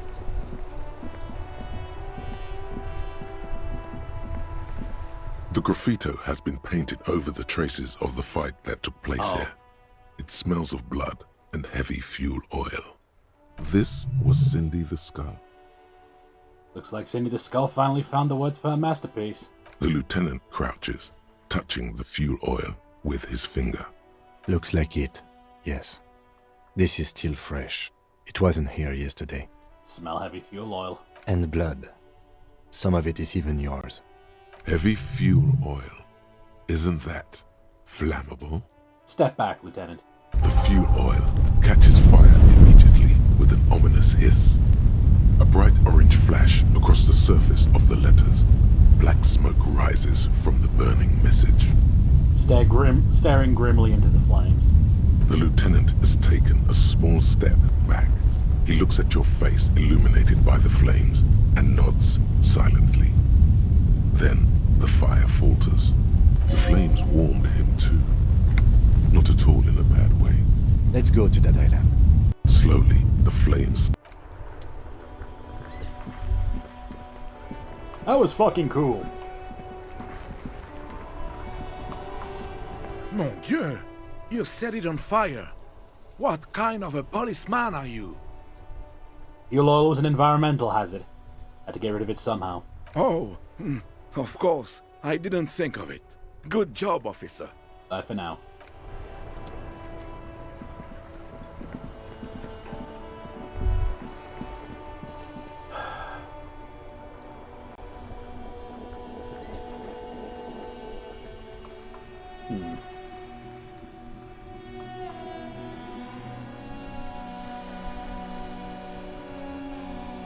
How long is the island part?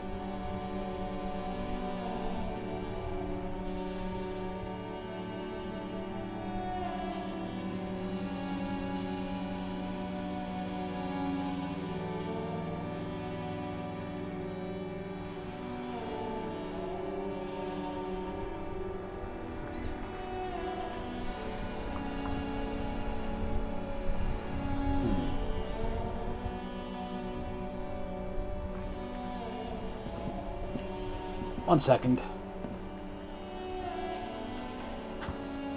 As far as I can tell, the island will not take long enough to warrant its own stream. We're going fucking overtime, folks. I'll be right back.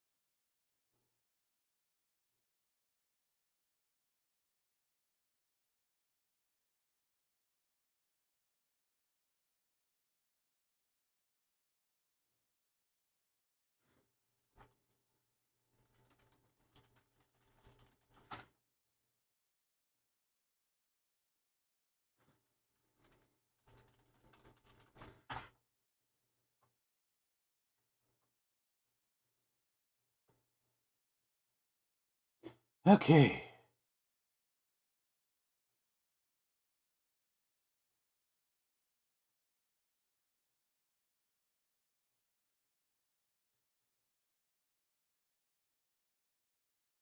That's still not working.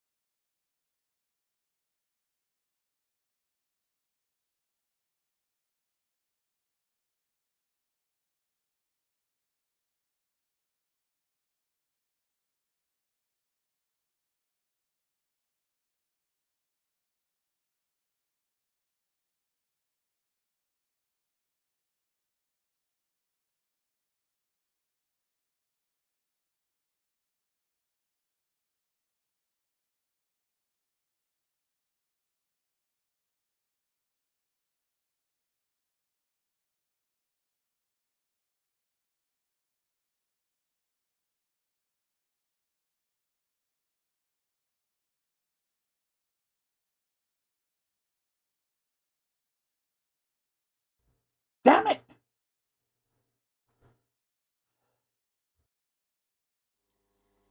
Fuck.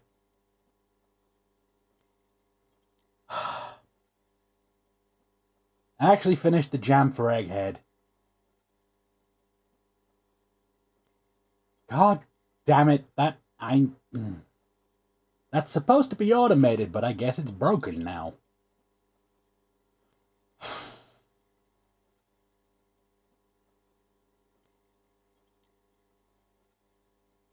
God damn it.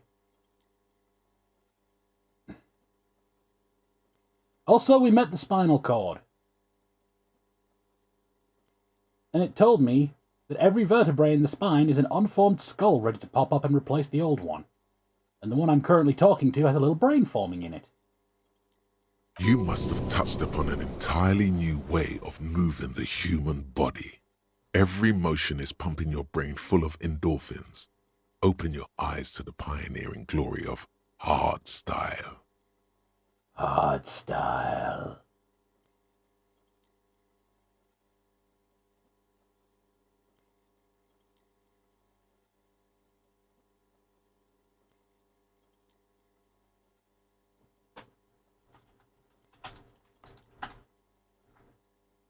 Open your eyes and dance like you've never danced before. You have become a flawless interlocking mechanism, a flesh and bone approximation of the throb coming from the speaker setup of the one called Holy shit! Eggheads, entirely, rigidly imbecilic, without pity or fear, free from self-awareness, no deliberation, only, and I mean only, execution. Oh my god! No way! This is really happening!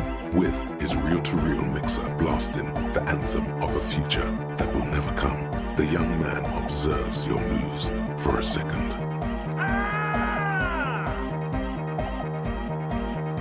Yep, this is the Disco Elysium. He throws a screwdriver and a bunch of drill chucks into the corner and explodes into dance. What he lacks in sharpness, he more than makes up for in violent enthusiasm. What are you doing?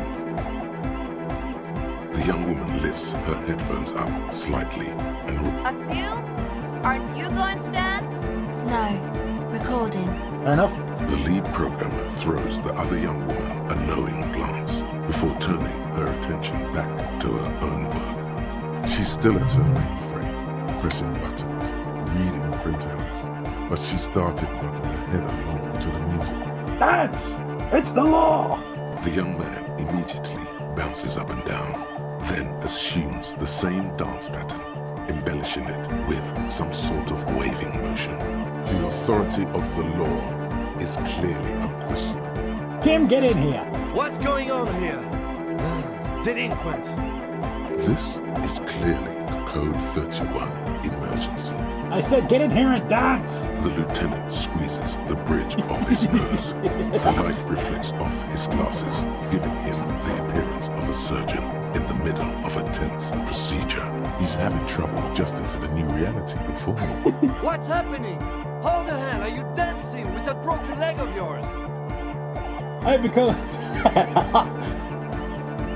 I'm sorry. I know this looks crazy, but it feels too good to stop. Good for you. Rock on, then. Hey, I called you to dance. What? That's it. We're dancing. Who's the one in charge? You are. Lieutenant, I'm only going to pull rank on you one time, and that time is now. Are you kidding me? I assure you not. Now get your groove on, Lieutenant. Get my what on? I said get your goddamn groove on. Boogie woogie. Sheesh, okay.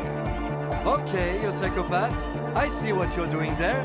It's jacked up footwork, plus is that Ubi folk dancing? Nah, it's not Ubi folk. It's hardcore. Yeah. Whatever. Let's see some moves. Oh yeah?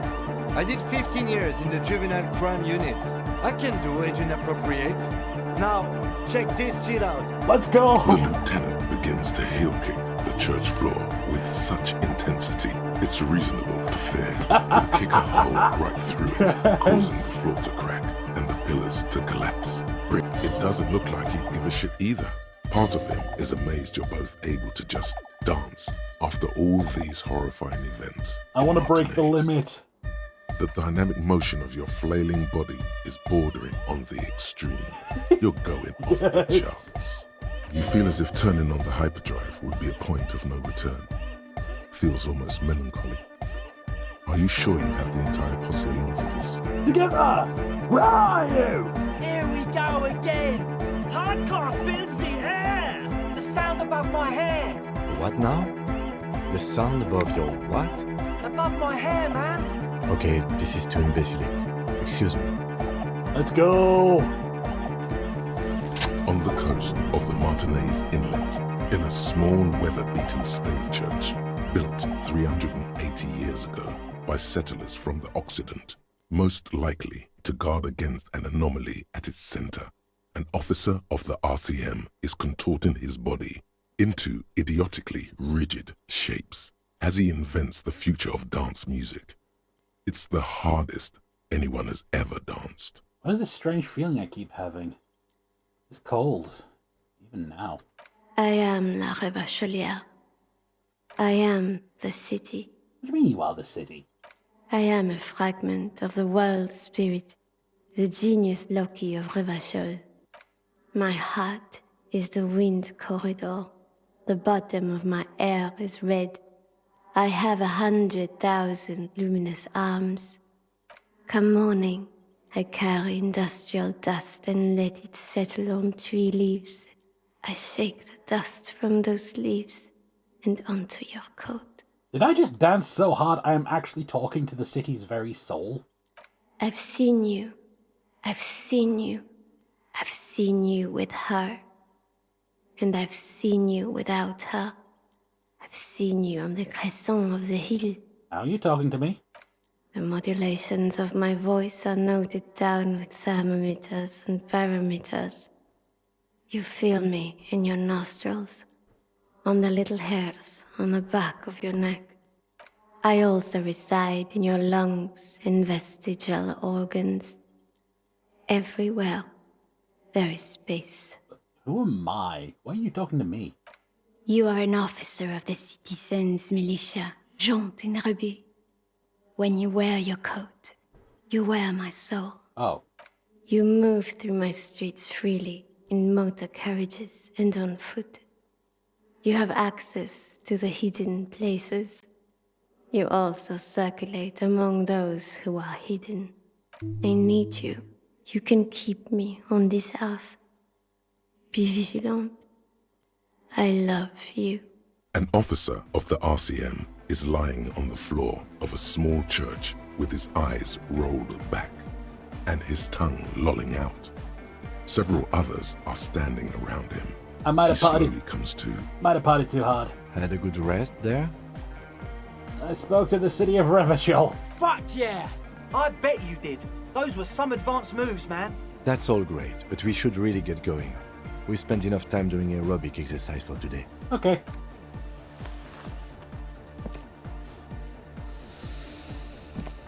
Okay. You might be imagining it, but it feels like Egghead turned the volume down. Such is his respect. Man! Now, man! Now imagine if we could do that, right? But with like 1,000 people. End of human development. Mission complete. Right, ecstatic. All right. You're absolutely beat. Muscles relaxed and feet like noodles underneath. That's it for now. Goodbye, officer.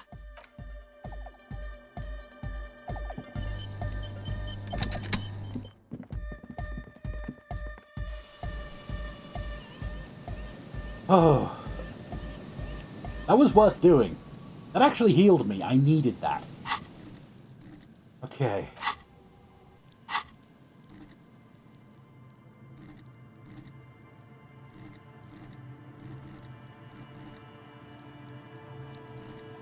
Let's have some more physical instrument.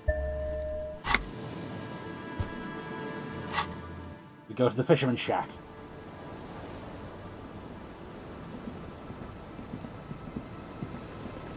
You! Officer, what happened? You're wounded. Why are you wounded? You look terrible. She sounds almost disappointed with you, reprimanding you for falling and hurting your knee. You seem angry. Why? Look at you. You can barely walk. I got shot in the foot. Is this from the shooting in town? We heard gunshots. Not that we don't hear gunshots all the time, but they were closer than usual. There was an exchange of fire on Rue de Saint-Guylaine. It's nothing to be worried about, madame. I also got shot in the chest. That's nothing to brag about, officer. It's not serious. He'll be okay. You feel the ligament move on your left shoulder, and a small, warm drip of blood. It's nothing. See the other guys? They're all dead. So you're a killer? That's good, I guess. Better than being dead. I'm not a killer. I'm a cop. Hi. I guess you are. I understand that's how it goes. A question. Of course. Can I help you with something? We need to get to that island. That won't be a problem. It's wind still and the tar just dried. We've got 2 days of relative sunshine ahead. 2 days of sunshine? I just got a bacterial infection. I'm sad to hear that. Take care of that with ether, will you? Don't get too many RCM men round here. Be sad to lose the first one. That's cool. You boasting your bacterial infection like that. What's on that island? Used to be some kind of fortification there before the war. For the communards. An anti-aircraft gun, I think. Bombed to bits in the landing. I haven't been there myself. Always steered clear of it. Hasn't been there herself. Who has then? You said you haven't been there yourself, but who has? My husband used to drink there. Him and his drinking buddies. This must be one of the many fortifications that was used in the dying days of the revolution against coalition forces before they took this city. The kids sometimes go there too. I know they do, on rafts. I tell them not to, but they bring back old bullet casings and such. Which kids? The twins.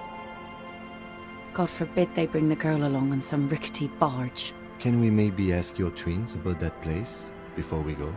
Would that be alright? Be my guest. They've a strange way of talking. See if you can get anything useful out of them. I seldom do. Anything I should know about getting there? Well, most of it's sunken. Underwater. That means concrete underwater. Cut your boat if you're not careful. Be sure to enter from the south side. Water's deep there. Okay. Aye, aye, Captain. We borrow your boat? If you promise to bring it back. And no scraping the hull. I just got it nice and yellow. And no drinking on the boat. Okay. And no joyriding either. Of course, ma'am. It's only for a day or two. Aye. The crow's feet disappear from the corners of her eyes as she smiles at you. Thank you. We'll use your skiff to get there. Please be conservative with the fuel, will you? Just filled her up, but it's a small tank. One moment. A thought occurs to me.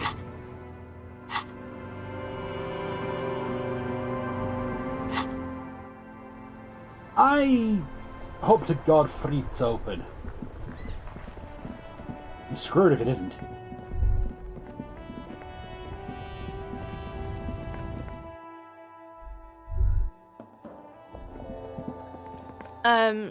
Is this about the questions again? A small cabinet on the wall is filled with various medicine bottles, nasal sprays, and blister packs. They all bear the Saint-Baptiste Pharmaceutics logo. I need Dramamine. Okay, here. I hope Saint Baptiste makes you feel better or something. Need more. Okay, here. Okay, here. Okay, here. I hope Saint... Okay, here. I hope Saint Baptiste makes you feel better or something. Okay, here. I hope Saint Baptiste makes you feel better or... The tear machine stands in the corner. No. You need tear to use the tear machine. Fair enough. You see several packaged. The packages are small, discreet, sloppily stacked, making them easier to take unnoticed. No need to worry about knocking over a display. Here you go. This will keep you nice and warm out there. A colourful display. Again, I'm obliged to inform you that both alcohol and cigarettes damage your health. Here you go, mister. Didn't mean to buy more smokes, but screw it. It's good to have them.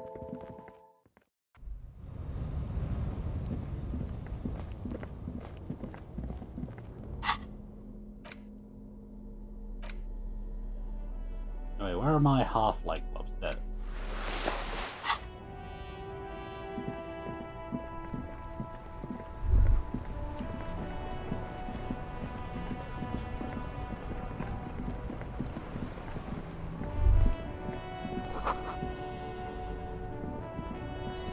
The speakers below. Super cool! Now the premium lifestyle is yours, officer. The sneakers seem to vibrate in your hands with an almost mystical energy. Now give me the speakers. The junk is yours, officer. Happy listening. Try not to hurt your ears with that Samaran garbage. Now what does these give me? Yo, that's actually a pretty good one to have.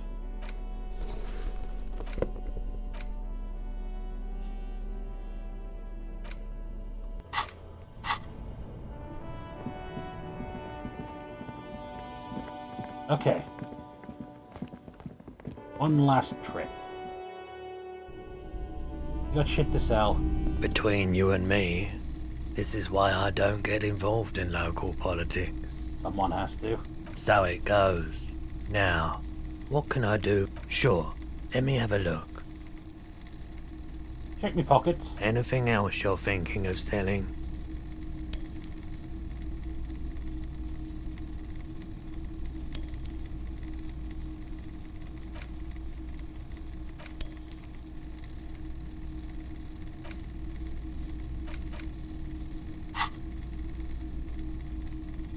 Alright, let's see it.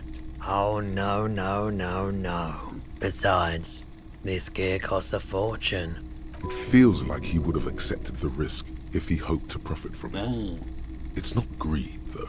Another time, perhaps. Okay. I've got a heap of healing, a heap of morale boost.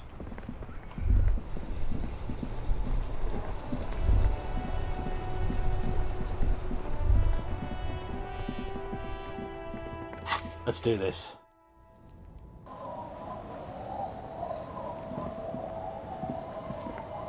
Our tenant, the policeman. Even I can see, though I suppose you took the worst of it. Turns out you were your own ill omen. Guess you were right. The men with guns were coming for me. I'm not sure those were the last of the men with guns either. Then we'll be ready for them. I'm off. Alright, let's have a word with the kids.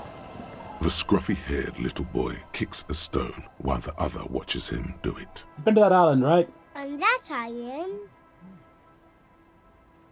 Yeah, that one. What's there? That's, nothing. It's just a seafort and some plants. You can take a raft there. It's great. And we make a fire. Gather the sticks for the fire.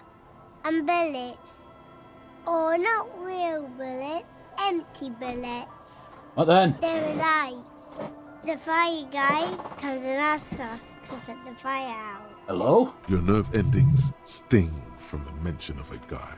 They must mean a human being on that island, but it's cut off. Someone lives on there? No. Yes. Let's go with yes. Why is he the fire guy? Because he asks to put the fire out. Why is he asking to put the fire out? I don't know. He doesn't like it. He don't like people to be there. You shouldn't go. Yes. A suspicious request made out of fear. You mentioned something about lights? I don't know. Did you mean there are electrical lights? Yes. Anything else about this guy you can tell me? Age? Does he live there? No, he doesn't live there. I don't think. No, he lives there. Been there twice, 2 times. He doesn't live there. He isn't there sometimes. Anything else? I don't know. How come? We ran. He just yelled we shouldn't be there. Your father used to go there too, didn't he? Our father killed himself. Don't say that, he didn't. A dull pain flashes through your mind. He didn't kill himself. I don't know. Doesn't even have anything to do with this, you. Father isn't a fire guy. Anything else you can tell me? There's a... Lights, fire guy. We should check up on that island. Speaking of, I should actually do that. Wait.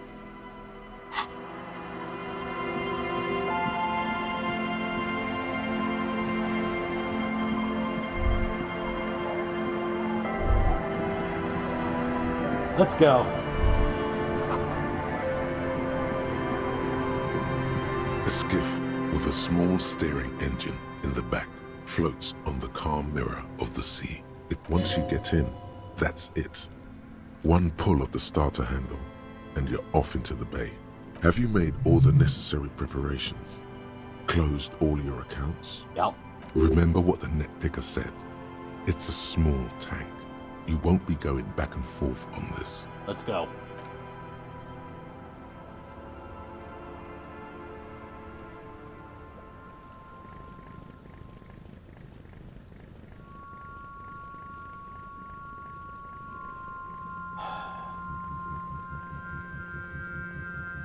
Want to be free. Want to be free.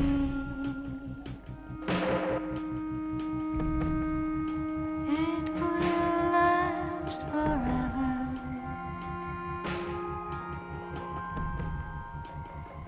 Eternally. Here we go. Want to be free. Want to be free.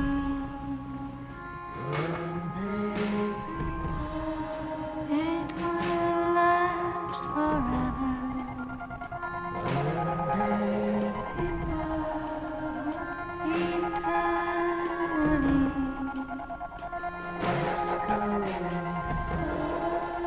That's a crank up the amount of painkillers, the amount of antidepressants I have.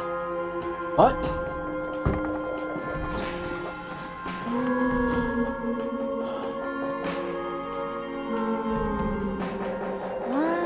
we sail past Disco Elysium one last time.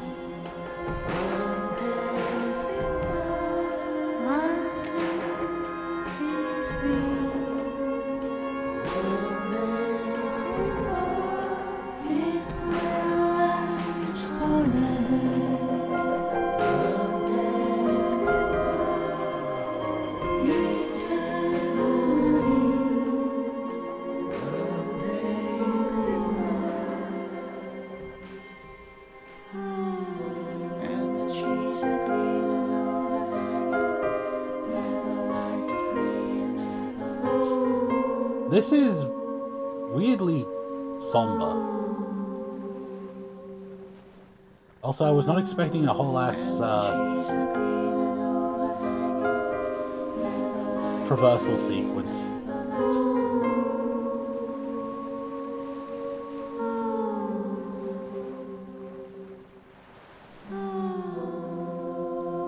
Man, if that door had been open, we could have just took the elevator over.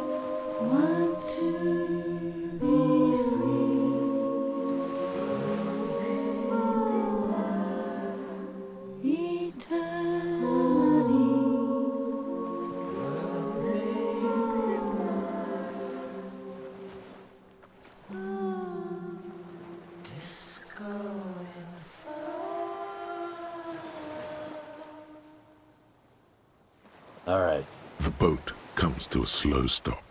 The lieutenant turns the engine off. Then there's silence. In the silence, a sputter of wings. A flock of quails takes off in the distance. There is very little wind here today. The ghost is standing still. You look at your arms, then the cliffs above you. Let's go. Yeah. Showtime.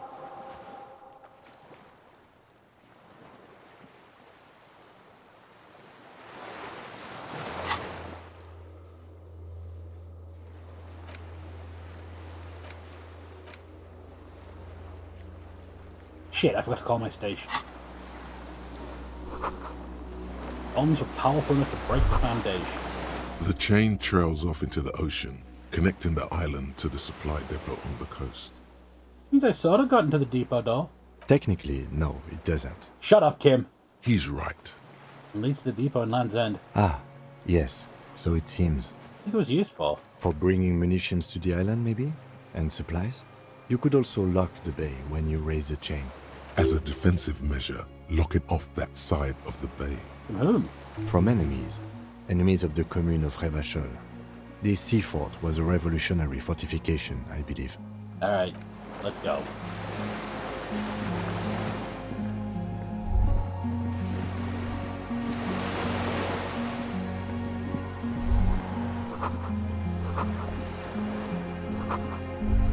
Inflammable means flammable? Yes? What about me? No.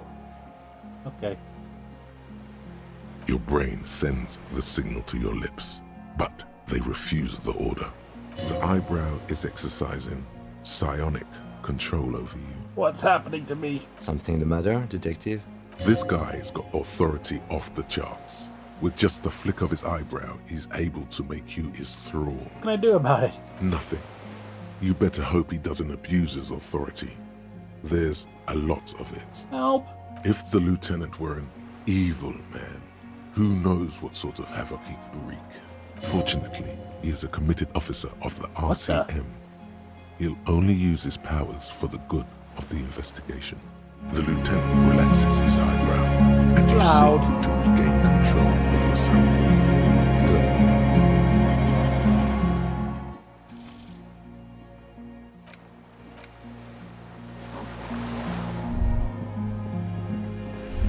What do we got?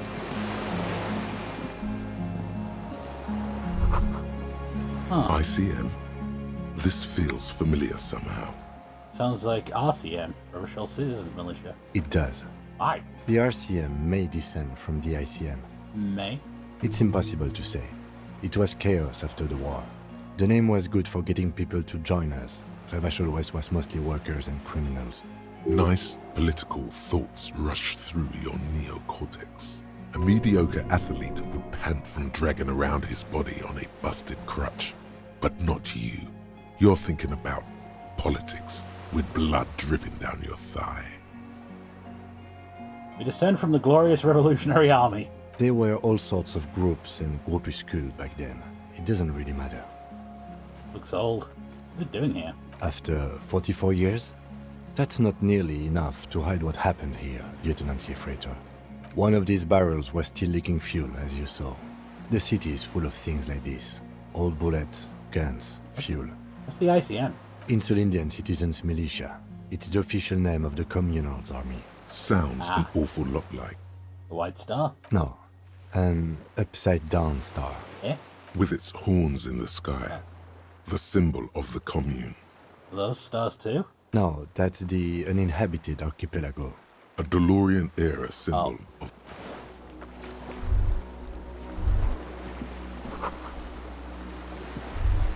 The dry grass crackles under your feet as you stop. Far away, birds' wings touch the still surface of the sea. What's the flutter? The flock of quail departs. Now more than 100 meters away. 102, 105. Underneath? On the islet, there is almost no wind. Just the light movement of air through the reeds. Bulrushes swaying on the waterline. Long dried leaves chafing against each other. The great ghost of the air is holding its breath. Kim. Yes? This is where a lesser man would stop to think about the pain shooting up his right leg and into his groin. Not you. You're concentrated on how. It's really fucking silent on this island. It is. Is that why we are stopping? Let's listen to one more thing. The lieutenant nods in silence. A low hum, The air slowly moves through a concrete box, through its ancient slits and cracks, resonating, hollow. A big building. Further north? Air flows out of a pillbox window. There is very little there. The air cossets flowers on a meadow.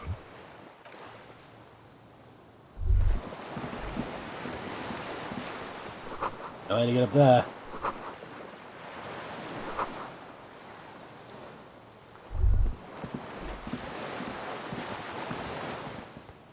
Let's go.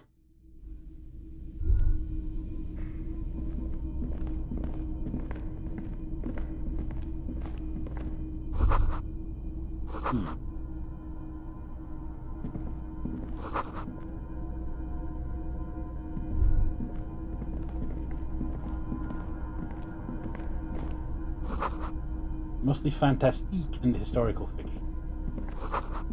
Dishes stained with sauce and fire. Survivor's kitchen. There's a greasy old spring mattress in the corner, resting on piles of soft cover books. White linen and a pillow are visible under a worn-out caracal blanket. Someone has been squatting here. The linen is fresh, recently washed. How recently?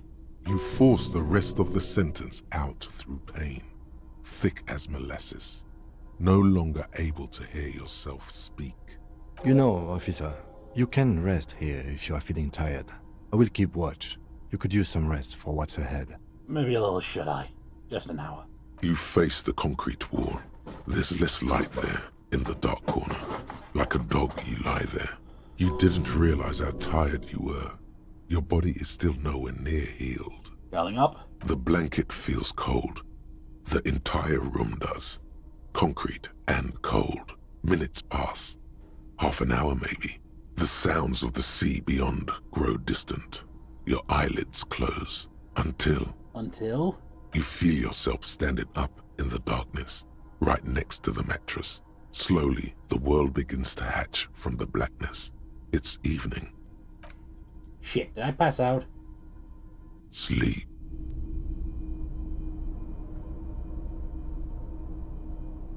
I passed out. Fuck. Kim?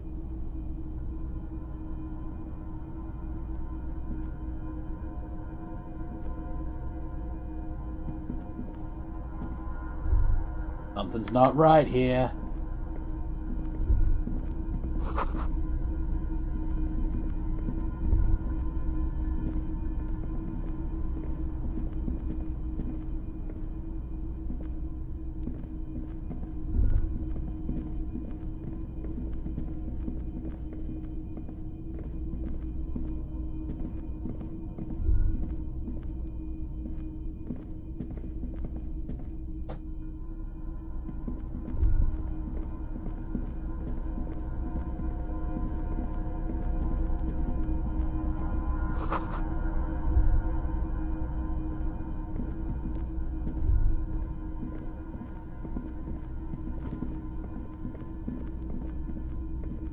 Kim says I need to head outside. Why do I do that? Oh. Over there. Okay. Okay. This a ways, this a ways, this a ways.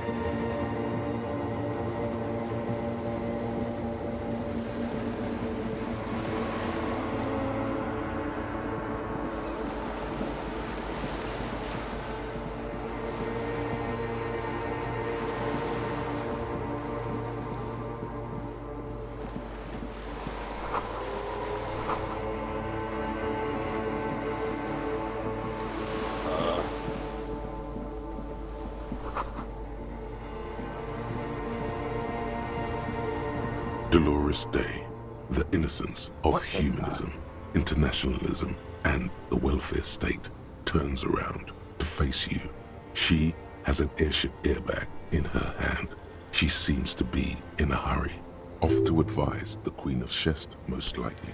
This is the Holy Suzerain of Mwindi and Insulinda. Definitely not your wife.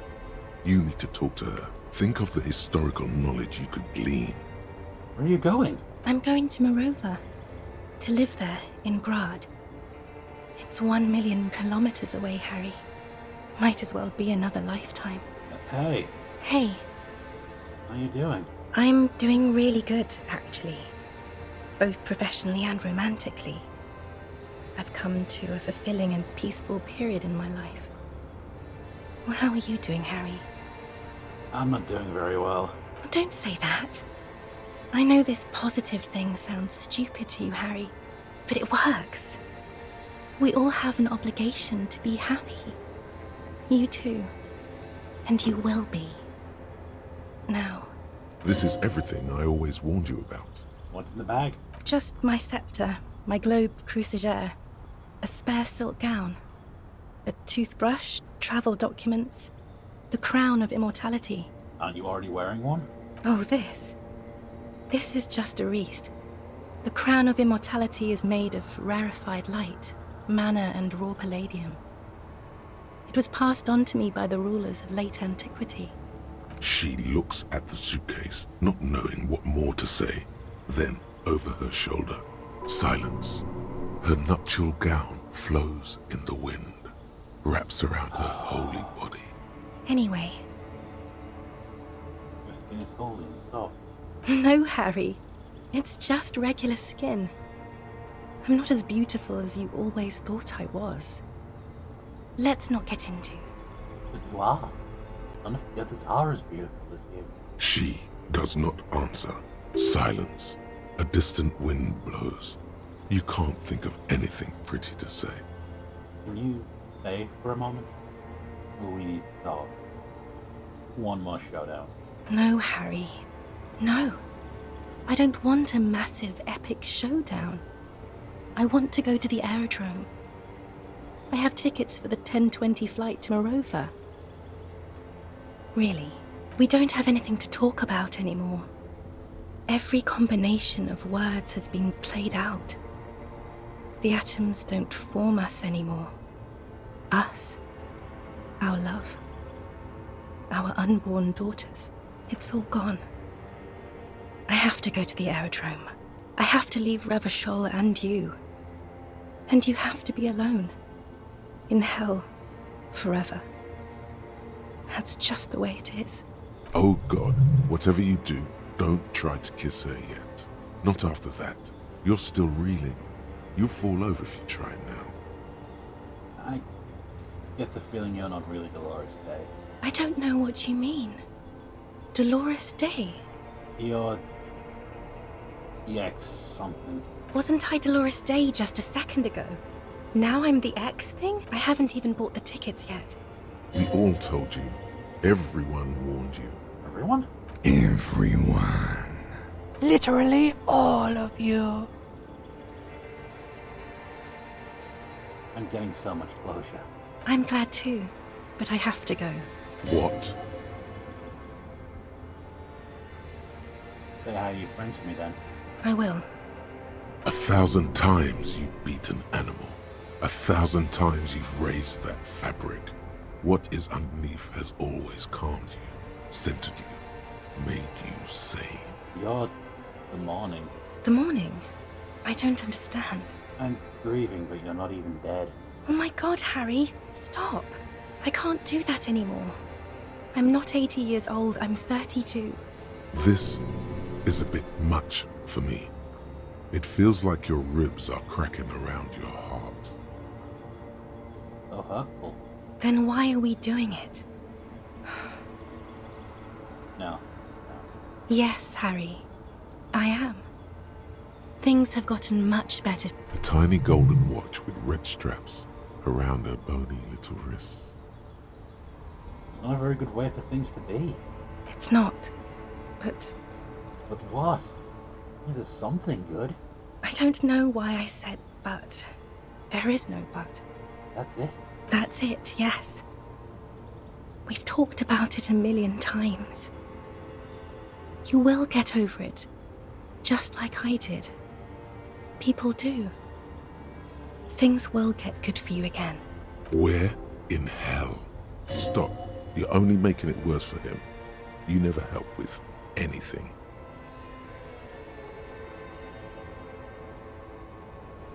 See?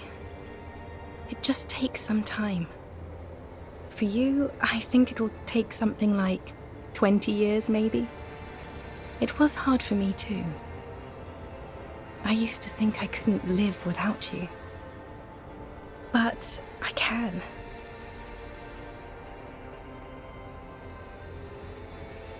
No, Harry, we can't. We already tried again, and it didn't work. Is that how it is now? We should just try all good things twice and then give up. By that logic, not you too.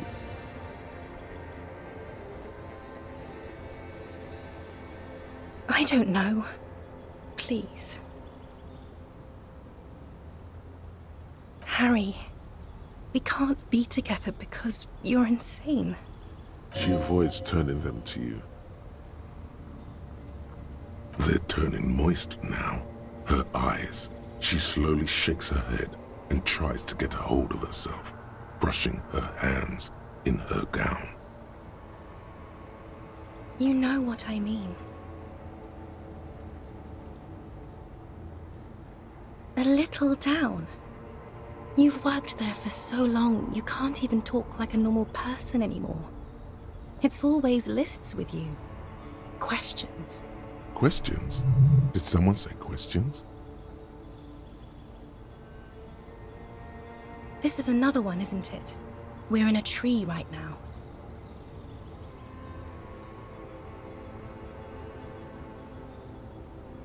It's not just the lists or trees or whatever. You get sad, Harry. Too sad. People can't get that sad. It's impossible to watch. Other people get sad too, but not like you. You stay down for too long. Until you start giving your thoughts names and talking to things. In conclusion, you're ill. You're an old, insane man. And you have to be in hell until the end of your life. And I have to go to Morova.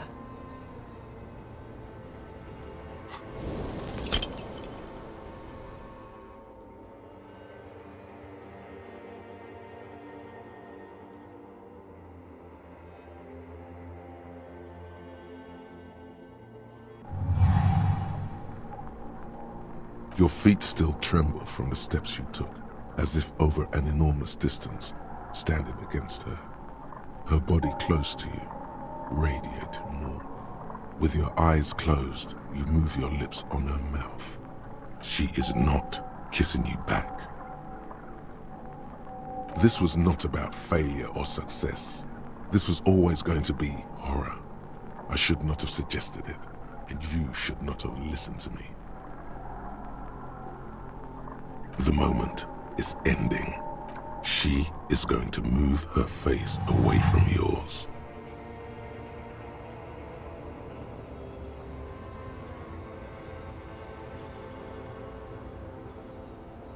Trying hard not to look at you. When she withdrew and you held on to her hand, she tried not to look at your face and see the expression there. Brother, you should put me in front of a firing squad. I have no words for how I failed you. No, Harry. Not yet. There is one more thing you have to see. I'm pregnant. Of course not. I terminated yours. Don't you remember? You poor fuck. Poverty-stricken fuck. Now, go ahead. Ask me more questions. Let's talk about something else. No, this has to end. Do the last one. More questions. Ask more. We both said a lot of things. We were very young.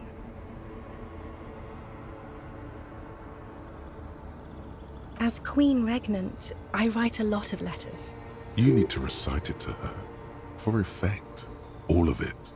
No summaries. Yeah. Put a stake through your heart. She'll get hurt too. Collateral damage. She won't get hurt. She'll bend out of the way.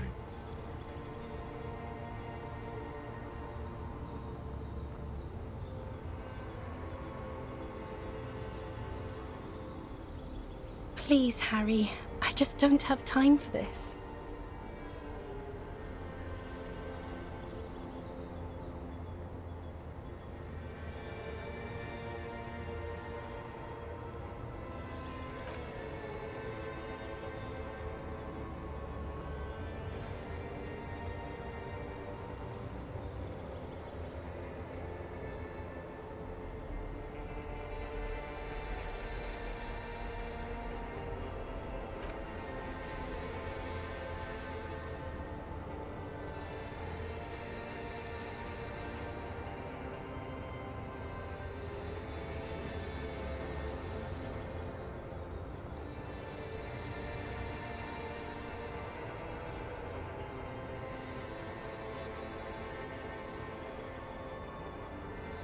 Okay, stop.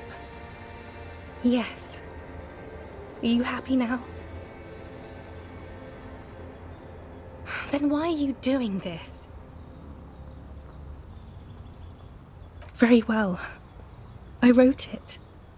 It was morning. You slept. There was hoarfrost on the ground when I left, on Voyager Road. It was autumn. The first autumn. But Harry, please understand, it was 1,000,000 years ago. No, it was 100 million years ago.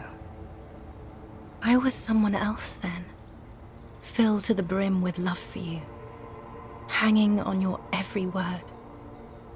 Oh, Harry, you were the coolest. But I'm no longer that person. This has taken her place. It will devour you. Harry, I will eat your mind. The light of the video rental shines through her dress now. A DeLorean figure, cut in black, moves below. It's still her. Her legs, her breasts, her hips. The coolest. With your leather jacket and your boot-cut pants, smoking in the bus stop. I wanted you to be the rest of my life that day. And you were. Some of it, at least. You were my first. My first kiss. My first time to have sex. The first and worst time I fell in love.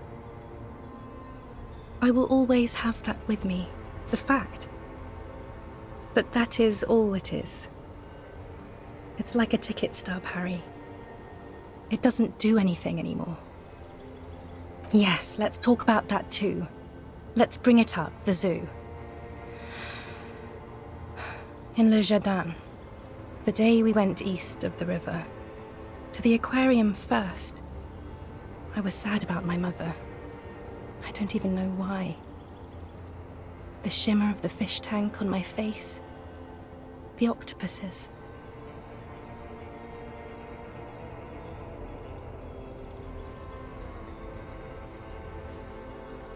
It was just a day then, but to think. Were we there now, you could touch my hair, kiss me. Talk to me about anything, go virtually anywhere in the world. Not like now. Now our interactions are limited to pain and regret. It's here, Harry. We are on Voyager Road. At the end of it, 300 meters from the stop. We used to come here to rent videos. There, you could not pay the electrical bill. It became a lightless tomb. The years you spent training for the militia, my parents' money, it was not good. Surely the alcohol didn't help either. Everyone has a little glass of wine every now and then. I certainly do. It's a Queen Regnant thing. I don't think it was the alcohol. It was inevitability. See? If you drank with her, you'd be cool again. If you drank with her, you could have sex on alcohol.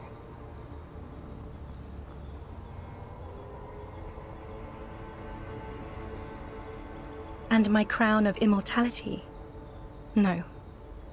You scared her out of me. With your crying, the awful time we wound up having. And the cheap rental flats you could afford. Can't you see? I can never think you're cool again. I can only think that way about new people. It wouldn't be a cheap rental this time. No, it's too late. I found someone for whom I feel the same love I did for you. Only this time, he is more careful.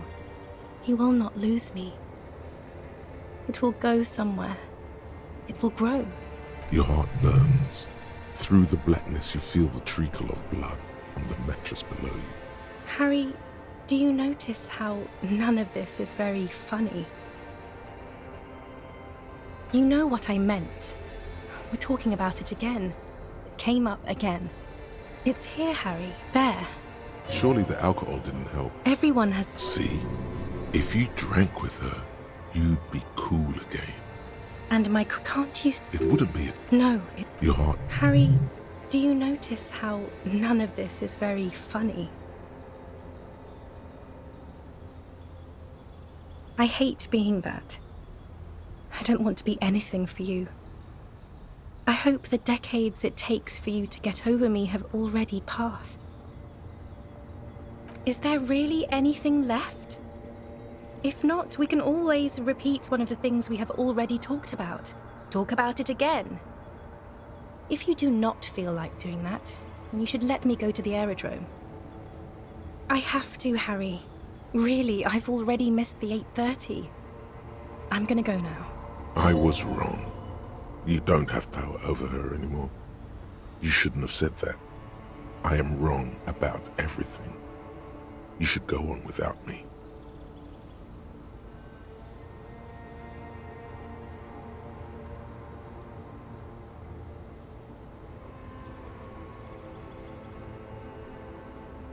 That was someone else. I betrayed her, overwrote her, and I'm happier for it. And I'm really going now. The time is up. I must be on the 10:20 flight. I won't see you, but you will see me. Oh, Harry, this is a dream. Can't you see? I'm already in Morova by now. Who knows how long ago this happened? A year? 2? 5 years ago? Right here, tomorrow night. Once this dream starts happening, it keeps happening. 3 times a week, at least. And Harry, it really, really looks like it started happening again. There's the video rental. I'm suffocatingly beautiful. And young. And I smell of tutti frutti chewing gum. Like I did that time when I asked you for forgiveness. After leaving you the first time. So long ago. Oh yes, this is real darkness. It's not death, or war, or child molestation. Real darkness has love for a face. The first death is in the heart, Harry. See you tomorrow.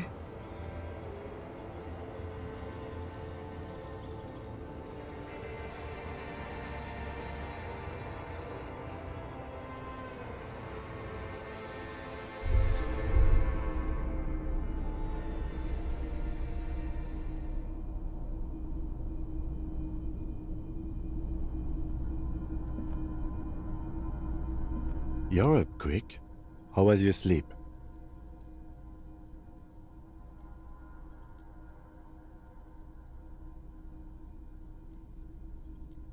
I did not want to wake you. Perhaps I should have? Was it a job dream? The lieutenant nods solemnly. I understand. We've all been through similar things. It can be overcome. Are you sure you're okay? You thrashed around and you bolted up, halfway covered in blood from your wounds.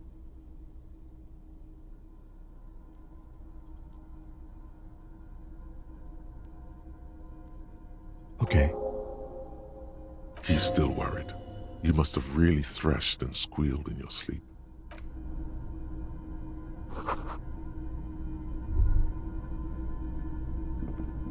Books and magazines lie scattered on the floor and on a makeshift cupboard. They are not particularly well organized.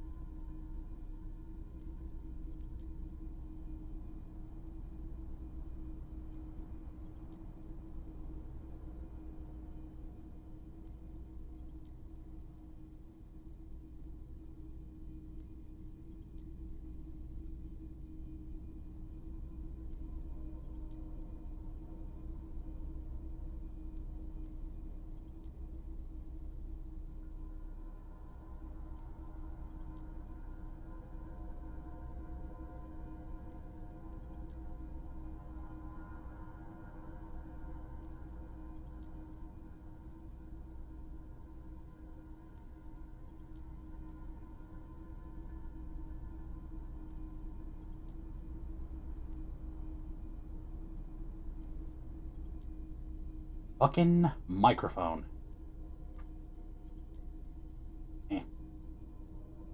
Piece of shit.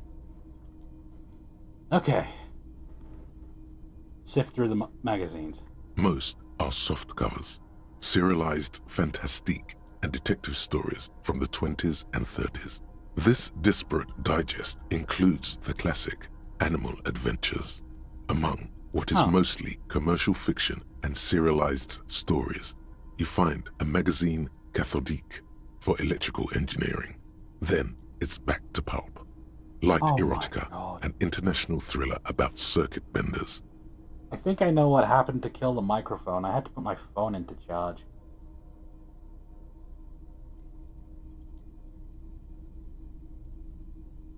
Which means I've been mute for like an hour? Someone's made themselves a home.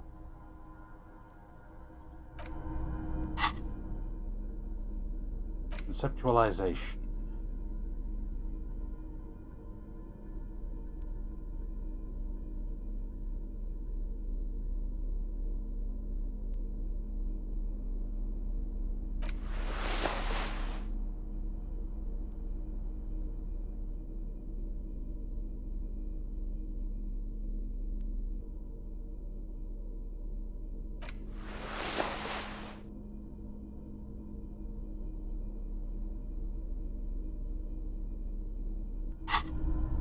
Soft covers, serialized fantastique, and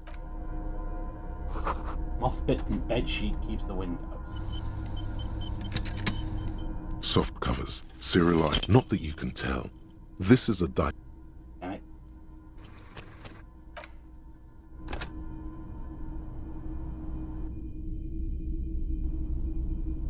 Soft covers, serialized. Oh yes, under the bed, there is a rather extensive collection of critical theory, that is, dour, life non-affirming left-wing literature, published by small imprints such as Abattoir Firm and Ouzia.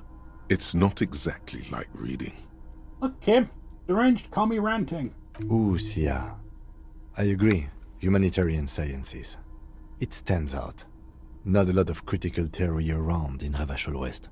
Your incendiary remark has failed to provoke him. Wasn't there some in the communist student's room? The student in the apartment building seemed to have some too. Well, yes. That one student did. The little books seem inconsequential next to the big pile of frivolous entertainment covering them. do you think this means? Whoever has lived here, they have some education and a certain set of interests. Interesting. Can I grab that? Army surplus winter scarf, empathy and composure. Might be useful. What's here? An old cylindrical generator is nested above the ammo lift, with makeshift electrical wiring running out of its side and across the floor. The lieutenant puts his hand on the metal barrel, checking for warmth. It's cold now, but someone has been maintaining it. The wiring has been repaired. Where do these lead? Downstairs, somewhere? What does this mean? I don't know. I'm not a philosopher. I meant, why is it here? Someone with basic electrical skills has restored it in order to keep the room warm. Maybe it's the fire guy. The wind outside picks up suddenly, with a faint howl. Inside, it's warm. Let's get looking.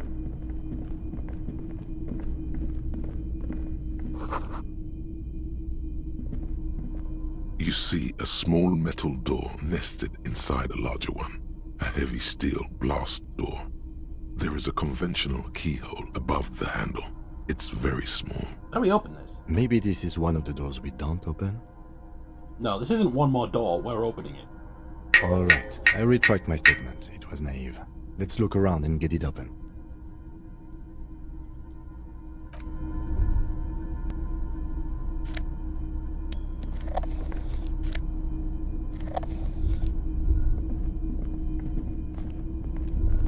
Sweet, more magnesium. Ooh, Chinese.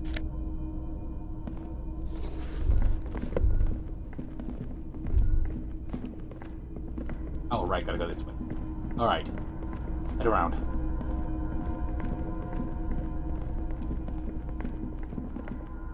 Green paint flecks off the monoblock aluminium cabinet. There are rows of switches on the front panel, a frequency band, and even a keyboard. Run it over. The keys rattle like teeth. This keyboard hasn't been functional in decades. What's this? The console of an anti-computation device. The generator upstairs, with wires coming out. They terminate here. Could it open the blast doors? Possibly. Urgence, ouvert, allumé, radio diffusé. It sounds like this device was used to control the electronics here. Maybe it still does. Push. Nothing happens. Slide. The dial slides under the glass. Silently, you make out defunct stations on the UKV frequency. Insular.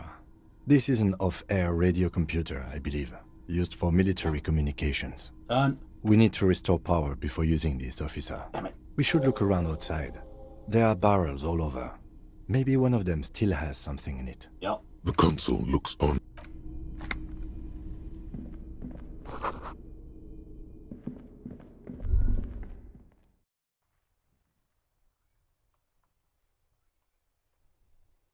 Oh boy.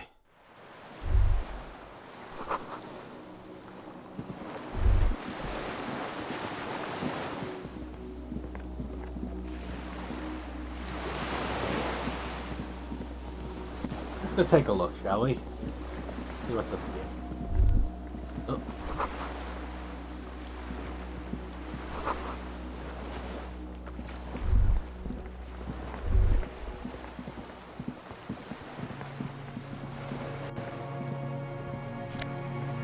Hell yeah!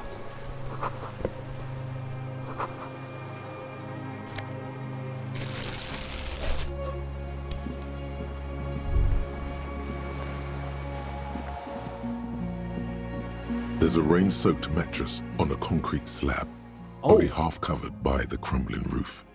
At the head of it, double embrasures, firing slits like two eyes in the wall. B triple prime. This looks like a good place to shoot from. Spec mattress? A single-person mattress, modern, civilian use. Brand name, Marjorie, and an empty can of beans on the ground next to it, filled to the brim with cigarette butts. Have a peep? The silhouette of a tobacco picker adorns the paper filter. The brand, Tio Moteri. Someone's been smoking TL with Titi, ones we found at Land's End. I may have been wrong when I said it wasn't important. This means the same person could have visited both locations. Yep. I didn't see any signs of smoking inside, though. If people live there, they keep it tidy. This here may also be a smoking spot. Have a look at the wall. There's a firing slit in the wall in front of you, like a little window. Concrete? Quite old and grimy, from years without cleaning by anything other than the rain. Through the hole. The springs screech as you lean on the mattress and crane your neck to look out. Trepidation. A tingling feeling in your stomach. A small piece of Martinez coastline opens up in the square in front of you, like a tiny landscape painting. 1 kilometer across the water. The ruins look familiar. On the right? The red chimney and collapsed back of the 4-story tenement in front of the Whirling in Rags, Rue de Saint-Ghislain, 10, the doomed commercial area. The left? A towering skyscraper, its top floors shaved off by artillery fire. Capeside apartments. Rue de Saint-Ghislain, 33A and 33B. Between them? The box-shaped silhouette of the Whirling in Rags. Its sloped roof, a tiny fleck of light catches your eye on the rooftop. Sunlight reflecting off the upstairs window of Clausia's room. Motherfucker. What does that mean? Do you have line of sight to the window? More than that. Kim, with a pair of binoculars, I'll be able to see inside the room. A pair of binoculars? Or a scope of a rifle? You'd be prone, lying on a mattress, barrel resting on the embrasure. Cheek against the cheek rest, hand on the hair trigger. On a calm day like this. Kim, I could make the shot. Good. I think we have it, Detective. The origin of the shot. This is the sniper's nest. Affirmative. Better late than never. Nothing pointed here. Many leads pointed elsewhere. You're right. He looks north, over the fortification. Then at the mattress. Could they still be here? Where? On this island. He does not answer. Just nods. With his back hunched, he looks around once more and says, he feels uncomfortable suddenly. We should move now. Yeah. Inclined to agree.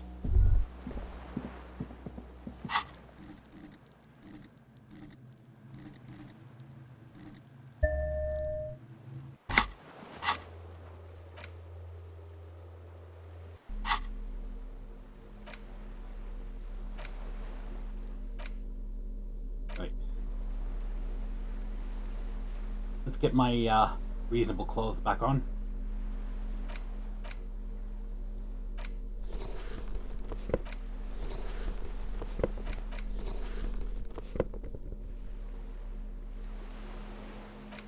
Actually, I need the pain threshold here.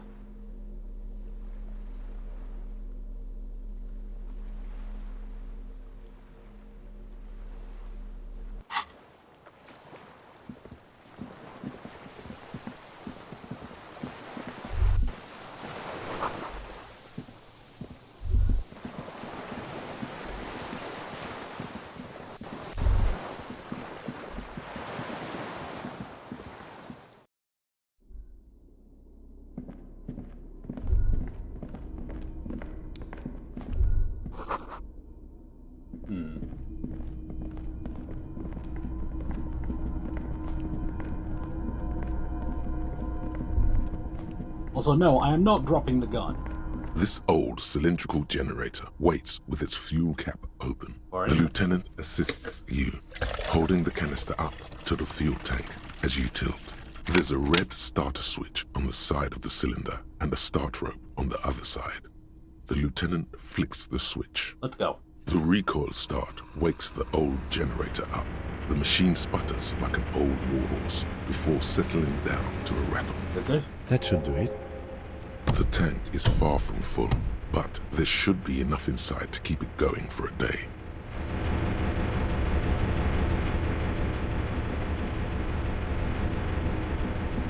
Alright. Let's blast door. A dim golden glow. It's on. Turn The blast door opens with a series of clicks. A shaft of light appears, then widens as the light shines in. Yes!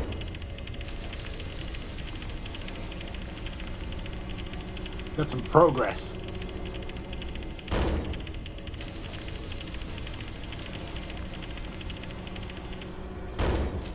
A sudden wave of anxiety makes your skin crawl. After you. I felt someone watching me outside. So did I. Not back there, but I felt it since we came here. I'm scared. Don't be. I have a gun. I also have a gun. I know. It was not easy to acquire. So what's there? I don't know. A thin wisp of smoke rises from a charred black fire pit. The wind picks up, then dies down again.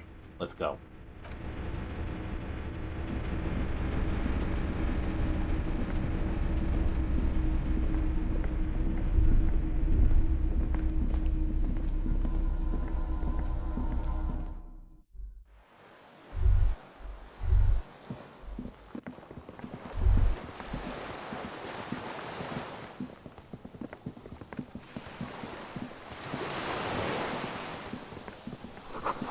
Deflated rubber dinghy. Small white flowers blossom all around me. What have we here? Hey.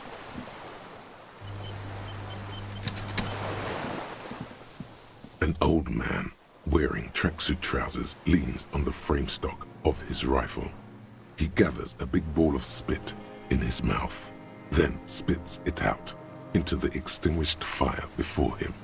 He raises his black eyes, hooded by creased eyelids, to meet yours, unclouded by cataracts. His eyesight is sharp. Well, he's practically tearing up from spite. Hatred got the best of him a long time ago. This man hates everything. You the fire guy? The what now? I can't hear you. Recently tell two kids to put out their fire. Two twins. I may have. All sorts of little rats have come sniffing around, trying to give up the position. The position? Sounds like a hiding place. Fire guy. Regressive bourgeoisie henchman. Can't even talk like a grown-up. You've retained your eyesight. My eyesight? Yes. Helps me see all the shit. A shudder of disgust passes his right side. His left side remains motionless. Did you close the blast door? I did. And you opened it. How? Killed the generator, then used the console. I should have burned that console down. How'd you know I was coming? The boat engine. On the water. Nice gun you got there. It's not nice. It's a piece of shit. But it gets the job done. At a Bell McGrave? It's a 3-Angong 446. A Samaran rifle. How did you get hold of one? It was sent to us by our brothers in the Sinyao commune. Military aid. Huh. It has stayed true to him. He can still make it sing. The Sinyao commune? You heard me. It's good now. Like chalk, white from the board. Need you to put down that gun so we can talk further. Or with the police. The lieutenant pulls his pistol from the holster. You are a glorified night watchman. This is a service rifle. I can only lay it down before an enemy commander of corresponding rank. I am an enemy commander of rank. Put it down. It's a good line, but your voice slips on, Damn it. Commander, producing a little squeak. Sounds like you're afraid. A big-time operator of the pederast army. How about I keep it, huh? Hand it over to a real killer. A Briscard. The lieutenant aims his pistol square at the man's forehead. Put it down now, sir. Or you're gonna blow my brains out before you question me. To hell with it. It's a walking stick anyway. It's out of bullets. Wow. Like an amputated limb in the sand. Pick it up. His gaze follows your motions. The rifle feels surprisingly light in your hand. Frame stocked and patched in places with tape and wire. Still warm from his parched hands. Not the metal. The metal is ice cold. This weapon has been modified several times. You've patched and modified this rifle a lot. I wonder how old it is. The old man does not answer. He just stares in front of him. Have a peek? The rifle's in a shabby state, like a crutch that's seen too much travel. Hieroglyphs are embossed into the forearm, made of walnut. Huh. On the butt, you see Vespertine writing, burnt into the wood. Triangon, 4.46mm, made in Sinyao. As he said, Triangon. Sinyao. Worn, personalized even. Looks like this weapon has seen a lot of use, hasn't it, sir? No response from the old man. The plastic cape around his shoulders rustles in a small bout of wind. Jacketed ammunition, 4.46mm. Jacketed, military-grade ammunition. Stable in flight. Good for hitting something that's very, very far away. As he speaks, he stresses every word. He's liking this. Stow it. The old man keeps following your motion with his gaze. His right arm twitches suddenly. This looked very much like the murder weapon. It could be used against him to get a confession. In time. Who are you? My name is Josef Lilianovich Dross, Political Commissar of the 114th Anti-Aircraft Division of the 4th Army of the Commune of Revachol. Holy! I am a deserter, a partisan, and a prisoner of war. This is my termless surrender. The Commune of Revachol? Do you mean the ICM? Your holdover from the... From the Insular Indian Citizens Militia, the Army of the Revolution. I was recruited in Jamrock in 07, trained in the École de Contrôle Orient, and consigned to emergency defense duties in 08. I left my unit on the eve of the landing. When I returned here on May 14th, the Commune had fallen. Still armed and ideologically trained, I wrote a criticism of myself and resumed partisan duties. How long have you been here? 43 years. No. I've been on other islands too. I was an Resurrection until they turned it into a spa in 18. Then I was an E-48, a nameless sound, until the sea washed over it. Then I came back here. That was 22 years ago. You've been hiding here for 43 years? 43 years and 10 months. That's the length of my life. It's too long. It's not how a human being should live. But I couldn't just forget what I saw. He just couldn't. You couldn't give up? He nods, but he can now. What have you been doing during all this time? Hiding, fishing, waiting. Where the afternoon grows late, on Rue de Saint-Ghislain, people walk home. Street lights will soon be lit. Further inland, the streets are alive with workers, insane, men, women, children, street hawks and migrant laborers. The temperature is steady. Alto cumulus clouds form above Precinct 41. I was not expecting a war holdout. Always waiting. For what? For her to return. Her who? Girl child. Revolution.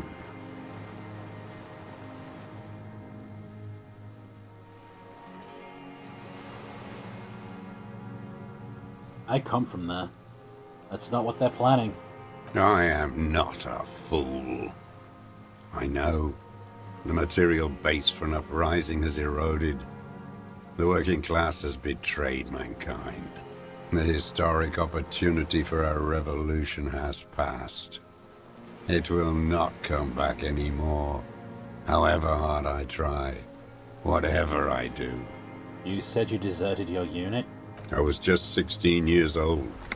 15 when I volunteered. I had a lapse of faith. And of courage, too. So you're saying you lapsed in faith? You could say I misunderstood the historic role of the proletariat and thought Mazovian socioeconomics were fallible. For a second, I doubted the irreducible laws of historic materialism. A second is all it took. For what? For reaction to take hold. What's reaction? Petty bourgeois terror. It's in all men. You were just afraid, mate. It's the same thing. You haven't seen it. Not really. Not naked. It's impossible not to be afraid. And this was when? May the 13th, 08. 44 years ago. The horizon was black with coalition airships. Their petroleum rose to the sky, and it looked like it formed the clouds. Storm clouds. When they started shelling, it was dark magic.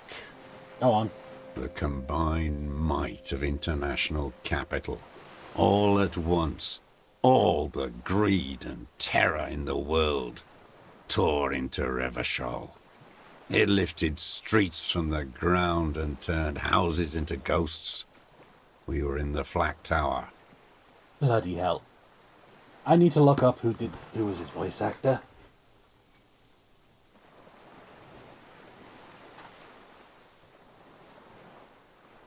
Jesus Christ. Mikey Goodman, you are an absolute legend. Reptilian brain, limbic system, spinal cord, Roy, and the Deserter. Deserter. We're getting to the point I would have considered it worth one more. Huddled on the floor. The artillery was 80 kilometers away in Ozon, but I knew the commune would fall. We would all be turned into ash. So I said I was going to the map room. A terrible shame, still within him.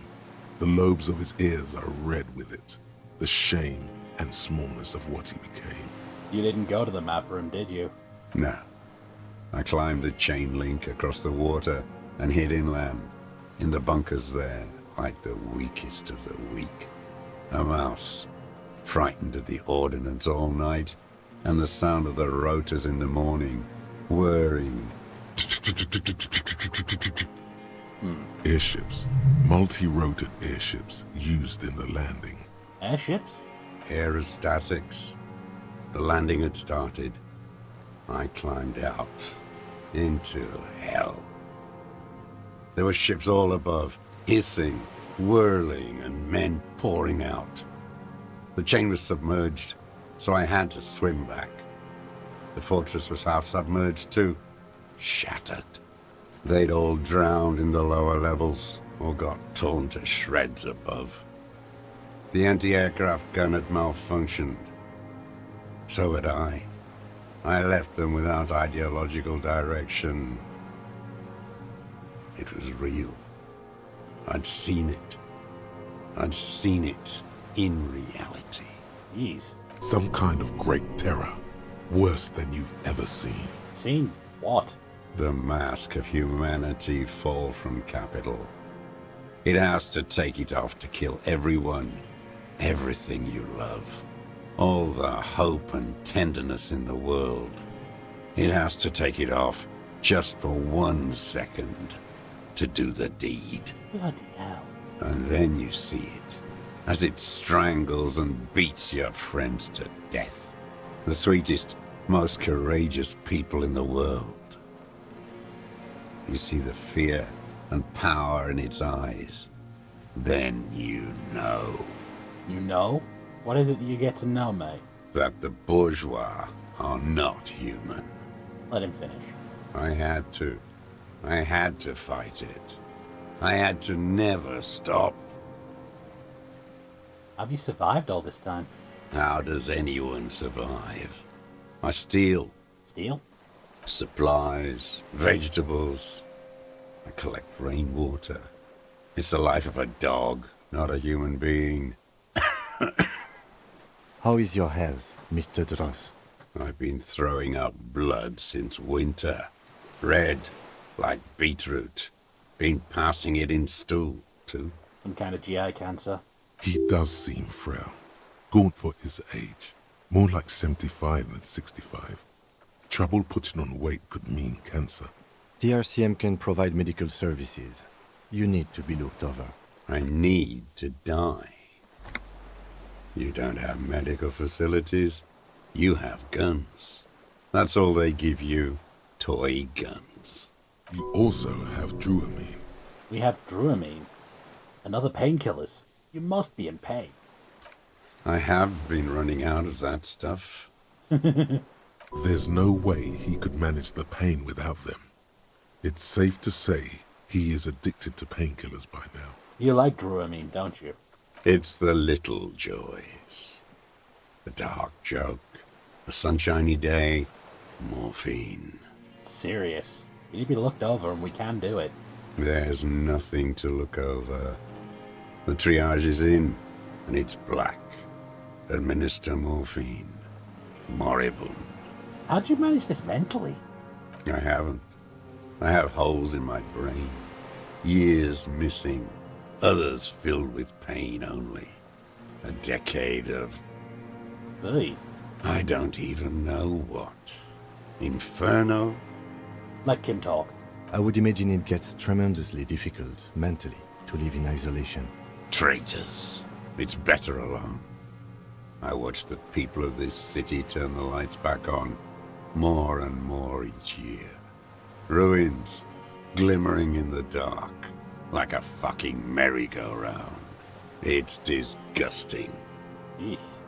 Are they not heartbroken? How could they have moved on? Have you concealed yourself all this time? It's like 40-odd years. It was hard in the Thames. I didn't have partisan training. They were searching for stragglers, those bloodhounds. Floodlights on the water at night.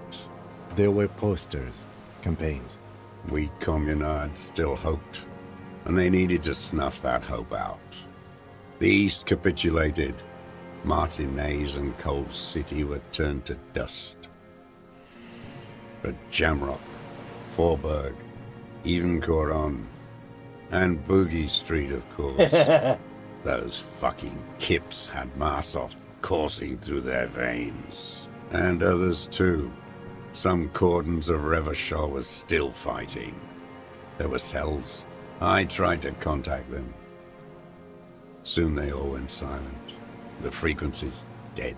How'd you get to the mainland? At night, I used a dinghy. I only went after dark then. When I got to the city, I stayed underground. Patrols, you lot, the commons too. They'd started snitching. Bloody hell. In the city, you move underground? From bunker to bunker. Not anymore. No one cares now. I don't even have to hide. They think I'm another antisocial vagrant. I could walk straight into that town if I wanted. Why didn't you? I don't want to. They're all traitors. Pigs, rabbits, and dogs.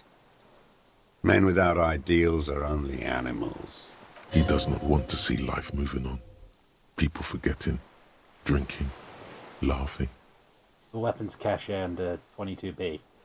In the basement. You been there? So you finally found it. There must have been a small squadron's worth of arms in there. Elmer Graves, right? Yeah. Damaged beyond use. I know. So you've been there? Sleeping. Some nights.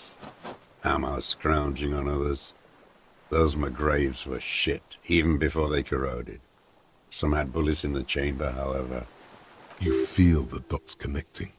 Little dots on the map he's walked across. And a small bunker under the Feld building. Been there? The propaganda bunker. I used to, but not anymore. Let's see. Ooh, thank you.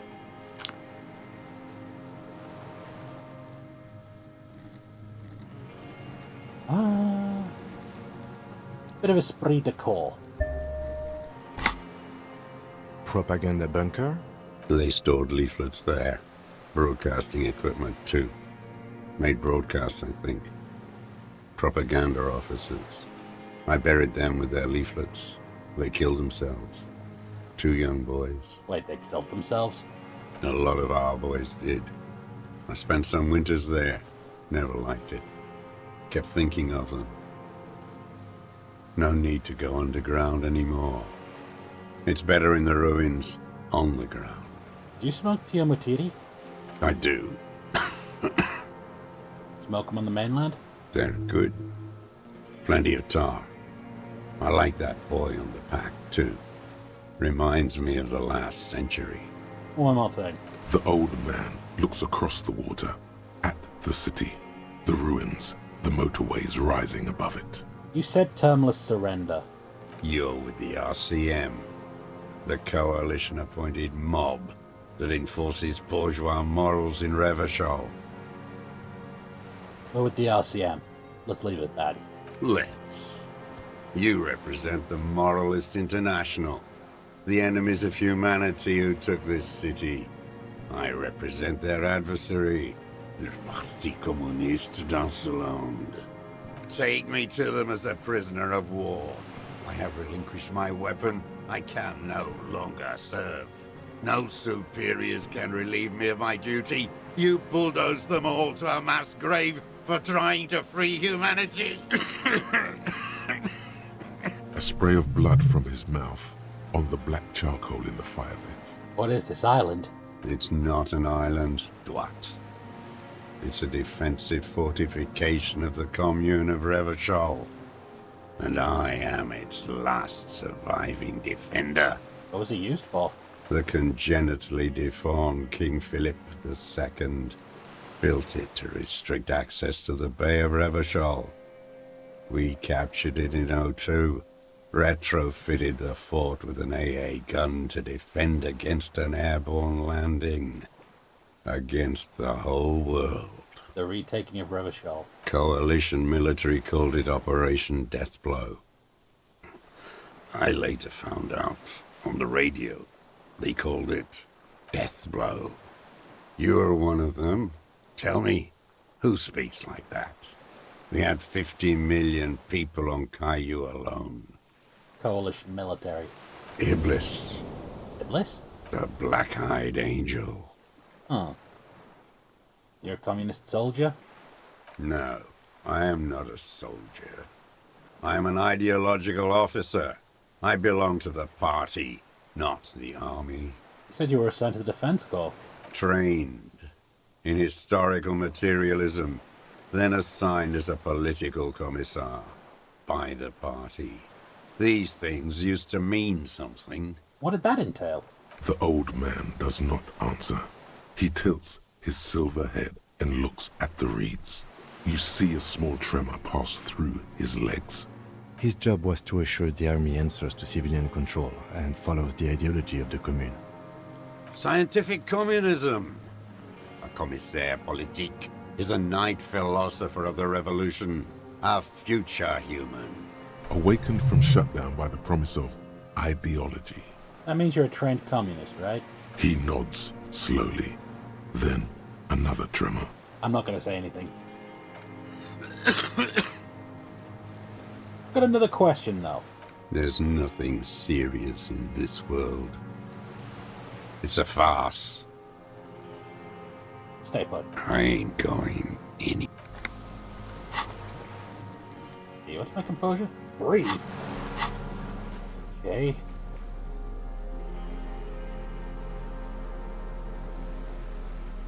Any items to increase my composure?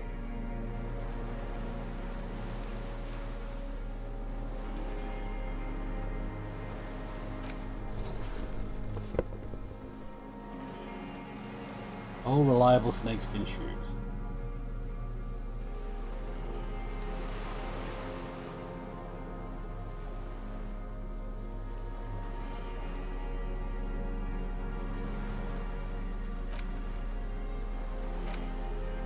Ah.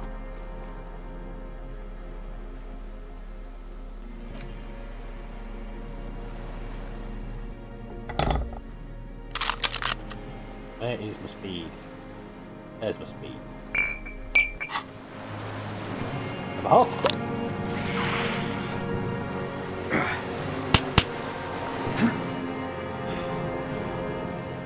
Save. Hear that? Magnesium. That's what you're lacking. The magnesium levels in your blood are dangerously low. It's about the low magnesium levels and not the high alcohol levels. There's a lack of magnesium in me? Yes, and it's critical. Look at yourself. You're practically devolving into a fish due to the lack of magnesium in your bloodstream. Do I need to mag it sideways? Mag it sideways? What are you talking about? You need to mag it up. You've probably had 2 heart attacks and a minor stroke already. And the only prescription is insane amounts of magnesium. 1 stroke? Don't be so modest. He's having one right now. You're saying I need to become a magnesium-based life form? Yes. If you want to live, you need to evolve. You need to transcend the carbon. Just remember. And it's certainly not the dextroamphetamine, nor pyrrolidone, nor smoking for 40 years. Minions of capital. Wait. Assassin. Minions of capital. For a sick... No.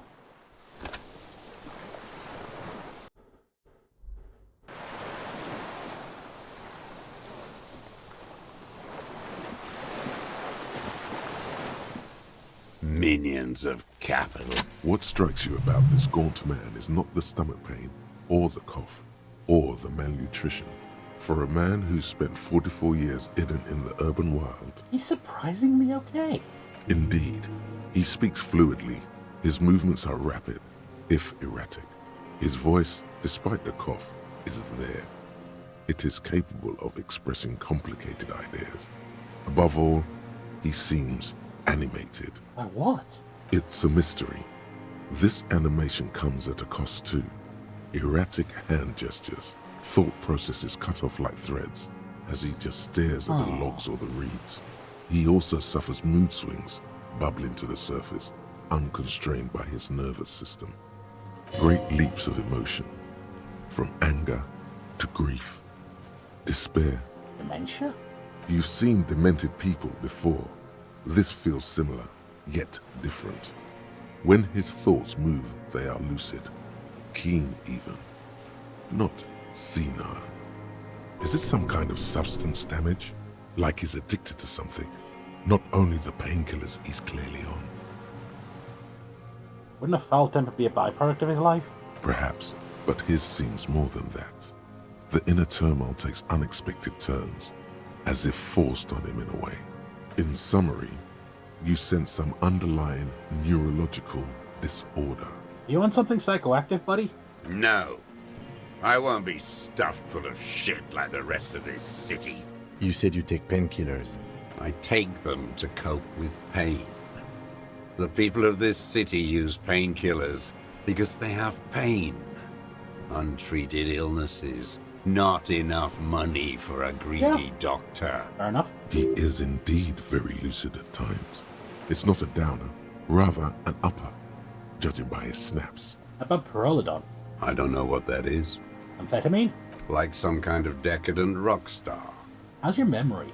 No, I'm not okay. I shit blood, and I'm surrounded by insane people. There it is again. Erratic hand motions, bouts of rage, and the stomach thing too, of course.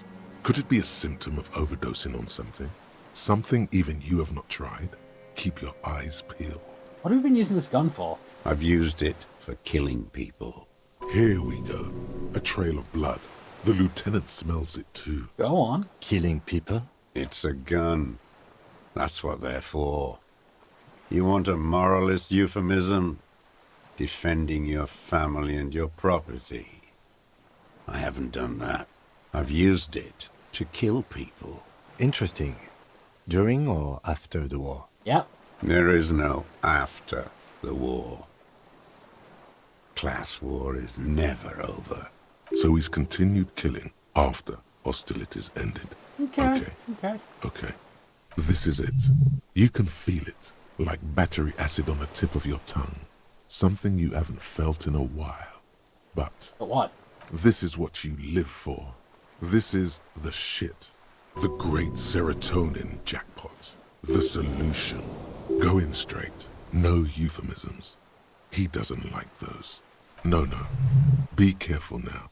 Slow and steady does it. Make him repeat it first. Don't mess this up. Remember, he wants to tell you. Get personal. The saying you kill people after the active fighting stuff. What did I just say? What did I just tell you? Don't drop the ball now. Wait, which one do I say? Nothing comes to you, and in them, a chill, like electricity running up your spine, crawling into your skull. What? All is not as it seems. Detective. Damn it. Ask it already, he wants to say. Have you killed anyone with that gun in the last week or two? I don't want to tell you anything, you grotesque murderer. And why did you think that was a good idea? Don't listen to me. I'm wrong all the time. Did you use that gun to shoot and kill a colonel of the security contract at Crenell? The who now? He heard you. He just wants to hear you say it again. This is dramatic flair on his part. Right choice. We're in. Do it, sire. Corpse in ceramic armor hanging behind the whirling in rags. Did you shoot him? Oh, yes. That one. Ugly piece of work, that boy. Did you kill him? I am a son of a welder and an officer of the commune of Revachol. I do not collaborate with murderers and pederasts of the liberal regime. A drop of blood in the saliva. Tear into him. Pile it on him. Everything you got on him. The more, the better. Magnesium-based life forms.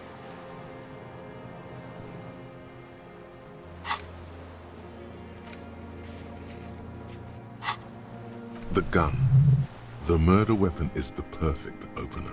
The scent of blood in the air. But what else? There was something you can't remember. Something about the tracks. Suddenly, all those tracks are so confusing. Go with something else first. What am I forgetting? Wait, here it comes. The goddamn Maybells. The dried Maybells on Clausia's roof. Oh, yeah. There were Maybells in the grass when you got here. And Maybells on Clausia's balcony. And nowhere else. Nowhere in all of Martinez have you seen them. Wait, don't forget the footprints. The diagonal prints in the dust in the secret space behind Clausia's bedroom.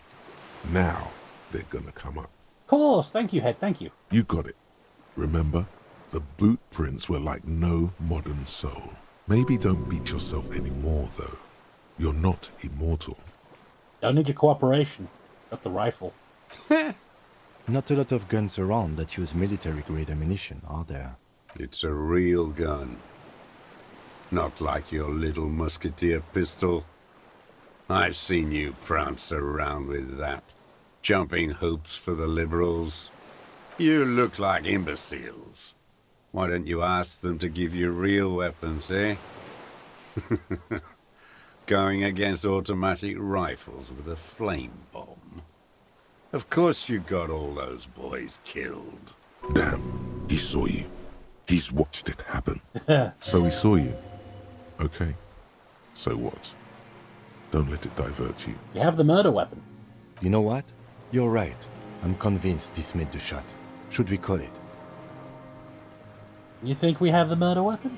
4.46 jacketed ammunition, modified for range. We have it. This is it. I'm calling it. We got the murder weapon. Good. Yes. This feels good, doesn't it? Tearing things up like this. When you have the murder weapon, you have the killer. Murder. Like a marionette on some invisible string. This pushed him, but not enough. Just a little more. Shot came from this island. I saw you poking around there, looking for evidence. You're damn diligent when it comes to dead fascies. Did you like the view? You had direct visibility.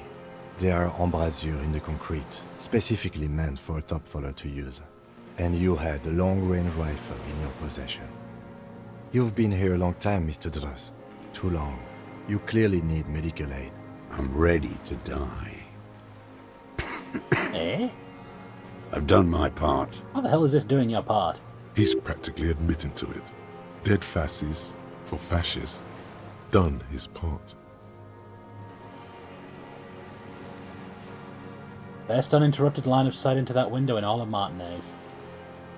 Because it's a sniper's nest, you stupid fuck. Almost. He almost burst out there. Keep piling arguments. Anything. What brand of boots you wearing? Everything is brands with you individualists. Who cares what brand my shoes are? Sansa. Some shit. Show me the soles, please, Mr. Dross. Fucking imbecile. Oh, there we go. The maker is called Sansarique, and the size is 42 to 44. These are not the unusual horizontal patterned soles you saw in the dust on the floor of the hidden room. They do, however, seem to be about the same size. The size fits, but not the sole. Maybe it's simpler than that. Sire, he doesn't have to be wearing them right now. People change shoes. Doesn't mean you weren't there near the room the victim died in, sneaking around. Racking those brains, are you? Desperate to report something back to your masters? They must have really loved that dead fuck. The lieutenant gives you a quick sideways glance and nods to acknowledge. The prints were his. You can see it in those eyes. He can't keep them from flickering, looking for something. The old man stares at his own prints in the ash around the fire. Silent suddenly, some strange process within him. A gush of wind. Seagulls in the distance. Yeah, it turns out there was actually enough here for one more stream. Oops. On the other hand, I really wanted to finish this today. You've almost got him. Just the last little push. Not a lot of... It's a you look... Damn. So he saw you. Okay. You know what? You're right. Good. This feels good. Like a married, tie up every loose end. I saw you. You had that. You've been... I'm ready. He's practically admitting to it. Dead fascies for fascists. Done his part. You said fascies? You're admitting you killed him? You're sad for your fascia brother, aren't you? One twig got broken. Now the others are sad. Jesus. Leave no stone unturned. Get him on what matters most. I saw you had that. You've been... I'm ready to die. He's practically admitting to it. Because it's a sniper's nest, you... Leave no stone. You're lost, Dwat. You're lost. Josef Lilianovich Dross, you're under arrest for the murder of Ellis Cortinaire. Is what you plan to say. Before you can get past, you're under. The lieutenant interrupts you. Officer, are we sure? We could maybe get more. One more thing. The old man looked. You startled him. Maybe it was the silence. He quickly gathers himself. Still, what could he be afraid of? You talk about you killing him. Petty bourgeois law. A drop of blood in the saliva. Tear into him again. Not a lot of... It's a You look... Damn. So he saw you. Okay. So what? Don't let it divert you. You saved a lot of them. You didn't handle anything. I watched it happen. You let those fucks rip right into them. None of those people mean anything to you. You're getting diverted. So you watched the fight? Did you like what you saw? The mayhem. It was all your doing. Your plan. You got them killed. You don't know anything. You have the murder weapon. You know what? You're right. 4 point. Good. This feels good. Murder. Like a map. Tie up every loose end now. There's no other chance. Show me the... Fuck it. The maker, these are not. The size fits, but not the soul. We got you without the prince, too. Corrupt henchman of pedophiles. The old man stares at his own prince. You've almost got him. Just the last little push. I'm missing something. You're lost, Dwat. You're lost. Stay close. I got a rough feeling about this. Minions of capital. What do you want? Josef Lilianovich Dross, you're under arrest for the murder of Ellis Courtenay. What? But you said I would be taken to the... This terror is the sum of all the uncontrollable movements and mood swings he's been exhibiting. The wind picks up. The silence on the water is broken all around you. Little shivers of waves appear. The lieutenant continues, like an incantation. Your Wayfarer rights have been suspended.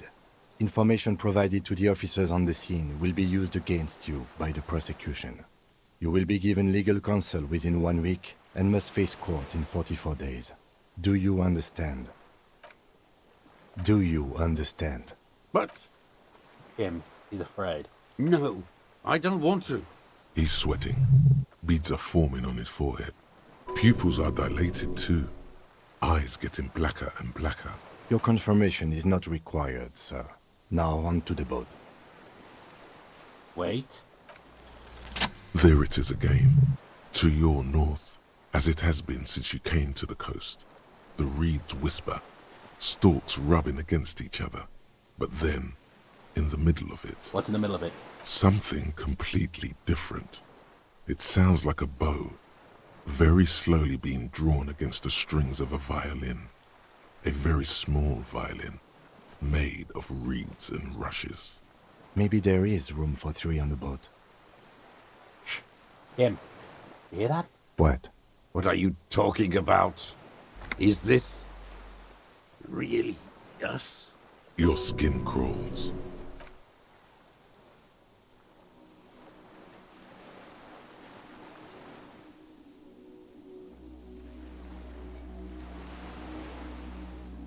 What in the goddamn...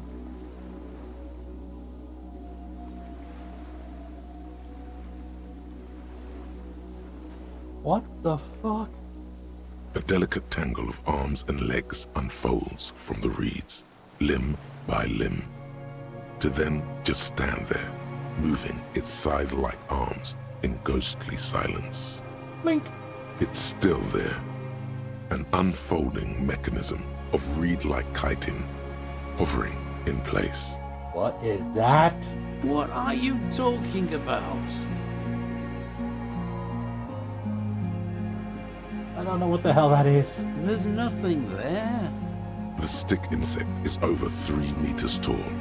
It looks straight at you with its tiny pinprick eyes and its grotesquely small head.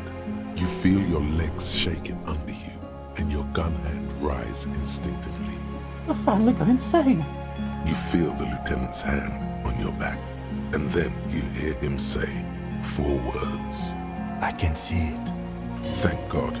Oh. If he can see, then you're not insane. But that means it's really there, spinning slowly, in absolute silence. Its limbs long and slender. Be very, very careful. Yeah. I agree.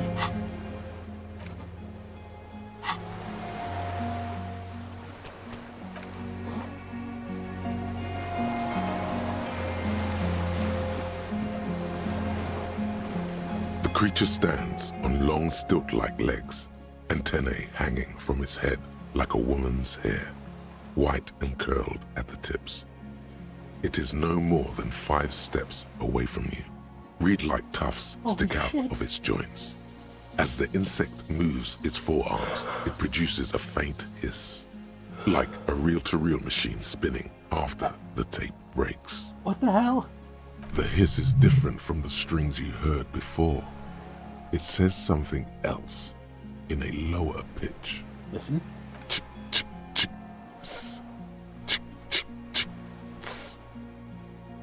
Is that? I have absolutely no idea. You glance over your shoulder. The lieutenant holds a piece of milled aluminium. He begins to pull it open, extremely carefully. It's the camera. Camera? No. The flash will scare the creature off. Warn him now. Kim, the flash is loud. It won't like that. We need a photo. No one will believe us. From the corner of your eye, you see a sudden cascade of motion ripple through the insect's limbs. I am not palatable. Do not eat me. I am afraid. It's afraid. Stop now. I won't be one of those fools who didn't take a picture. He's letting his pride get in the way. You see the insect turn to him. Its mandible antennae reaching out. Its motions are quick, sudden. Kim, who cares what they think? Understood. Of course. The spindly mechanism turns itself back to you. Its antennae taking their measure of the air. Yep. Slowly. Will be marked by stars. Like the pheromone on dick. Slowly, with your breath held, you take 2 small steps toward the phasmid. The creature lets out a series of ultrasonic clicks that swarm around your head like swallows. Like laughter, a sort of happiness. Sweat drips from your brow, soaking your chest. You reek of it, your chemicals. Hissing and clicking, it extends its mandible-like antennae to greet you. You're right below it now, looking up at the colossal chitin of its white limbs. The head of the creature is crowned by reeds, and its eyes are like small droplets of water. I was not expecting to deal with a cryptid when I was getting the confession out of the guy who did the shooting. I'm just going to raise my hand slowly. The insect stops its stridulation, seeming to observe you. Below its crown of reeds, little pinprick eyes detect motion, glittering. The world stands still around you. Suddenly, there is silence. No. Stop. Be afraid. Raise the other. As you do, the invertebrate comes to life, its limbs moving independent of each other, as if each has a mind of its own. They are white, like stalks of porcelain, knitting above you. Shifting around in the reeds around it, in the muddy water, you notice some of its hind legs apparently standing on the water from time to time. It's that light. Hello, I'm Harry. No reply. A total ancient silence comes from its mouth, along with what appears to be some kind of foam. The stridulations of its limbs continue all around you. You were right. Little bubbles form on the mouth parts of the creature, on its segmented lower lip. It looks to be foaming, slowly. The foam is white, then yellowish. Kim, it's foaming. Careful. It may be poisonous. The foam slowly turns a darker shade, like burnt caramel, as the insect moves its mouth parts, masticating. The little bubbles begin to burst, one by one. Tell me, what are you doing? Nothing. Its simple eyes give off no flicker of light. No one is home. The twitches of its limbs are insect-like, unknowable, perhaps without substance even.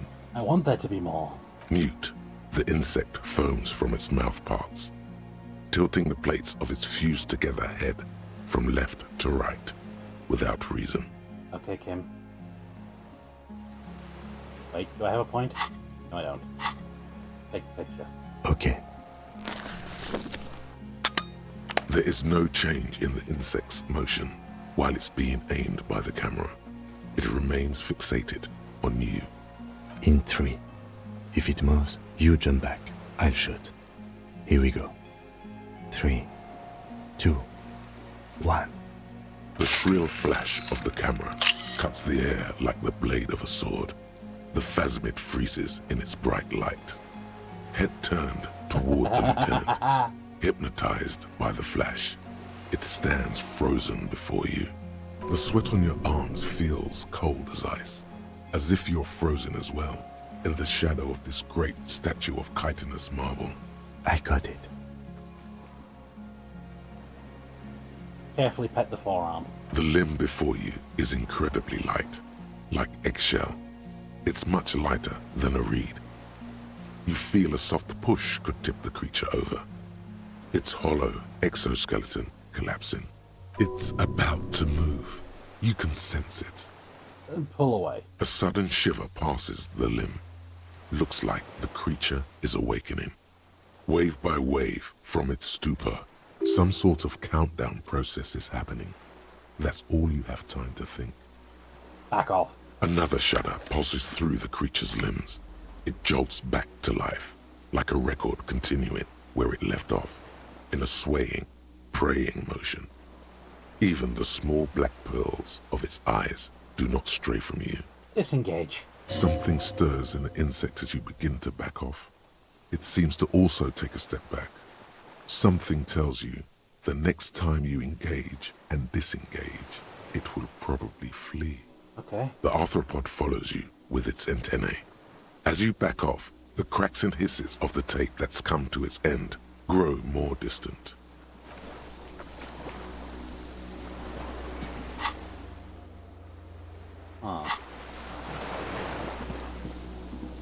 What is it? What do you want from me? I can't go. Something is very wrong with him now. Can't you see it? Right there. No. Huh. Nothing. Nothing is what he tried to say. There is nothing. Only the reeds for him. The reeds and devastation. I'll leave you be.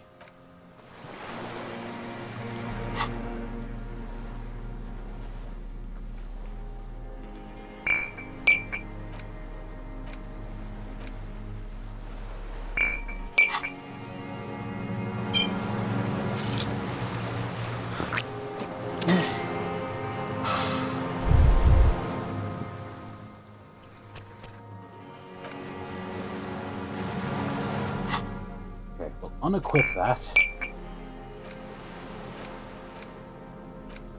What does this give me? Inland Empire and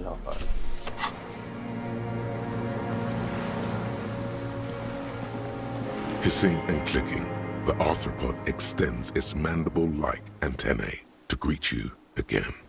You're right below it, looking up at the colossal chitin of its white limbs. Its small eyes look at nothing in particular. What are you doing? I exist. I exist too. Tell me what it's like for you. I'm ill. What is your illness? I'm insane. Oh, it is? I am not. There isn't even a central nervous system in my head. Only mouth parts for eating white blood clots. Now I will tell you how it is for me. For me, it is a series of half-lit images. A kind of darkness being intruded upon. Transient, dim, moist. By what? Shapes of plants and animals. And internal sensations. A swarm of sounds. Tiny vibrations on the inside of my forearms. All speak of complexities totally beyond my understanding. I'm tripping. Like, it's hard for me to even want to say anything. I've reached a point of extreme enrapture. I am at the end of a narrow funnel. Weightless. So light, it only feels like something to be me. In truth, perhaps I'm nothing. I certainly do not have a soul. And if I did, it would never ache. The fuck is happening to me right now? I don't know. You're just a shadow for me. Far away, faintly transmitting. But for a curious smell. I'm glad to be me. Sensitive instrument. Few of us can begin to imagine the horror of you. With all of creation reflected in your forebrain. It must be like the highest of hells, a kaleidoscope of fire and writhing glass. Eternal damnation. Eternal damnation sounds right. Even when you're sleeping, and when you wake, you carry it around on your neck, with eyes open that cannot help but swallow more behind the mirror. I feel great, mute empathy for you. It was very disorienting at first, but I'm keeping my shit together. That must be incredibly hard. The Arthropods are in silent and meaningless awe of you. Know that we're watching. When you're tired, when the vision spins out of control, the insects will be looking on, rooting for you. And when you fall, we will come to raise you up. Bud from you, banner-like, blossom from you and carry you apart in a sky funeral, in honor of your passing. But not me, because I'm just a leaf eater. In honor of your shit, Lieutenant Yfreter, which you kept together in the face of total unrelenting terror, day after day, second by second. Is this because I kept volumetric shit compressor the whole game? Detective. Huh? Arriving. On the scene. I am a detective. So am I. I was born to detect sucrose rewards and semiochemicals. What were you born to detect? The killer. He's in a bad state, deteriorating fast now. He thinks I am beneficial to him, but I am not. I only quicken his deterioration. You're destroying him? Very slowly, and only because he won't go away. It is meant to keep them from noticing me, to interfere with the pictures in their heads. But he has looked at me for too long, and I am destroying him. What is happening? No, you are awake. I am real. Light is forming me. This is real. Hang on. Whoa. You're telling me this guy went off his rocker, had all kinds of mental breakdowns and physical downsides, because he lived on a cryptid's homeland? Where does this all shit come from? Not even the birds know that. Not even the water lily. All we can do is beat our fists against it? You can also eat it. If it's a leaf, you can put it in your mouth. Yum yum. Or read. You know what? I'm not even mad. What are you? I am an unknown species of the order Phantasmadia, endemic to the Insulandian Insula. For the last 350 years, I have hidden in plain sight, masquerading as the reeds, molding, cloning myself, unfolding at night to play with trash bins and boys. What? It may have unknown, dangerous biochemical characteristics that help it maintain its camouflage. I went unnoticed by the first settlers and the land surveyors of the suzerain. Also, by the soldiers of the revolution and officials of the occupation. Even the Seminese islanders who came here first, but did not stay, have not seen me. I have stayed hidden through 4 forms of government and 2 scientific revolutions, until I was accidentally discovered by a detective of the citizen militia in Revelshov, district of Martinez, March 51. You poisonous? Yes. I do not have a starter display, so I use a neurodegenerative element to aid in camouflage. Do not worry. It is only destructive over long periods of time. This is insane. No, you are. The moral of our encounter is, I am a relatively medium life form, while it is you who are a total extreme madness. A volatile simian nerve system ominously new to the planet. Even the cryptids think I am absolutely insane. The Pale too came with you. No one remembers it before you. The Nidarians do not. The radially symmetrics do not. There is an almost unanimous agreement between the birds and the plants that you are going to destroy us all. Wait, what is the Pale? It is a nervous shadow cast into the world by you, eating away at reality. A great, unnatural territory. Its advent coincides with the arrival of the human mind. I don't have that kind of power. You're a violent and irrepressible miracle. The vacuum of cosmos and the stars burning in it are afraid of you. Give me enough time, you will wipe us all out and replace us with nothing. Just by accident. How?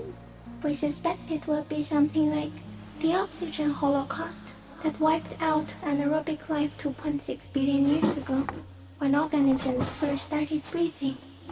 Only much worse. Worse how? Everything your eyes touch goes back there, behind the nerve mirror. What if you blink? Are we still here? Please don't blink. What if he misplays us all one day, or just forget? I've already forgotten the whole world once, when I drank too much. So it is already happening. Soon, one of you will close your eyes and open them to see that none of this ever existed. Tim, am I having a violent epileptic seizure? It doesn't look like that, no. What does it look like? You're just staring at it. Nothing, just looking at the stick insect. Everything is normal. I think you should back away from the unstudied species now. I have to say goodbye now. I have no more thoughts. That was all. No, there is one more. All the creatures I've met, you are the most beautiful. Thank you. I also have one more thing to say to you before you go. That woman, turn from the ruin. Turn and go forward. For freedom. What woman? You cannot lie to me. Behind you, it smells of fires. So awfully far you were prepared to go in her presence. And it. I'll try. She was hell on earth. It doesn't take a 3-meter stick insect to tell you that. Disengage slowly. As you're turning away, the phasmid mirrors your movements, stepping on the water, the long limbs carrying its feather weight without breaking its surface.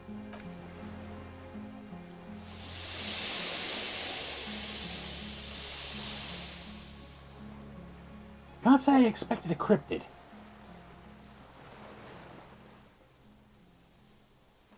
And just like that, it's gone, skating away across the sea's calm mirror like a skipping stone, leaving nothing but circles on the water.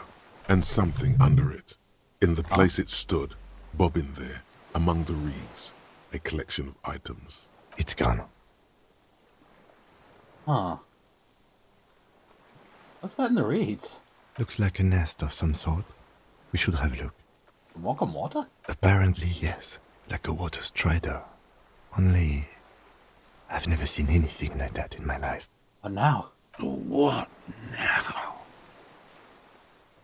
In some kind of strange, semi-catatonic state. Our suspect is not looking so good. We need to check on him. Flash his passport.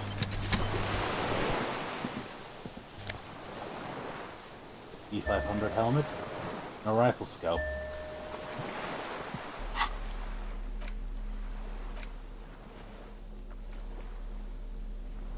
Huh.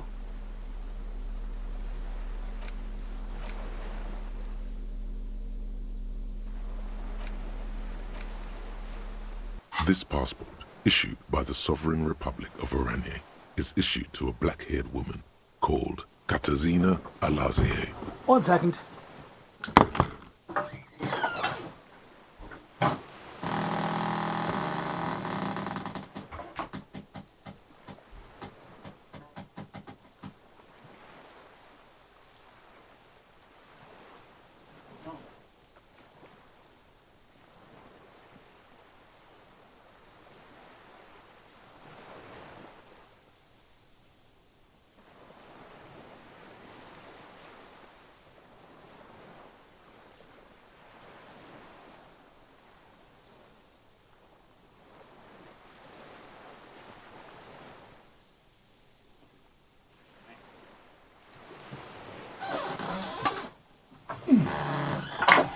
Okay, we're back.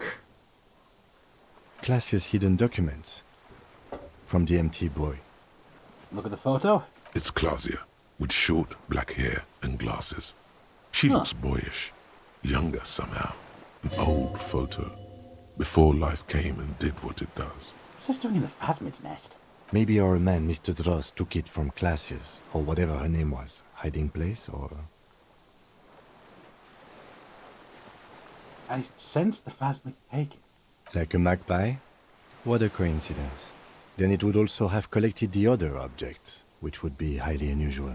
By now, the lieutenant has accepted your unusual methods. I can see how the helmet could wash up on the island. And the scope. Maybe Mr. Dross lost it. But to seek this out would be very unusual behavior for an arthropod. Would it? Maybe it was simply curious. Maybe it was curious, like an octopus.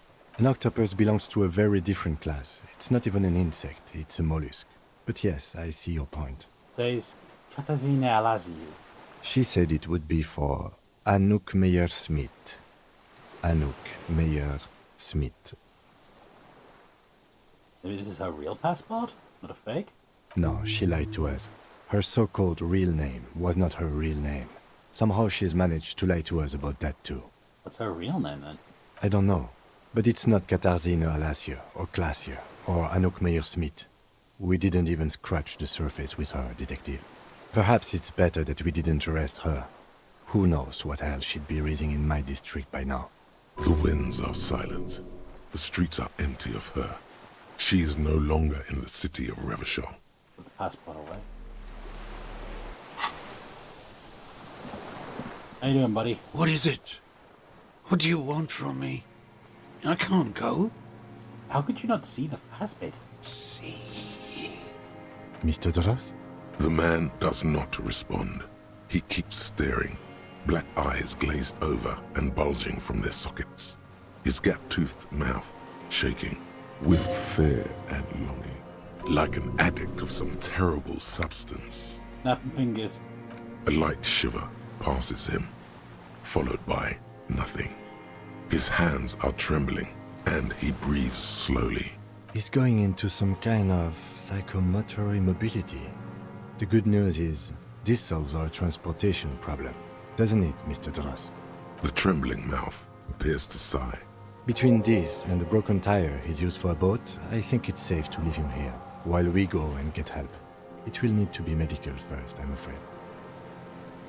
What has happened to this man? Old age and shock.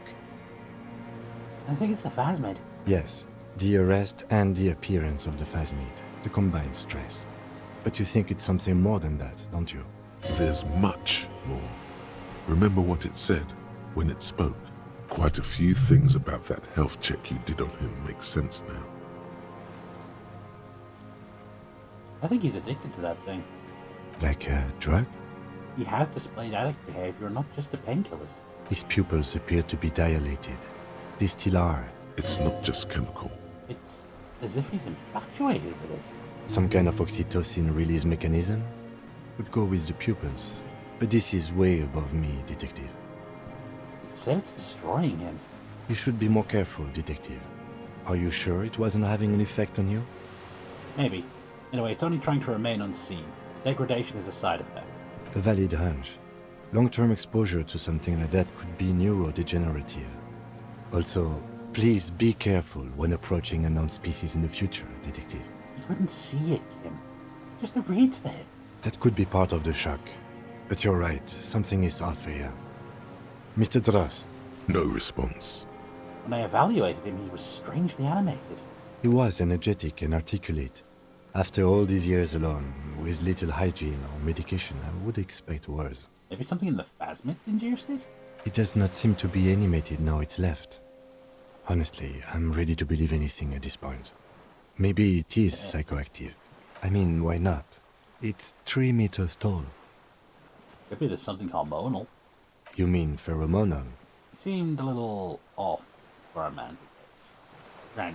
Humans are humans. Do you need neurological tampering for the glands to work? I don't know. Who knows how long he spent here in its company?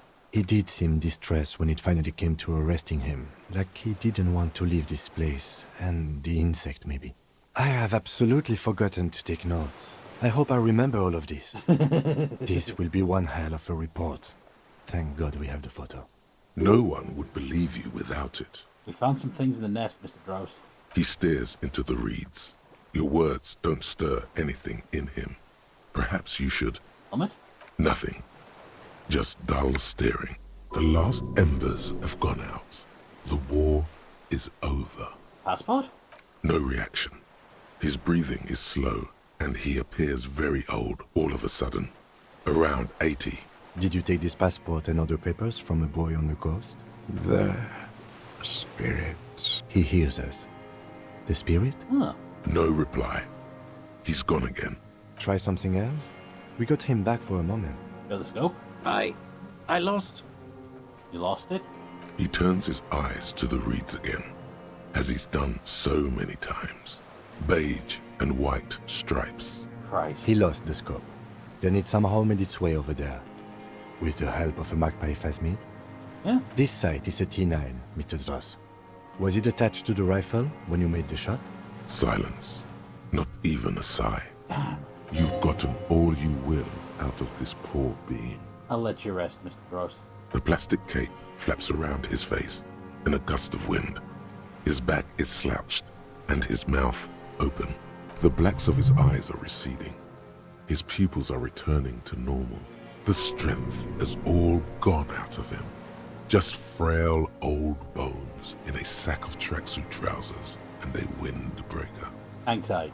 We should think about getting back to the mainland. To get help. He'll be safe here. If we don't take too long. Yeah.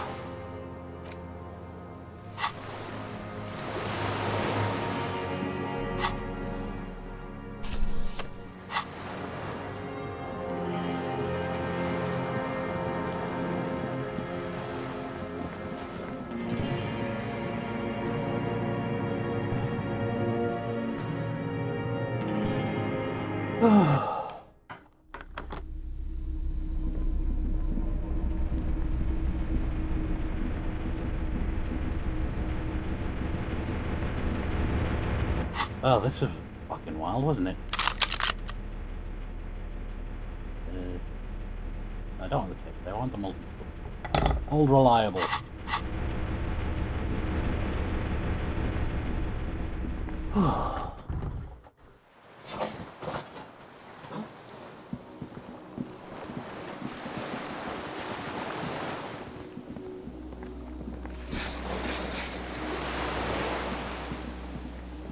The skiff is swaying on the waves by the dock. Let's return to the mainland, Kim. Let's. We are done here. The skiff rocks gently under your weight as you get in. The ride back is uneventful and quiet. But for the sound of conversation on the water, there is someone inland waiting for you. Two men and a woman stand on the concrete square of a nameless village, looking at a small yellow boat as it draws closer. The sea is calm. You reach the jetty and climb out of the skiff. I have a bad feeling about this.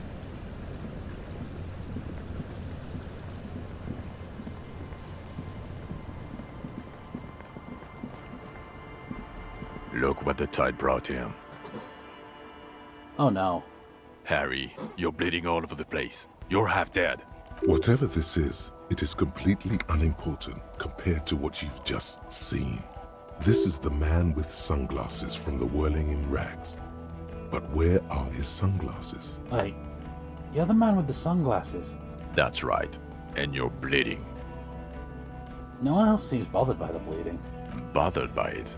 Harry, you look like you need a fucking organ transplant. Oh, fuck it. Let's not get into that. Who are you people? Hello, I'm Trent Heilerstein. I believe we've met on several occasions. I'm your goddamn partner, Jean Vicomar, and this is your special task force. Or what's left of it. Special Consultant Trent Heilerstam, Patrol Officer Judith Minot. Hi. We've come to scrape what's left of you off the pavement. Lieutenant Kim Kisuragi, Prison 57. We've just come from the island, where our investigation led us. We might need your help with something later. As if he recalled that he's in fact a decorated police lieutenant and not a naughty boy. But this is clearly a departmental matter, so I'm going to leave you to discuss it among yourselves. No, Kim, you gotta have my back. It's good to meet you, Lieutenant Kitsuhagi.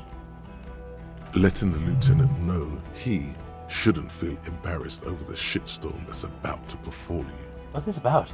Ari, we want to help you. Trent, I believe this is where you come in? I don't quite know what I'm doing here. I was asked to participate as an expert. I think I need to manage your expectations a little. I'm at best an enthusiast in cognitive science. My background is in something else entirely. I engage in neurology on a merely theoretical level. In fact, I should probably get going. No, Trant, it's too late. You're part of this shit now. What have you got to say for yourself, shit kid? Shit kid. What does he have to say for himself? He left you to catch the bullets. How did you know I was here? The cafeteria manager you fucked over told us where you went. I saved his establishment and still he betrays me? Strange. He didn't mention that. In fact, the establishment didn't look saved at all. There was a giant aerograffito in front of the building. It was on fire. It was a junior delinquent. I don't know. It had shit kid written all over it. You're not even blonde! Guilty as charged. I heard you'd lost your mind and your memory. I wanted to see if it was true, and it was. Good work, Harry. You're insane now. There's one less person for me and everyone else to rely on. He was too sarcastic for you to realize who he was. If you hadn't been so sarcastic, I would have realized I knew you. I'm clinically depressed, Harry. Sorry if I wasn't in the mood to batter you up after you told us to fuck off. Okay, I had that coming. Had what coming? Not recognizing people you work with every day. Brain damage. So, Trant Heidelstam turns out to be special consultant Trant Heidelstam. Yes, I'm Trant Heidelstam. I never said I wasn't Trant Heidelstam. What was with the kid? Mikhail? Mikhail's my son. His son? What a joke. Everyone is lying to you. Oh, okay. Sorry. No problem. What are you special consulting here? What indeed? I was asked to share my take on some of the more obscure theories developed in Königstein in the 30s, like partial psychotraumatic amnesia, group personality theory. Oh god. He's here to see if you're insane. He is smart. Let's move on. You entered the task force? Yeah. Major Crimes Unit. Under Lieutenant Dubois and Vicomar. Ring any bells? Who else is in this? Refresh your memory? It's a goddamn Major Crimes Unit. There's you, me, Jude, Trant fucking Heidelstam, and Guillaume Baby. I'm technically just a civilian advisor. Oh, fuck you.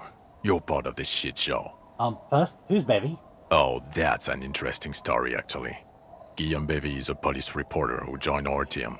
He was really good. Oh no. Then he left because he lost faith in your ability to lead the unit. Oh dear. Other people have left too. Good, smart people. People we won't get back. Only me and this really patient patrol officer are still here. And Trant because I'm forcing him to stay. Okay, so what do we do? Do? It's a Major Crimes Unit. We clear the desk of cases so Precinct 41 doesn't look like the worst station in town. We are shit tier now, Harry. Because of you. The 41st isn't... Where have you been all this time? It was a mercenary tribunal. God damn it, Harry. You told us to fuck off. You said we're cramping your style. Your detective god. Fuck everything. All we burn. Detect or die. Hey, you let me face a squad of trained killers alone just to teach me a lesson? It wasn't like that. Fuck you, Harry. We didn't know there was gonna be a tribunal, did we? Well, I didn't. I don't like that anymore. Yes. You're sorry. You're the sorriest cop who ever lived. Nothing has changed, Harry. I've heard this repentance shit a million times over. Let's move on. None of this is ringing any bells. The bells aren't ringing because you have brain damage. Trant, this is where you come in. How bad is it? Well, he doesn't have visible tremors, he talks without slurring, he can drive a boat, he's standing, reasoning. All good signs, but complete retrograde amnesia, episodic and semantic. Meaning, you forgot both who you are and the definitions of money, Isola, pal, and so on. As displayed in a station call, our interactions with him, and I don't want to be a snitch, but also mine with him before when Harry did not seem to know who I was. It's all very interesting. Oh dear. Interesting? Yes, interesting. I have my theories, but I would like to hear Harry's thoughts first. Harry, what do you think happened to you? Neurologically, psychologically, and why not socioeconomically? You think I'm so poor I lost my memory? Not when you phrase it like that. But I don't think critical theory... I know everyone thinks this is far-fetched pink academia, but still, I don't think it should be off the table here. What? He lost his memory because of capitalism? No, not like that. I'm not talking Vrede for school here. But Harry, I asked you, what do you think happened? Something so sad happened to me that I couldn't be me anymore. It was a defense mechanism. Psychotraumatic amnesia, Trant? I can go for that. Shit kid is a broken man. Always has been. Who isn't? I know I am. But you know what? I keep my shit together. Also, I know a person can't wipe their own mind, however traumatic it gets. That doesn't happen. You're lying, or insane, or both. That's my best conclusion based on the evidence. But Detective Vigmer, he has blanked out before. I have? Yes, a couple of times. After some of the more serious benders. One was after the two drunks case, the other when we looked into that mural. The two cases in your ledger. The unsolvable case and the Next World mural. Those were recent. Oh shit. Those cases were hard on you. Interesting. So at first he dipped his toes into it, prepared. That's where he would have gotten the idea, yes. Practice. And then he used alcohol to get there, so to speak. What do you mean? Well, here's my theory. What if this is an absolutely normal reaction to the world we're living in? What if this is not a significant anomaly at all? Something to be explained, approached as a defect? Look at the sensory input here. Huh. Look at the ruins, the neon. Listen to the radio, the multitudes, the people. Live here for 40 years. As a police detective, he's like a magnetic reader on the world tape, to borrow a known metaphor. Harry's been pushed flat against it. Total input. Yeah. Hardwired to the free market. He just needed for it to end. Okay, Trent, thank you. That's absolutely meaningless. I'm glad we brought you. Will he or will he not be able to work in a major crimes unit? Is he a cretin now?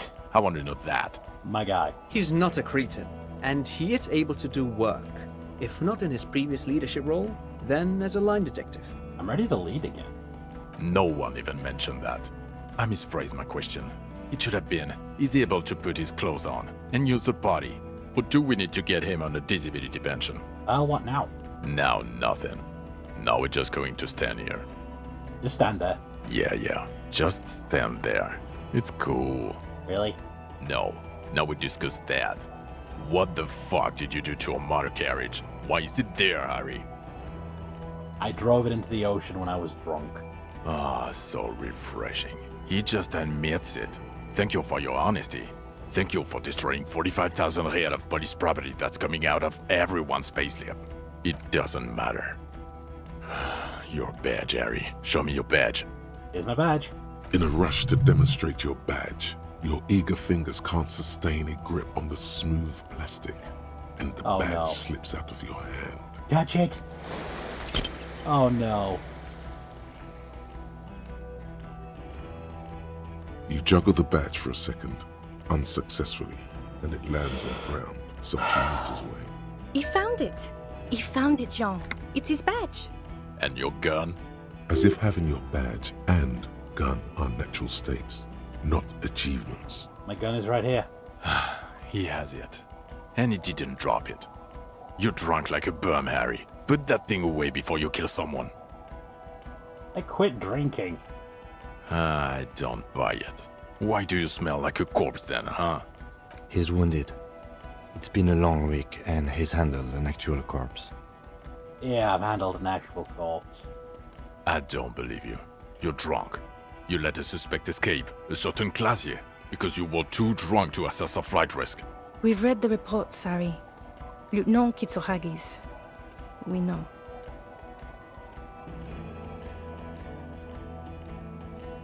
She gave a vital clue that led us to the island. Oh well, if she was nice. I'm not even gonna get into the other suspect, who also escaped. Yeah, Ruby something, or the fact that you're Everclear's little peony now, doing I don't know what for him. That's small-time stuff. That's nothing. That's a humorous anecdote. Compared to the 7 people who were gunned down, the streets are literally red with blood, Harry. It was fucking mass murder. Yeah. He did everything he could. We did everything we could. The company hired and vetted mercenaries. Lieutenant Dubois got between them and the locals. Thanks, Kim. Here comes the cavalry. He did so at considerable risk to his own life. He was shot, not once, but twice. We stopped an execution, not a negotiation. The loss of life was minimal compared to what it could have been. Yeah, what he said. Thank you for the input, Lieutenant Kitsuragi. I didn't mean to suggest you didn't handle the situation. He thinks of apologizing, but decides against it. You've spent the week with him on this case. What is your take? On the case? On Lieutenant Geoffrey Dubois. Oh, crap. Well, the drinking, the lost gun, also losing his badge, that's all true. And he's been drinking on the job. Oh, damn it, Kim. The man sighs deeply. Then there's the self-flagellation issue. He likes to apologize, profusely, making it sound like he's guilty of at least first-degree murder. It's not a good communication strategy for an officer. It's odd, especially in light of his political views. Detective Dubois is, as you may know, a hustler. He grinds. He makes the real. He's a visionary and a money engineer, which is just... And then there's the motor carriage in the sea, and the drugs, of course. Some kind of anti-radiation drug he uses to induce visions. But despite all this, he is a great detective. One of the best I have seen, in fact. He can talk human beings into telling him everything. And he doesn't stop. In all the time I've spent with him, he has not once stopped pursuing leads, however far-fetched and tangential. He is tireless, madly driven.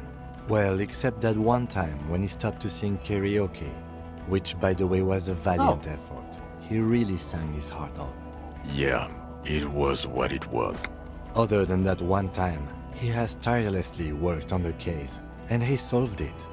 We have a confession, a murder weapon, and the perpetrator, locked on the island right now, awaiting transportation. Hey. He apprehended a straggler who stayed hidden for 50 years, ever since the revolution, who's probably committed other murders over those years. Oh, and he also discovered a new species. A new species? A colossal stick insect. It was on the island, camouflaged as the reeds. It unfolded from the reeds. I think we may be dealing with the Insulindian phasmid. He takes out the photo of the phasmid and shows it to the officers across the yard. The wind blows, flapping the glossy rectangle in his hand. You hear gasps beneath the howling of the wind. As you can see, it's about 3 meters tall. In fact, we think it may be the largest land invertebrate ever discovered. I'm not gonna say anything. Fucking hell is that? Is this somehow connected to the case? Yeah. Detective? I believe the pheromone it emits may be responsible for the killer's mental degradation. The old man was not aware of the phasmid's presence. Exhibiting a strange, atypical dementia, he fell into a stupor after its appearance. He became near catatonic. So it is connected. I must say, this is absolutely extraordinary. I don't even have words for it. Yes, it really does make it hard to fire the drunk. This is a very, very sad man who has just seen something that's made him forget his sadness. Yes! Now you make your case. Now is the time. Now or never. There was also a dead man on the boardwalk. Missing person I found. Yes. Fallen through a gap in a boardwalk. Drunk. How'd you know I found him? The body was transported to Precinct 41, our morgue. Oh. I had Tilbrook and Mullins take care of funeral arrangements and family stuff. You're not the only cop in the world, Harry. This all comes back to us. Still, good work with the missing person, Detective. It's still a point for you. No denying it. The killer. We have a strong motive for him. Lilianovich. A revolutionary matronym. Matronym? The custom started in Grad, where they have patronyms. Krasovich, Lasovich, etc. The revolutionaries saw this as a chauvinist atavism, so they used matronyms, derived from the mother's name instead. This man's mother was Lillian, his Lillian's son, Lilianovich. The custom was overturned after the revolution failed, but not before it made it to Revachol. Yeah, fair enough. So, it is what a soldier of the ICM would be called. Thank you, Trant. Thank you for that piece of cultural theory. Of course, excuse me, I just thought it was noteworthy. Still live in an act of rage induced by the phasmid semiochemicals. Possibly induced. But even without that, these men spent 50 years on the islands in the bay, in solitude, loathing what Revachol has become. Also, we have a sniper's nest with full view of the room in which the mercenary died, right on the island, and 2 officers on the scene that Mr. Dross confessed to. It's a clean win. It's way more than that. Did all I could. No, I'm still not completely satisfied. Could be just a little neater. Get over yourself. You're not a perfectionist. You're a cop and you did a good job, with a lot of help from Lieutenant Kitsuragi. And none of this can hide the smell of booze on the wind. God damn it. Doesn't it ever leave? It is there, like in your bones or something. It will pass in time. They also started a nightclub in the church. What was that? It sounded like you set up a nightclub in the church. Yeah, and I discovered a hitherto unexplored anthroponetical phenomenon in there too. 2mm hole in the world. That's great. Anthroponaut is a great new career for you. After police officer. I don't care. Go live in the Pale. 4 kids were living in a tent on the ice. They were going to drown when it melted. It's not optimal, but the building was abandoned, so he put them in there. It's okay. It's not that okay. Get off this subject now. Also, the phasmid was female. Read to the nest. Female? What makes you think so? You had to see it. It had the subdued colors of a female. And the nesting behavior too, I think. Him with the save. Incredible. Were there eggs in the nest? Not as far as I could see. There were other things there, though. It had gathered items in the nest. Helmet, scope, and a passport. Actually, you know, this would indicate it was a male. This is far from anything in my field, but I think such nests are called bowers. They are for attracting mates. I still think it was female. Of course, as I said, I'm only guessing. I didn't see it. It must be robust if it can move a whole helmet with its limbs. I think it emits a chemical that makes it look even more like the reeds. Yes. That would be a chiromone. A pheromone that's seemingly beneficial to the host. It usually stimulates the affected nervous system. Not a human's, of course, but perhaps a predator's? Pup seemed intoxicated like an addict. Just a hunch, but... There are species of bees that, under the influence of chiromones, take wasp larvae to their hives. Ants do the same with aphids, thinking they're... Do you think this is how it stayed hidden? Nothing is off the table. But I want to stress this. The find does not have to be connected to the case. The case is 100% prosecutable, without any chiromones. Damn it, Kim. Of course, Lieutenant. Of course. We should treat the case and the phasmid as completely separate from each other. People are not going to... They're not going to go for this speculation in the constabulary. Had mandibles that looked like hair and was completely white on the inside. Yes, but also reed-colored, beige and brown, a little green on the outside. Incredible. The PR value of this is exceptional. Carp discovers new species. Maybe even discovers the Insulindian phasmid. No, that's too much. This would really help with some of the problems we've been having. Absolutely, this is great. This does not say vigilante murderers to me at all. This says science, news, human interest. You know, it's a really good thing you have that photo. Without it... You're doing good here. Perhaps only for a moment, but still. I'll take it. Quit while you're ahead? Or no? What do you say?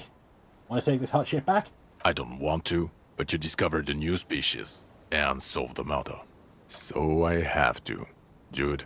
Anything that ends the trial is okay with me. Huh? Agreed. The public relations potential of this is too valuable to let go. Okay. We have vehicles in the square, and the perpetrator needs to be taken into custody. Let's go. Now, Now you will finally get to know who you are. Wait, I have a few questions before we go. About me. The man looks westward, impatiently, jingling his car keys in his pocket. Am I working for La Puta Madre? No. Suspects seem to think... You're too unstable to work for a mob boss. You're suicidal, Harry. No mob boss would take you. I assure you, I wouldn't consult for a corrupt unit.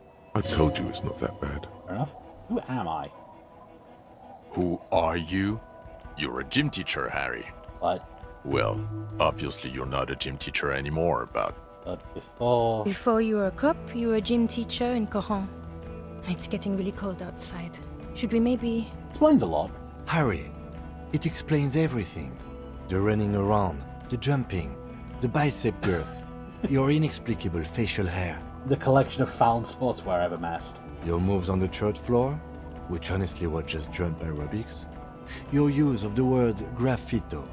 The incredible stamina outputs. Also, this guy.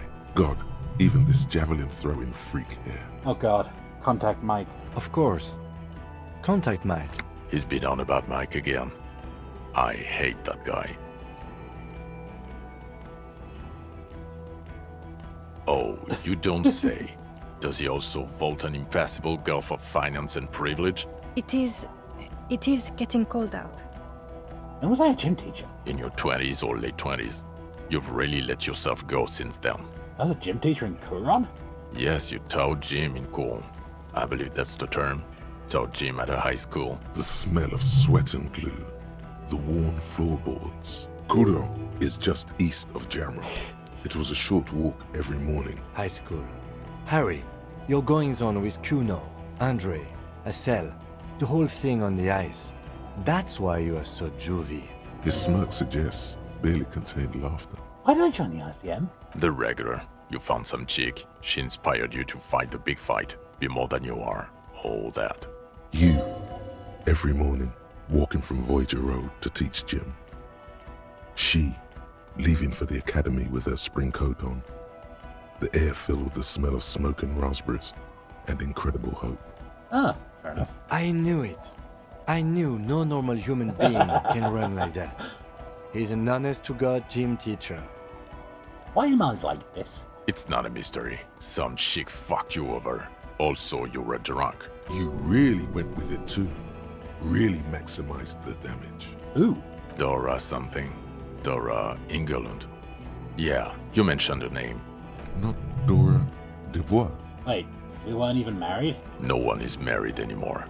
This is Revachol. When was this? God, I don't know.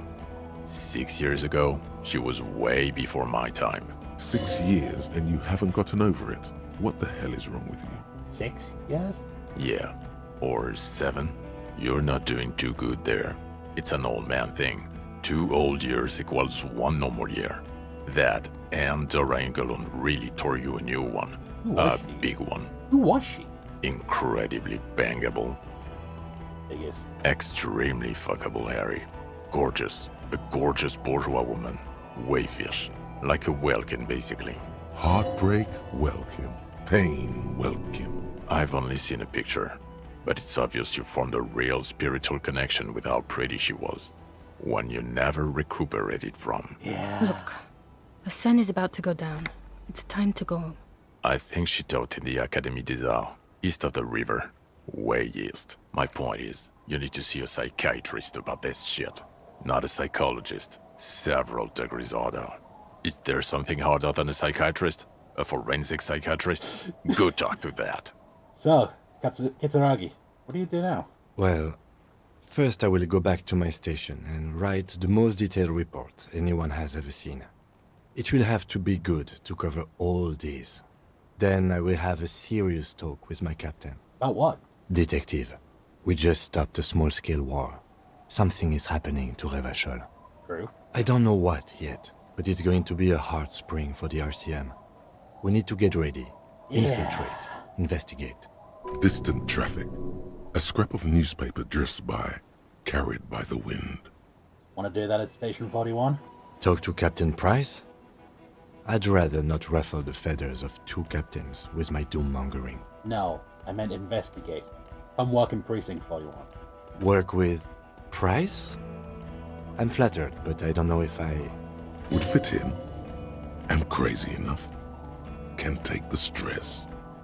He doesn't know how to finish the sentence. This truly came as a surprise to him.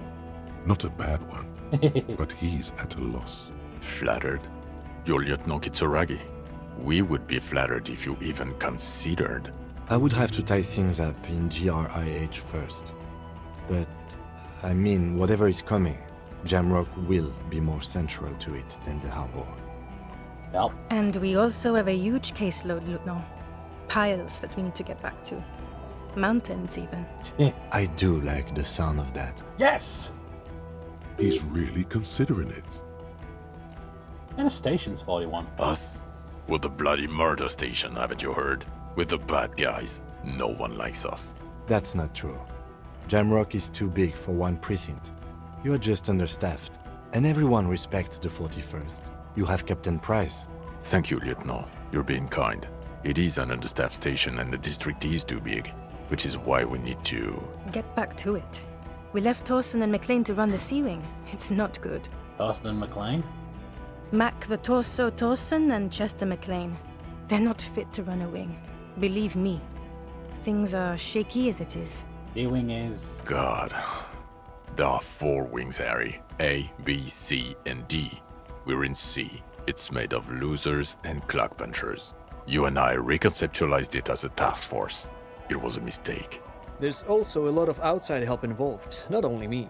Other losers too. And Price is... Ptolemy Price? He's the son of the old Price, one of the founders of the RCM. Oh. He's one of the most highly regarded men in the force. Ah. You're lucky. Somewhere under the curved roof of a former silk factory, shaped like a ladybird with 2 chimneys, Police Captain Ptolemy Price. They speak of change, the city, the tension on the streets. They speak of the events of April and the blood on the streets in May. We recently screwed up a church by any chance? So he remembers that. Yes, there may have been a raid on some churches. It wasn't good press. Shooting up churches never is. I was out of town, to be clear. Why do we need to go there? Our enemies were hiding in a church, to the best of our information.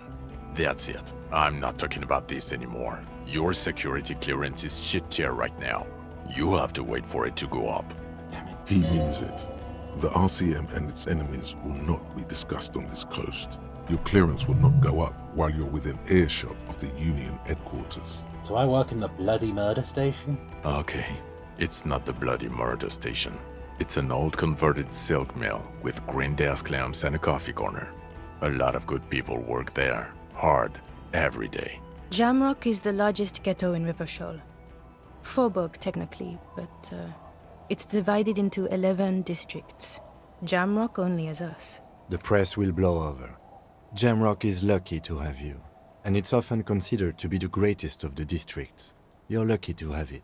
Damn. Thank you again, Lieutenant. I'm ready. Good. Fuck it, let's go. Trump brought his motor carriage. It's a 20-minute drive to Jamrock. Under the afternoon sky, the great district hums. A chessboard of wooden houses, 80,000 living souls, and chimney stacks. Fire traps as far as the eye can see. From Main Street to Precinct 41, to Boogie Street, forking into the snow-swept horizon. You close your eyes and hear the dogs bark. A lone woman sits by a factory window, dreaming of meteorite strikes. On Rue de Saint-Jérôme, a square bullet slides into a square-shaped chamber. In Old South, a man without eyelids smiles. Spring has come. It's time. Torson? Yes. McLean? Yes. Heidelstein? No. Vicmere? Yes. Dubois? Of course. Really? Nick Gottlieb looks up from the list. I hear he's quite unstable. You say that like it's a bad thing. Captain Ptolemy Price points his pen at the doctor. It's dim in his office, and the curtains are drawn. Harry's our man. He'll pull through, and when he does, he'll side with Revachol. Understood. Gottlieb returns to the list.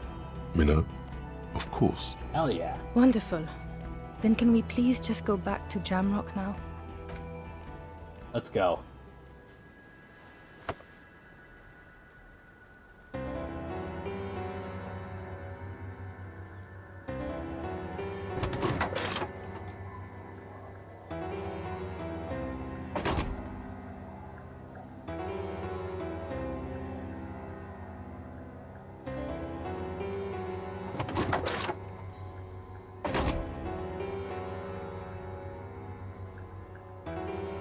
Bro hug.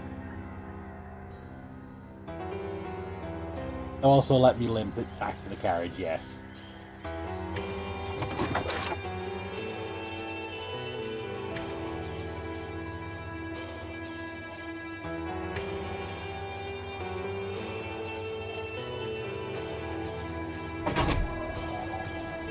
Yeah. Ah, Disco Elysium.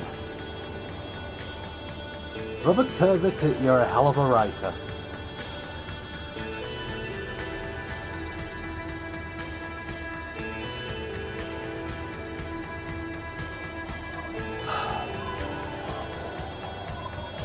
Closing thoughts. That was not the kind of experience I expected, but I'm vibing with it. I will say this much, I know the game has multiple endings, and I probably got one of the better ones. Just a shame that the IP appears to have been mired in bullshit after this got released.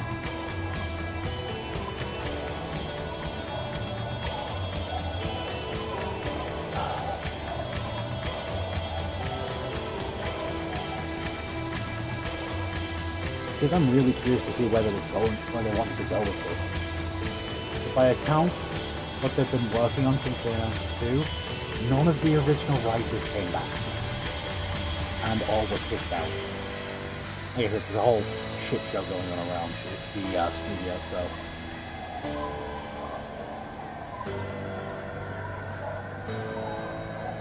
It's unfortunate, but it is life.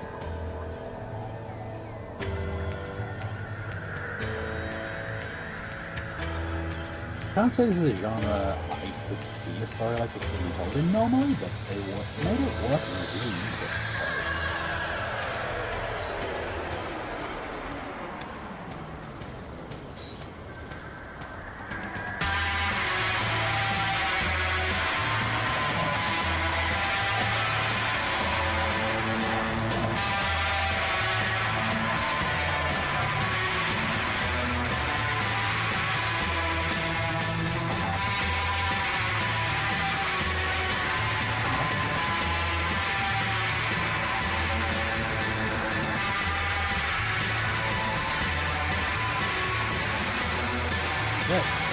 Wait, Kuno and Jean have the same voice actor?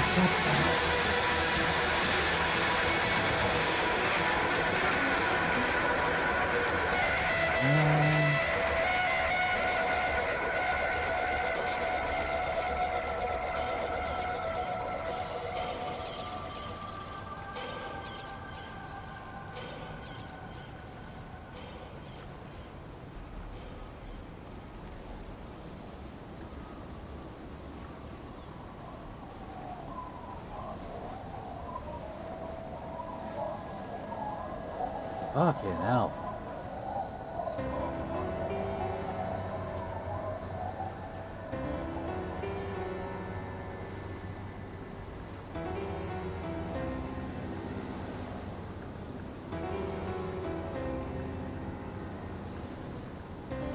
There were a lot of dudes voicing the Final Cut track.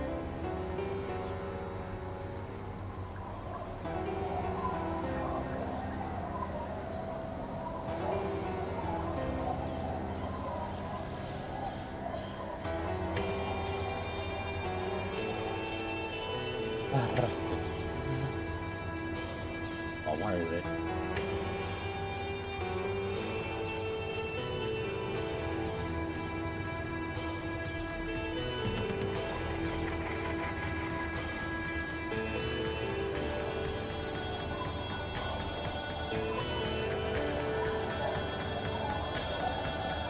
Some of these names I haven't even seen.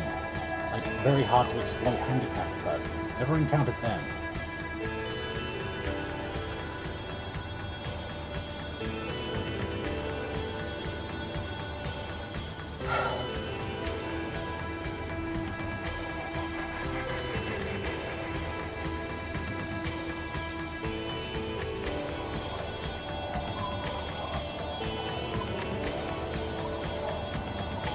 In closing, I do like this game. I just wish it wasn't so mired in shit in terms of stuff going on outside of it.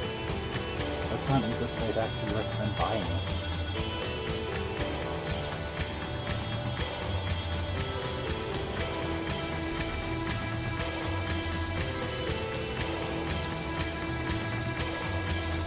Which is kind of a shame. I think you understand why people like it as much as they do. And yeah, in hindsight, I kind of underestimated how long the island would take. Oops. Big oops.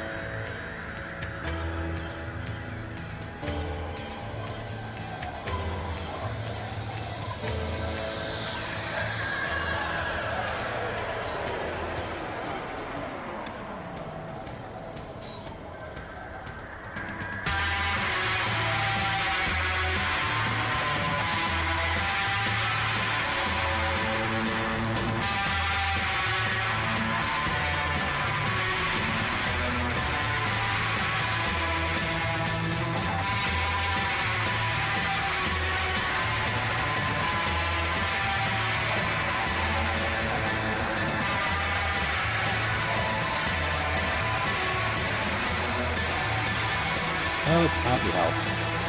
It's just based on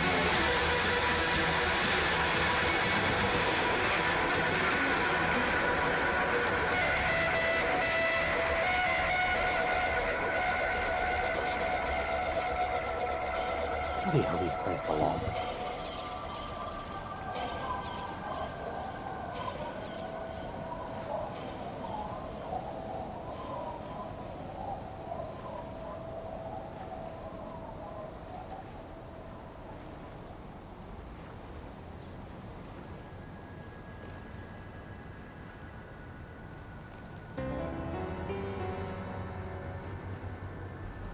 I forgot how many languages this game got translated into.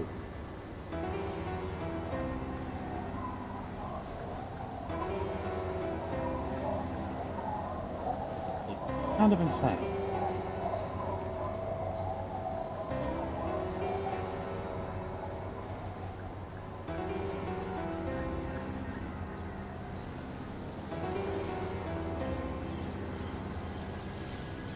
How many more?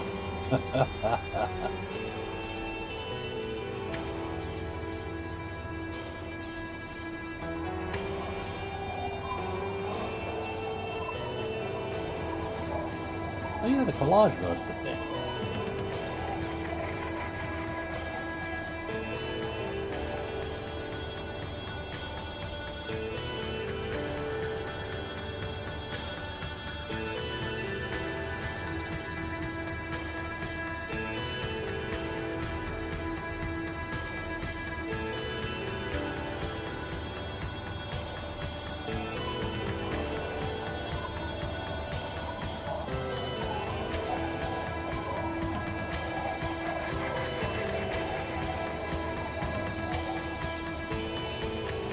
We get to the menu already.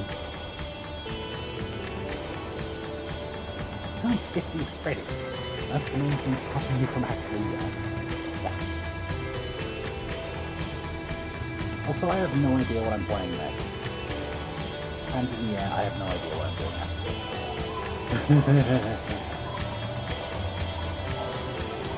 The credits just speed up.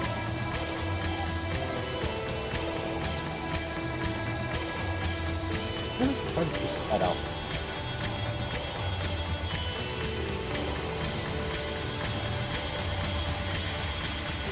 Well, either way.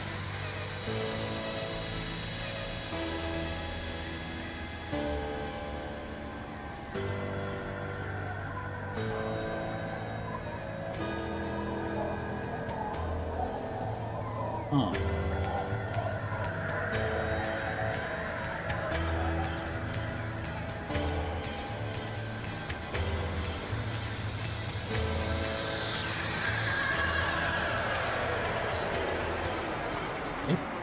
It got faster.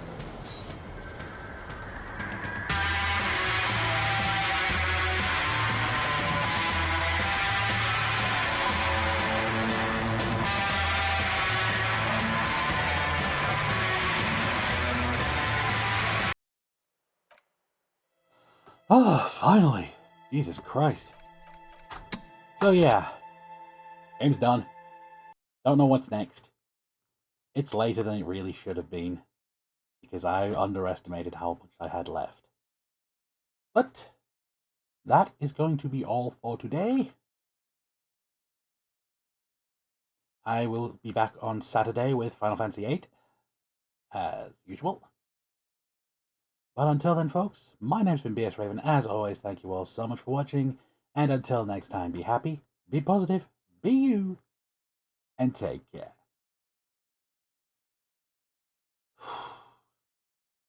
I seriously underestimated how long that island was going to take.